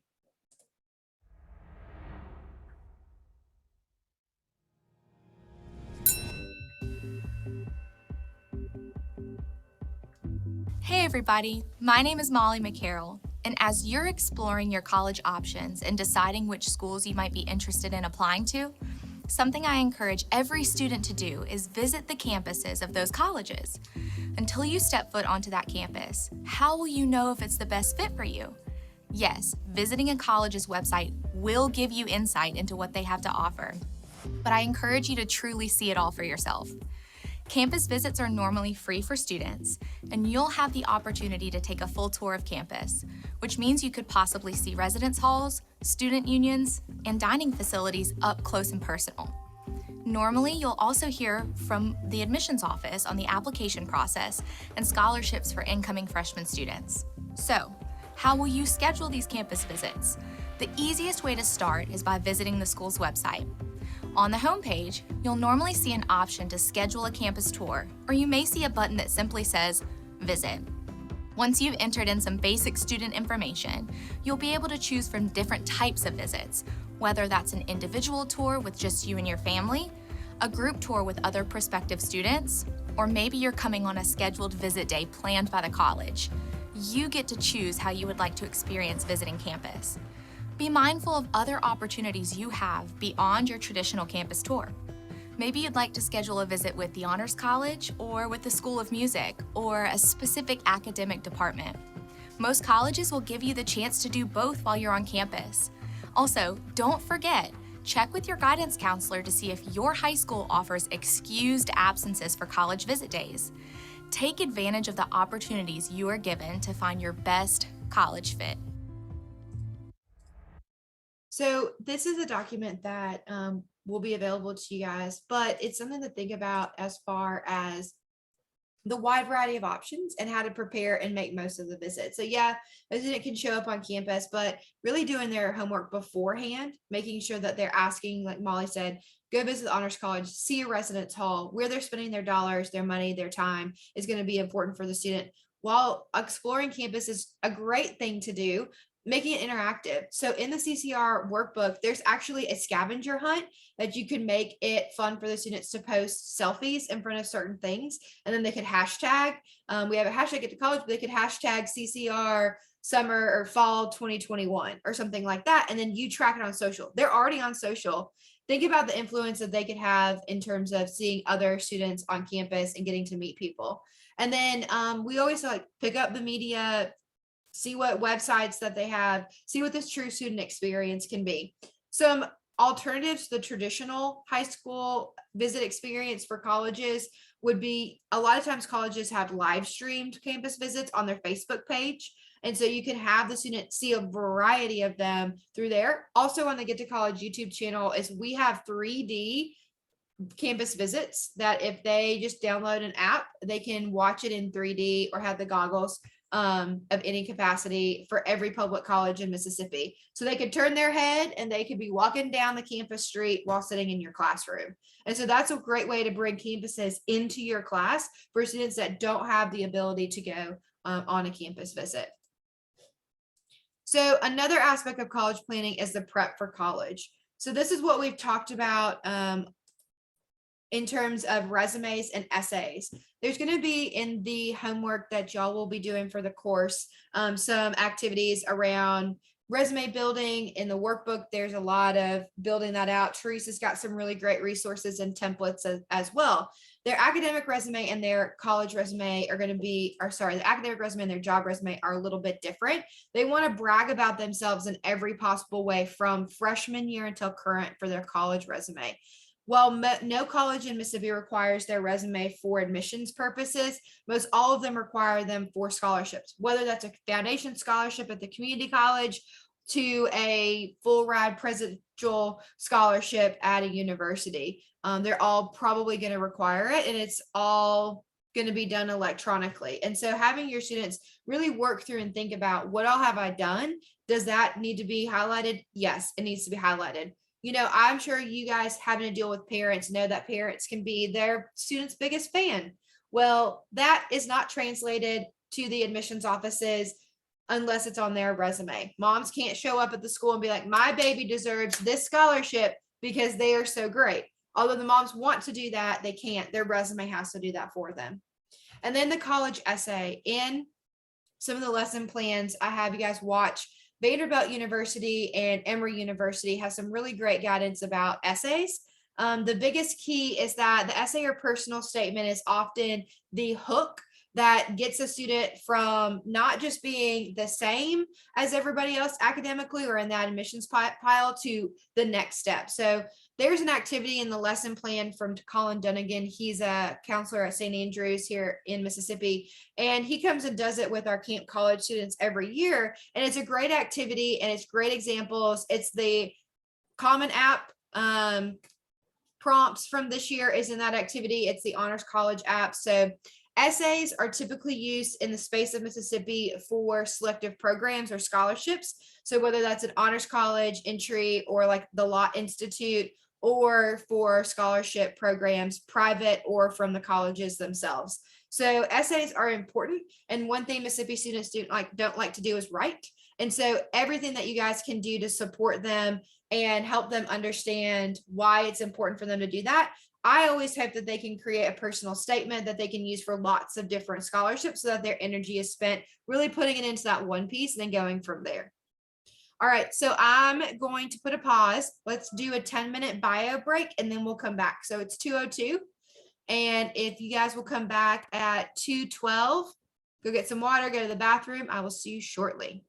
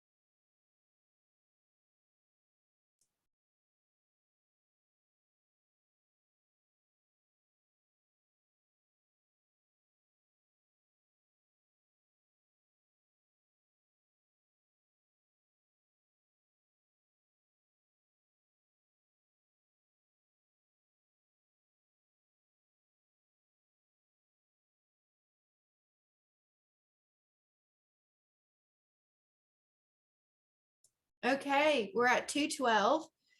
So I want to start us back kind of with a question to pose to you guys. And Nick and Amanda, you can't answer this because I just did this with y'all like last week.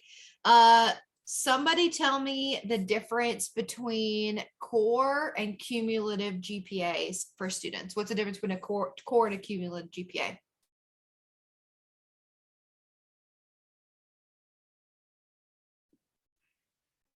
Subjects. Subjects. Cumulative is all subjects, and core are the basic core class. Yep. So cumulative GPA, like Jan said, is every course the student has taken. Driver's ed, PE, football, all of them count in that. And that's a GPA that your high schools probably do class rank based off of and will base the awards and things off of. Core GPA is counted only using the core classes, math, science, social studies, advanced electives, etc. And this is the GPA that the colleges look at for admission. So if your students have a 3.0 cumulative GPA, but they've got a 2.8 core GPA, your students' minds will be blown in that fact that they may not now qualify for scholarships or admission because they do not know the difference between the two. So it is important that you express there are 3 types of GPA: core, cumulative, and weighted GPA. And of course, weighted is determined if they're taking advanced courses.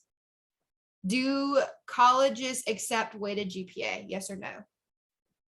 What y'all think?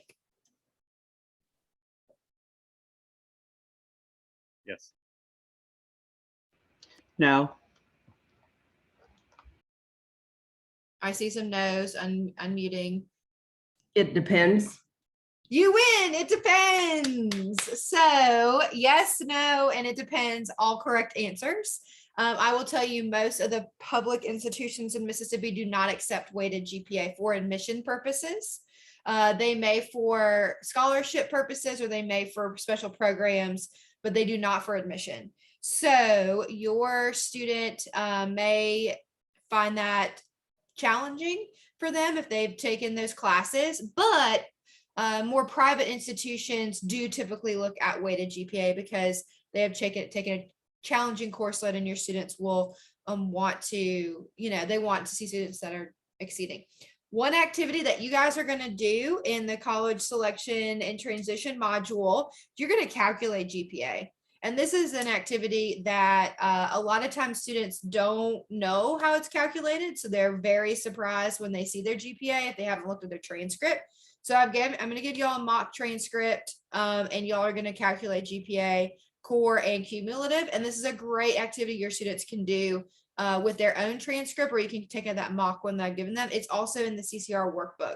So it gives them the key where A is 4, B is 3. C, we all had to do that when we were in college and we tried to figure out whatever our minimum we had to make on that final was to, pass a class. They get to do that a little bit earlier and it helps them kind of understand the differences in GPA. And GPA is very important because we'll get to admissions in just a second. So who can tell me what are the 3 areas that colleges use ACT scores for? There are 3 categories on why colleges ask for an ACT score. Somebody tell me one of them. English. Course selection. Course selection. I'll say course placement. Okay, in that. Next. Scholarships. Scholarships. Housing. Not for housing, but you're kind of on the same wavelength. Someone give me what they think the third one is. We've got cost placement, scholarships. Admissions. Admissions. So there are 3 categories that colleges use ACT score for. Admissions, so determining if they can admit the student, they're admissible. For scholarship money, like we looked at that example from Terry High School, they have an ACT threshold to give scholarship funds. And the third is class placement. And so that's what we talked about in that first Kahoot, the remedial courses. So those sub scores, knowing if a student needs to take remedial classes. And there are ACT study materials that you can share with your students for free, some that they can have to pay for. But just know that that's again, such a key point in the conversation about college. You can't have it without the standardized ACT scores. Although I will acknowledge in this space that There are some schools that are going test optional. Does anybody know what test optional means?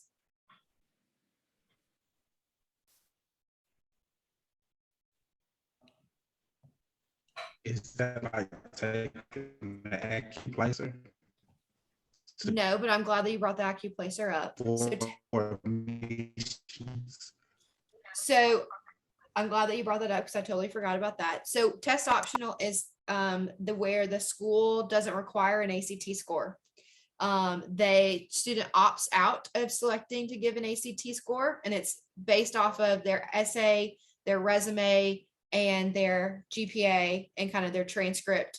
So what it looks like for the colleges side, they're looking at, has the student applied themselves, right? Have they taken advanced courses versus just offering the most basic, right? Are there some advanced, some AP, some honors courses? Have they challenged themselves, or are they doing early release their junior and senior year and only doing half the course load necessary? So they're looking at that. They're looking at their GPA. They're looking at, have they been involved in a lot of colleges are acknowledging family obligations as a piece of involvement. Okay, so I know a lot of times students have to take care of younger siblings, or they have to work to help with family obligations. And so they're considering that as a piece to it. And they're not requiring an ACT score. Now, no college in Mississippi has gotten to there yet, but if you are working with a selective college or a private college, oftentimes they're more likely to do select test optional. And so if you hear that after COVID, it's become a lot more common to do test optional. I think it's going to continue to be a trend. But what Christopher was talking about, the acuplacer, if you have a student who cannot meet the admissions requirements for the public universities, which we're going to look at in just a second, they can take what's called the acuplacer, and it's explained in the CCR workbook as well, in case you need something to read or have the students read to understand that. And it's a test that they have to take in order to be determined admissibility for the student. That's an alternative to retaking the ACT. So that is a great segue into, let's talk about the admissions requirements for universities in the state of Mississippi. So oftentimes I would stand behind that lovely table at the college fairs, and students would ask me, what do you have to have ACT wise in order to be admitted to your college? And what I would tell them is, well, that depends, which seems to be the common answer when I talk about college, is knowing that it's really based off GPA. Okay, so we know that this is core GPA, and this is the same admission requirements for all of our 8 four-year public universities in the state of Mississippi. So I break it down based off GPA. If a student has a 3.2 GPA or higher, they just have to submit a ACT score, and they have to have completed the college preparatory curriculum, which is listed in the CCR workbook. They can look at the English, Math, advanced selectives, such as that, what's required. If a student has a 2.5 to a 3.1 GPA, they have to have at least a 16 on the ACT. And if they have a 2.0 to a 2.4, they have to have at least an 18 on the ACT. Any student below a 2.0 GPA, and they have to then take the acuplacer, they would not be admissible in the state of Mississippi. If a student has like a 2.5 but has a 14 on the ACT, they can either retake the ACT, or that's where the acuplacer test will come in as a alternative to retaking the ACT. So if students don't meet the criteria for admission, they also may be eligible to do the summer developmental program. And this is where students would enroll in one or more of their deficient subject areas in either English, reading, or math. And then based off that ACT subscore or their acuplacer score, then it would require them to go through that subject specific, and they would receive training and study skills and counseling to make sure that they are successful at the university in those subject areas.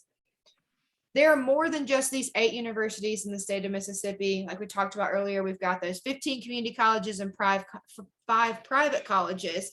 They have their own admissions requirements. The community colleges are typically more just submit an ACT score and your transcript and you'll be admitted, while the private colleges are not as standardized, where they're going to look at their typical ACT score is this, their typical GPA is that, and they kind of shape their freshman class a little bit around the involvement in other elements. Any questions on the admissions requirements?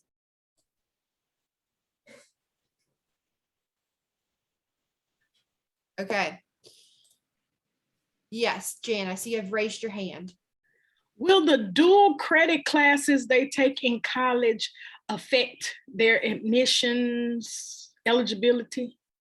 It won't affect their admissions eligibility in the fact that they have them. It might affect based off of their GPA. And that's one thing to talk about your students with, is that the students, the classes that they're taking while dual enrollment and dual credit affect their GPA when they're in college. Jan, I know that you're at Provine, and a few years ago, we worked with JPS to do some early, we essentially did early Pell. So they funded their Pell Grant as a pilot place for federal student aid to see if they could do dual enrollment while utilizing the Pell Grant. And it was great for the students to have access, but the students didn't understand the seriousness of the class that they were taking. And unfortunately, a lot of students didn't do well in it. And their first college GPA grade was a C or a D, or they failed. And so I see it, unfortunately, a lot of students that start their GPAs for college because of that. Now, the grade that they get while they're in that class is both for high school and for college. So while the GPAs that you see on the screen are already pretty much predetermined by the time they apply, because a lot of times they'll take those dual enrollment or dual credit classes while they're a senior in high school, and these GPAs are submitted in August of their senior year. So it's based off their freshman, sophomore, and junior year, and senior year grades aren't factored in. They do have to send a final transcript, and that final transcript will give them their final grades there. And that kind of is the determining, hey, this is for sure your admission. Anybody else have any questions? And those Pels that they used, if I'm not mistaken, it took up one of their semester eligibility. It did. Mm-hmm. It did. Yeah. So you can have 12 hours, 12 semesters of Pell eligibility. So that forwarded one semester. So then they only had 11, and it's summer. Yeah, it was an interesting test for the students. So I hope that some were successful out of it. All right. So next thing, since we're on the admissions conversation, I hope that you all are going to be able to do some applications in the classroom with your students, because this is a really fun time for students to figure out where they want to apply, and then you to support them to help doing that. Students who complete at least 3 applications are 50% more likely to enroll in post-secondary. And so we talked about why college is important, and this is one of those factors. There are some college applications in Mississippi that open as soon as June 1st, senior year of high school, before they start high school. And so now that we know the admissions requirements for the public universities, let's talk about what the students need to know in terms of what it takes to apply for admission. You will probably help students complete these applications. So it's important to know that it typically includes for all colleges an application, a copy of the official copy of their high school transcript, and then a placement test, whether that's an SAT, ACT, or AccuPlacer. Then for 4-year colleges in Mississippi, there's going to be an application fee, or the students could qualify for a fee waiver. We've got a video about fee waiver. If a student qualifies for free or reduced lunch, and so we know your data that you're going to look up for your school will tell you how much of your school qualifies for free or reduced percent. So if you have a high number, then we could safely say a lot of your students will qualify for that fee waiver, and that can be used for up to 2 ACT tests, as well as covering the application fee for our 4-year universities in Mississippi. Mississippi community colleges do not have an application fee, so they don't have to worry about that. And then for some private colleges, essays and letters of recommendation and potentially resume and an interview can be required. So it's important to know that the schools are going to be asking for some standardized things, but then some unique things. In the CCR workbook and some of the activities in the college selection and transition are going to be activities that you're going to do and your students can do around resume and interviews, and making sure that they kind of understand not just for jobs, those are used, but for colleges as well. One really fun activity that students can do that is in your module and your lesson plans that your guys are going to do, I'm not going to have you do it today, but is the admit, waitlist, and deny activity. Nick and Amanda, they were able to do some training with me last week and they did this. And so I'm going to call on them. I'm going to put them on the spot.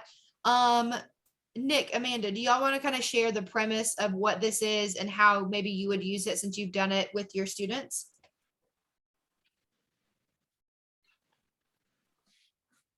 So the activity was all of the participants were assigned a GPA from like a 2.0 to a 4.0, but then there were other things that kind of, no, that was the other one, the wait list. Oh, so we were the college board and we had to read the scenarios about the different students. Like one of them, his family gave a lot of money to the college and like his GPA was like a 2. Do we let him in or not? And one of them was like really smart, first time or first person in their family to go to college. And so we had to make the decision. I think it was like 2 accept, 2 waitlist, and 2 deny. And it was really hard to choose which one. So some of them were like benefit the school academically. Some were more just they would boost the sports program, or some of them, their families were just big donors or they had a lot of money. So you had to kind of balance those and decide who to let in. Yeah, we were like a board of admissions, and I don't know that we agreed on anything. It was kind of interesting. Yeah, so this is a good activity and it's in the lesson plans for you guys to do with your students. It has facilitator notes and it has the student profiles. I had taken a step further and created a mock college that you can present to your students so that you guys would be representing Get to College University in the admissions panel. And so you would have to know your admissions profile. And this is what colleges do. They'll take all the student applicants and they'll say, okay, we're a 4-year university. We have an average admit rate of 60%. So say we have 100 applications, we only take 60% of them to admit to our university. And then you can see their average freshman class size 1,500. So based off the information in the academic profile, so they want to enroll at least 4th of their classes, first generation college students. Their average super score is a 23 on the ACT and a 3.4 GPA. Their demographic student population based off gender and ethnicity is listed. You know, they want a goal of more students from every state. And so using this information, you can do this activity with your students in the same activity that is in the lesson plans. It has the student's profile. So it has Jill, who's a first generation student from Texas, who has financial need, but only has a 19 on the ACT, but has started her own organization to help first generation college students. So would you admit Jill or would you deny her based off this information? And so this is what colleges do that are selective, but also scholarship programs. I was on a committee for admissions and honors college admissions. And this is what honors colleges do. They have their profile as a school or as an honors college, and they go through all the applicants. So I wanted to just highlight this activity because it may not be applicable to your students if selective colleges aren't on the radar, of which they're not on a lot of Mississippi students, but it's a great activity for them to kind of understand admission at different programs may look a little bit different. Jan, did you raise your hand again? Or was it from earlier? Okay, just making sure.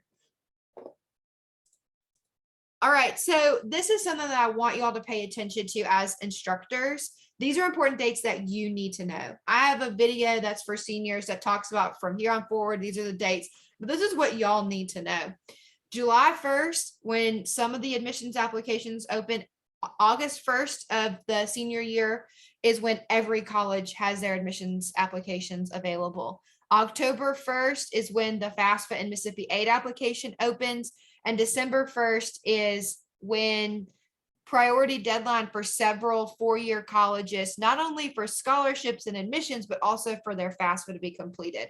So if you're teaching the class right now and you've got seniors, this is what you need to be doing right now in your class, okay? For the spring semester, or discussion we talked about earlier, if you're teaching seniors in the spring, all the things in the fall, plus you've got January to February is when most 4-year college and 2-year scholarship applications are due. Specifically, community colleges are a little bit later. They're usually February, March, while universities are usually in January, but it's that time frame. March 31st is the Help Grant deadline, which is super important. So your students need to complete their FAFSA and their Mississippi Aid application by March 31st of their senior year. April 30th is when the counselor deadline for supporting documents is. So y'all don't have to worry about that, but your counselor does that. And then May 1st is National Decision Day. We know there's a lot of things that happen in between these. But we want to give you some solid dates so you can calendar plan accordingly. And then after the student graduates high school, that's when their MTAG and MESG application is due. So September 15th after they graduate. It's the same application. It's that MAP application that does for Help Grant, MTAG, and MESG. But if you go on their website and you see September 15th, don't stress. That's after graduation for the upcoming seniors. All right, we've got one more Kahoot. Actually, we've got two more, but this is one of the two. Let me pull it up and I will screen share it. 1 second.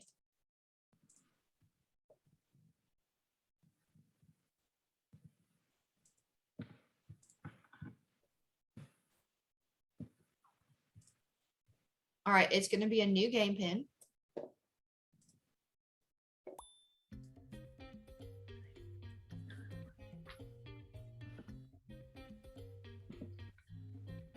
So this Kahoot is going to help us kind of shift gears to think about, we've talked about college search and selection, the different types of colleges, the different types of degrees. Now we're going to talk about how to pay for college.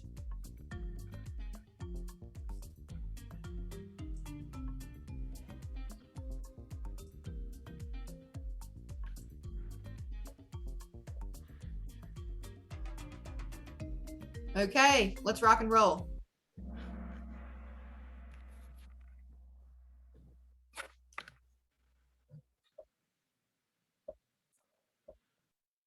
First question, what is the median household income for families in the state of Mississippi?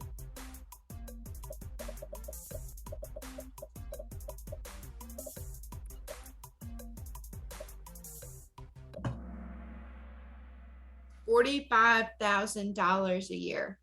I am not next gen personal finance, nor will I ever attempt to ever be a finance guru, but it is important to know this financial number when talking about college, because you can't talk about college without talking about the price tag of college.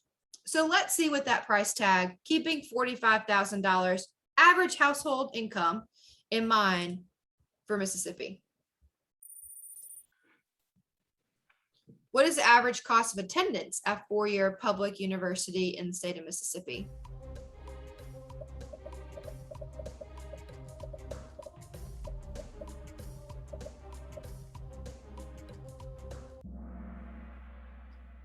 $23,550 is the average cost of attendance at a four-year public university in the state of Mississippi. Now, cost of attendance, that includes housing, meal plan, tuition, estimate for personal, estimate for travel. That's a big bulk number. But if the average household income in Mississippi is $45,000 and it's going to cost $23,000 in rising every year, how is the student going to pay for it? Right? How is that bill going to be covered? And that's what we're going to talk about. Next question. What % of students get some form of outside aid?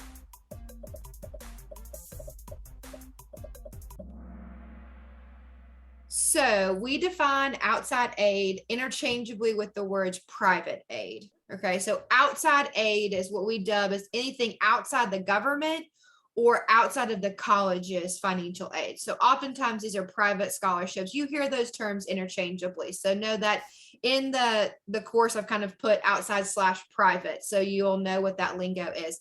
This is going to be like the Bill and Melinda Gates Foundation Scholarship, the Dr. Pepper Scholarship, the Rotary Scholarship. Again, anything outside.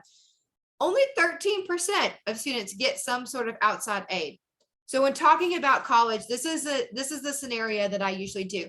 Think about a cupcake. Everyone loves a good cupcake. The majority of the cake for funding for college, that cake itself comes from the colleges. The majority of the funds come from the college. The icing on top, that's usually federal and state aid. And the sprinkles on top of that, that is the outside aid. While you hear billions of dollars go unclaimed every year in outside aid, it may be true, but I will tell you, most students don't apply for outside aid because A, it requires them to write. B, it requires them to sit down, find the scholarships, and spend time going through that. And C, there's a lot of students that apply for some of these. Those Dr. Pepper may have 30,000 students that have applied to it, right? And so having your students think about outside aid is a good supplement. Oftentimes they're statistically at a higher odds to get it if they do smaller. So if your school, your district, I know Rankin County, they have a foundation for scholarships for Rankin County students. And so you're only competing with the students in Rankin County, or maybe just for your high school. Maybe your counselor has the Kirsten Dufour Memorial Scholarship, right? And only 2 students applied for it. Those students are obviously a higher likelihood to get it than others. So just know this is supplemental. They're oftentimes only one-time awarding, and usually those monetary amounts are $200, $500, which is great. But it takes a lot of $200 and $500 to add up to $23,000. But they can maybe cover some books and stuff. So this is not the most sustainable, like 24 of y'all thought. It is the supplemental, and it's not very common. So just kind of keep that in mind as you talk about financial aid with your students. Next question. There are great opportunities for Mississippi residents who are going to college in Mississippi.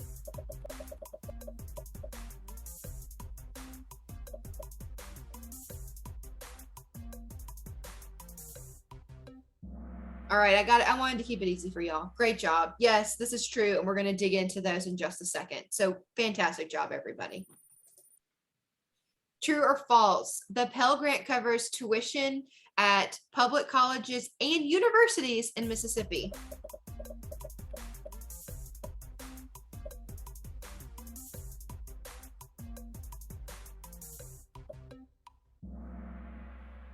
All right, this is false. The and universities is important here. The maximum amount of Pell Grant a student could get, the neediest students, the students that have no income, no family income, $6,495 a year. Tuition at a university in Mississippi, I think the cheapest one is like $6,500. The average is like $8,500. That is just button seats, everybody. That's just button seats. That's not anything else. So yes, at a community college, that average tuition we'll look at in just seconds around $3,000. So yeah, the Pell Grant would cover that, but not at the universities. And then talking about housing and meal plan, eat at a community college, it won't cover it there. And last question, true or false? Scholarship offers are negotiable.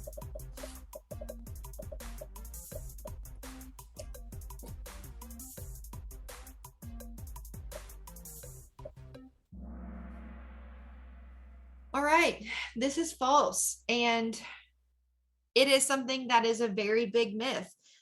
So the scholarship offers that a student gets, while they may initially be offered a scholarship based off their ACT score in October, and they retake it in December or February or April or June or July, they can resubmit it. They may get a new scholarship offer.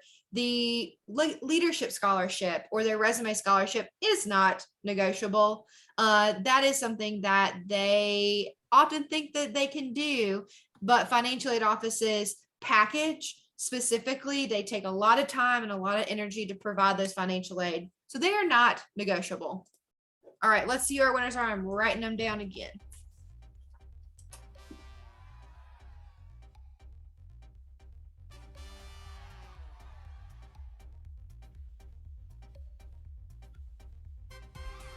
Yay, T. Carter, you slid in right at the end there. Great job. Congratulations, everybody. Don't worry, we've got one more of these before the end of today. So let me go back to PowerPoint. All right, so let's talk about financial aid, the fun part, right? So let's talk about the cost of college. This slide right here is in the presentation that you guys have access to. So if you're trying to figure out how am I going to teach my students this? Don't forget, we have this presentation for you with script.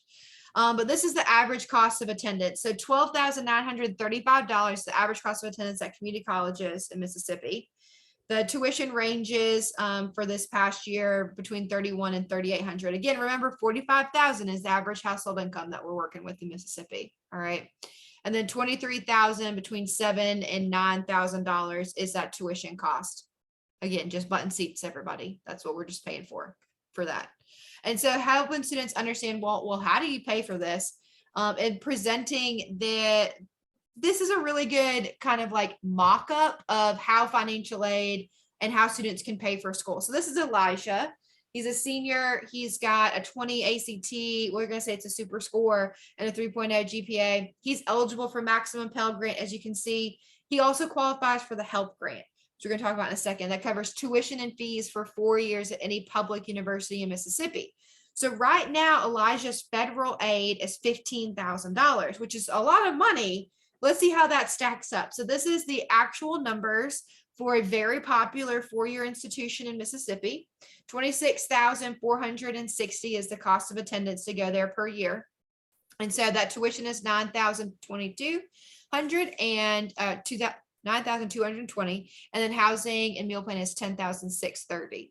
So with his $15,000, that is going to cover his tuition, right? And it will cover his meal plan, but it still leaves him a $4,000 gap. And that also doesn't include books or personal expenses.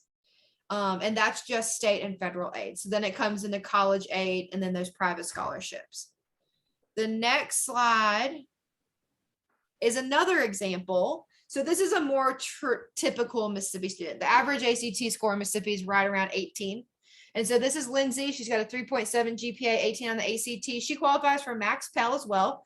Mississippi is a state actually that has the most maximum Pell eligible students. So we have a lot of need, but she does not qualify for the HELP grant because she doesn't have a 20 on the ACT. She doesn't have a 29 to get MASG. And because she is getting maximum Pell Grant, she can't get MTAG. That's something that y'all need to pay attention to, is that oftentimes you think MTAG can be gotten by any student with at least a 15, but that's not true. The legislature set it up that if a student's getting maximum Pell Grant, they can't get MTAG, even though they have over a 15 on the ACT. And so because of this, Lindsay is only relying on Pell Grant, which is $6,495. And even if she goes to the local community college, that tuition is covered, but the housing and meal plan is that she still has a $2,000 gap, and she hasn't even looked at books or personal expenses. So know that money goes differently depending on that cost, and it can't just rely on Pell Grant or Mississippi aid to get it covered. So where's the money come from? These are the four sources of financial aid. This is the four buckets that students can pull from. None of those are a money tree. And so know that we're going to dig into each one of these. Outside aid, like we talked about earlier, these are private scholarships. So this is oftentimes where can be found the counselor at your school, usually as a point of contact, the gatekeeper for those community ones. They send them to the counselor, and the counselor sends them out. So make sure you've got a great relationship with your counselor and get those information. Online databases, like I showed you earlier, get to college's website.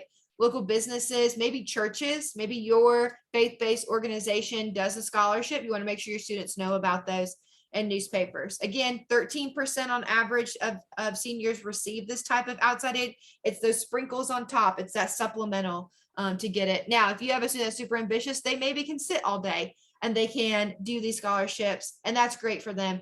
But we all know your students aren't going to want to do that. That's not how they want to spend their Saturday or evenings. And so they focus their energy and efforts on making sure that they maximize these opportunities. Those logos that you see at the bottom, those are some national search engines. Full disclaimer, if you register for those, or if your students do, they will get bombarded with emails. But all of those are potential funding opportunities. So it's twofold. Lots of emails, potential for scholarships. The next is college aid. And so this is coming from the institutions themselves. Like I mentioned, that's the cupcake. That's the bulk of what the money is. The colleges can set the price. They can discount it as much as they want to get you there as a student.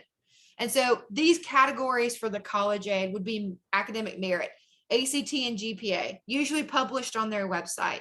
One of the activities that y'all are going to do is finding what those academic scholarships are. And a good activity for your students to do is to search those. Leadership, so based off resume. Financial needs, so if they have a low EFC, the school may give them aid. For example, Ole Miss has the Ole Miss Opportunity Scholarship. It's a need-based gapping one. It's the only one that it is like that in the state of Mississippi. It's meant for students with an 18 on the ACT. They have to have a household income. I think it's right along with help where it's like 36 or 39.5 household income. And it covers tuition, housing, and meal plans. So all the student has to pay for is books and personal, as long as they live on campus. It's a game changer for students.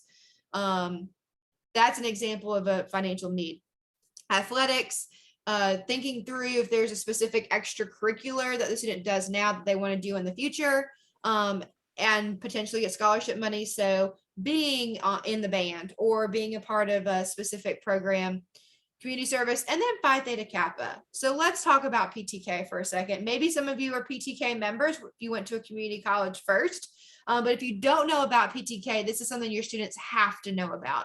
If any of your students are looking at a community college, which I'm sure some of your students will, knowing or already a part of Phi Theta Kappa, if they're doing dual enrollment, we've kind of talked about that dual credit. If they had 12 hours or more, then they may have already gotten an offer letter for Phi Theta Kappa. It's an international honor society. They need to know it's not a fraternity or sorority. They also need to know that they need to pay that initiation fee, but there's a grant to cover it from PTK if they need it.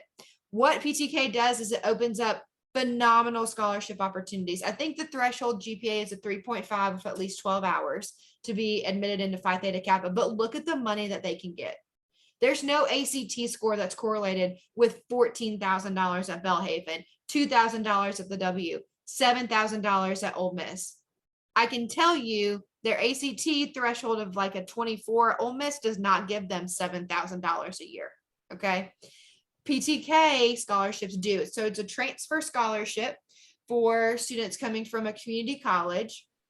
And this is a great alternative if your student is like, I'm a terrible test taker, I don't know how to get money for college. Well, they're looking at a community college, making sure they keep their grades up and do Phi Theta Kappa. It opens up more money than they probably could as a freshman.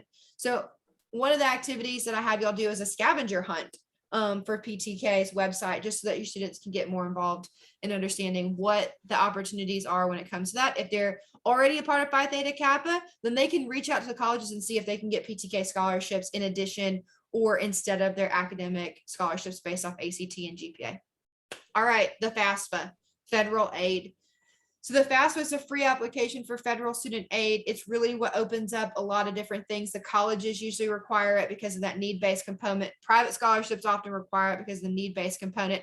Y'all are about to go through several hours of FAFSA training through College Academy. It's going to be fantastic. It's going to be great. You're going to be so knowledgeable. I can't wait to talk FAFSA nerdiness with you guys.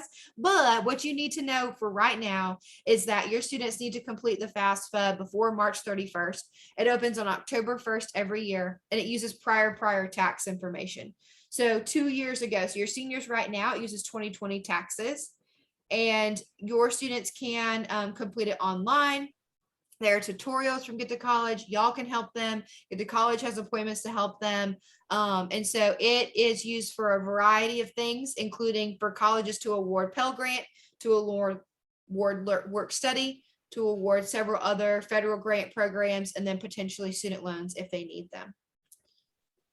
But what we're going to do now is we're going to play a Kahoot about FAFSA facts and myths. There are a lot of those that float around out there. So let me pull out of the Kahoot, and your answer options are going to be myth or fact. And so this is going to kind of introduce us to common questions that y'all are probably going to get because you got to talk about FAFSA.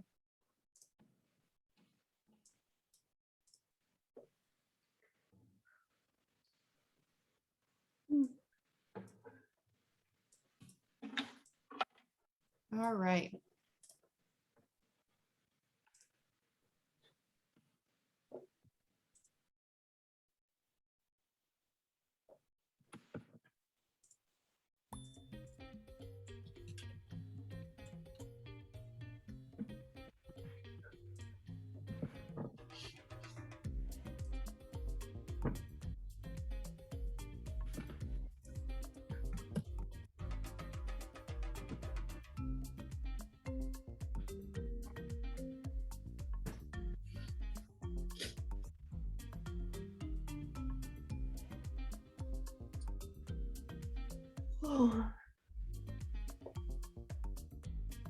All right. Let's rock and roll. Questions are going to be a statement. You're going to either choose it as a fact or is it a myth about the FAFSA.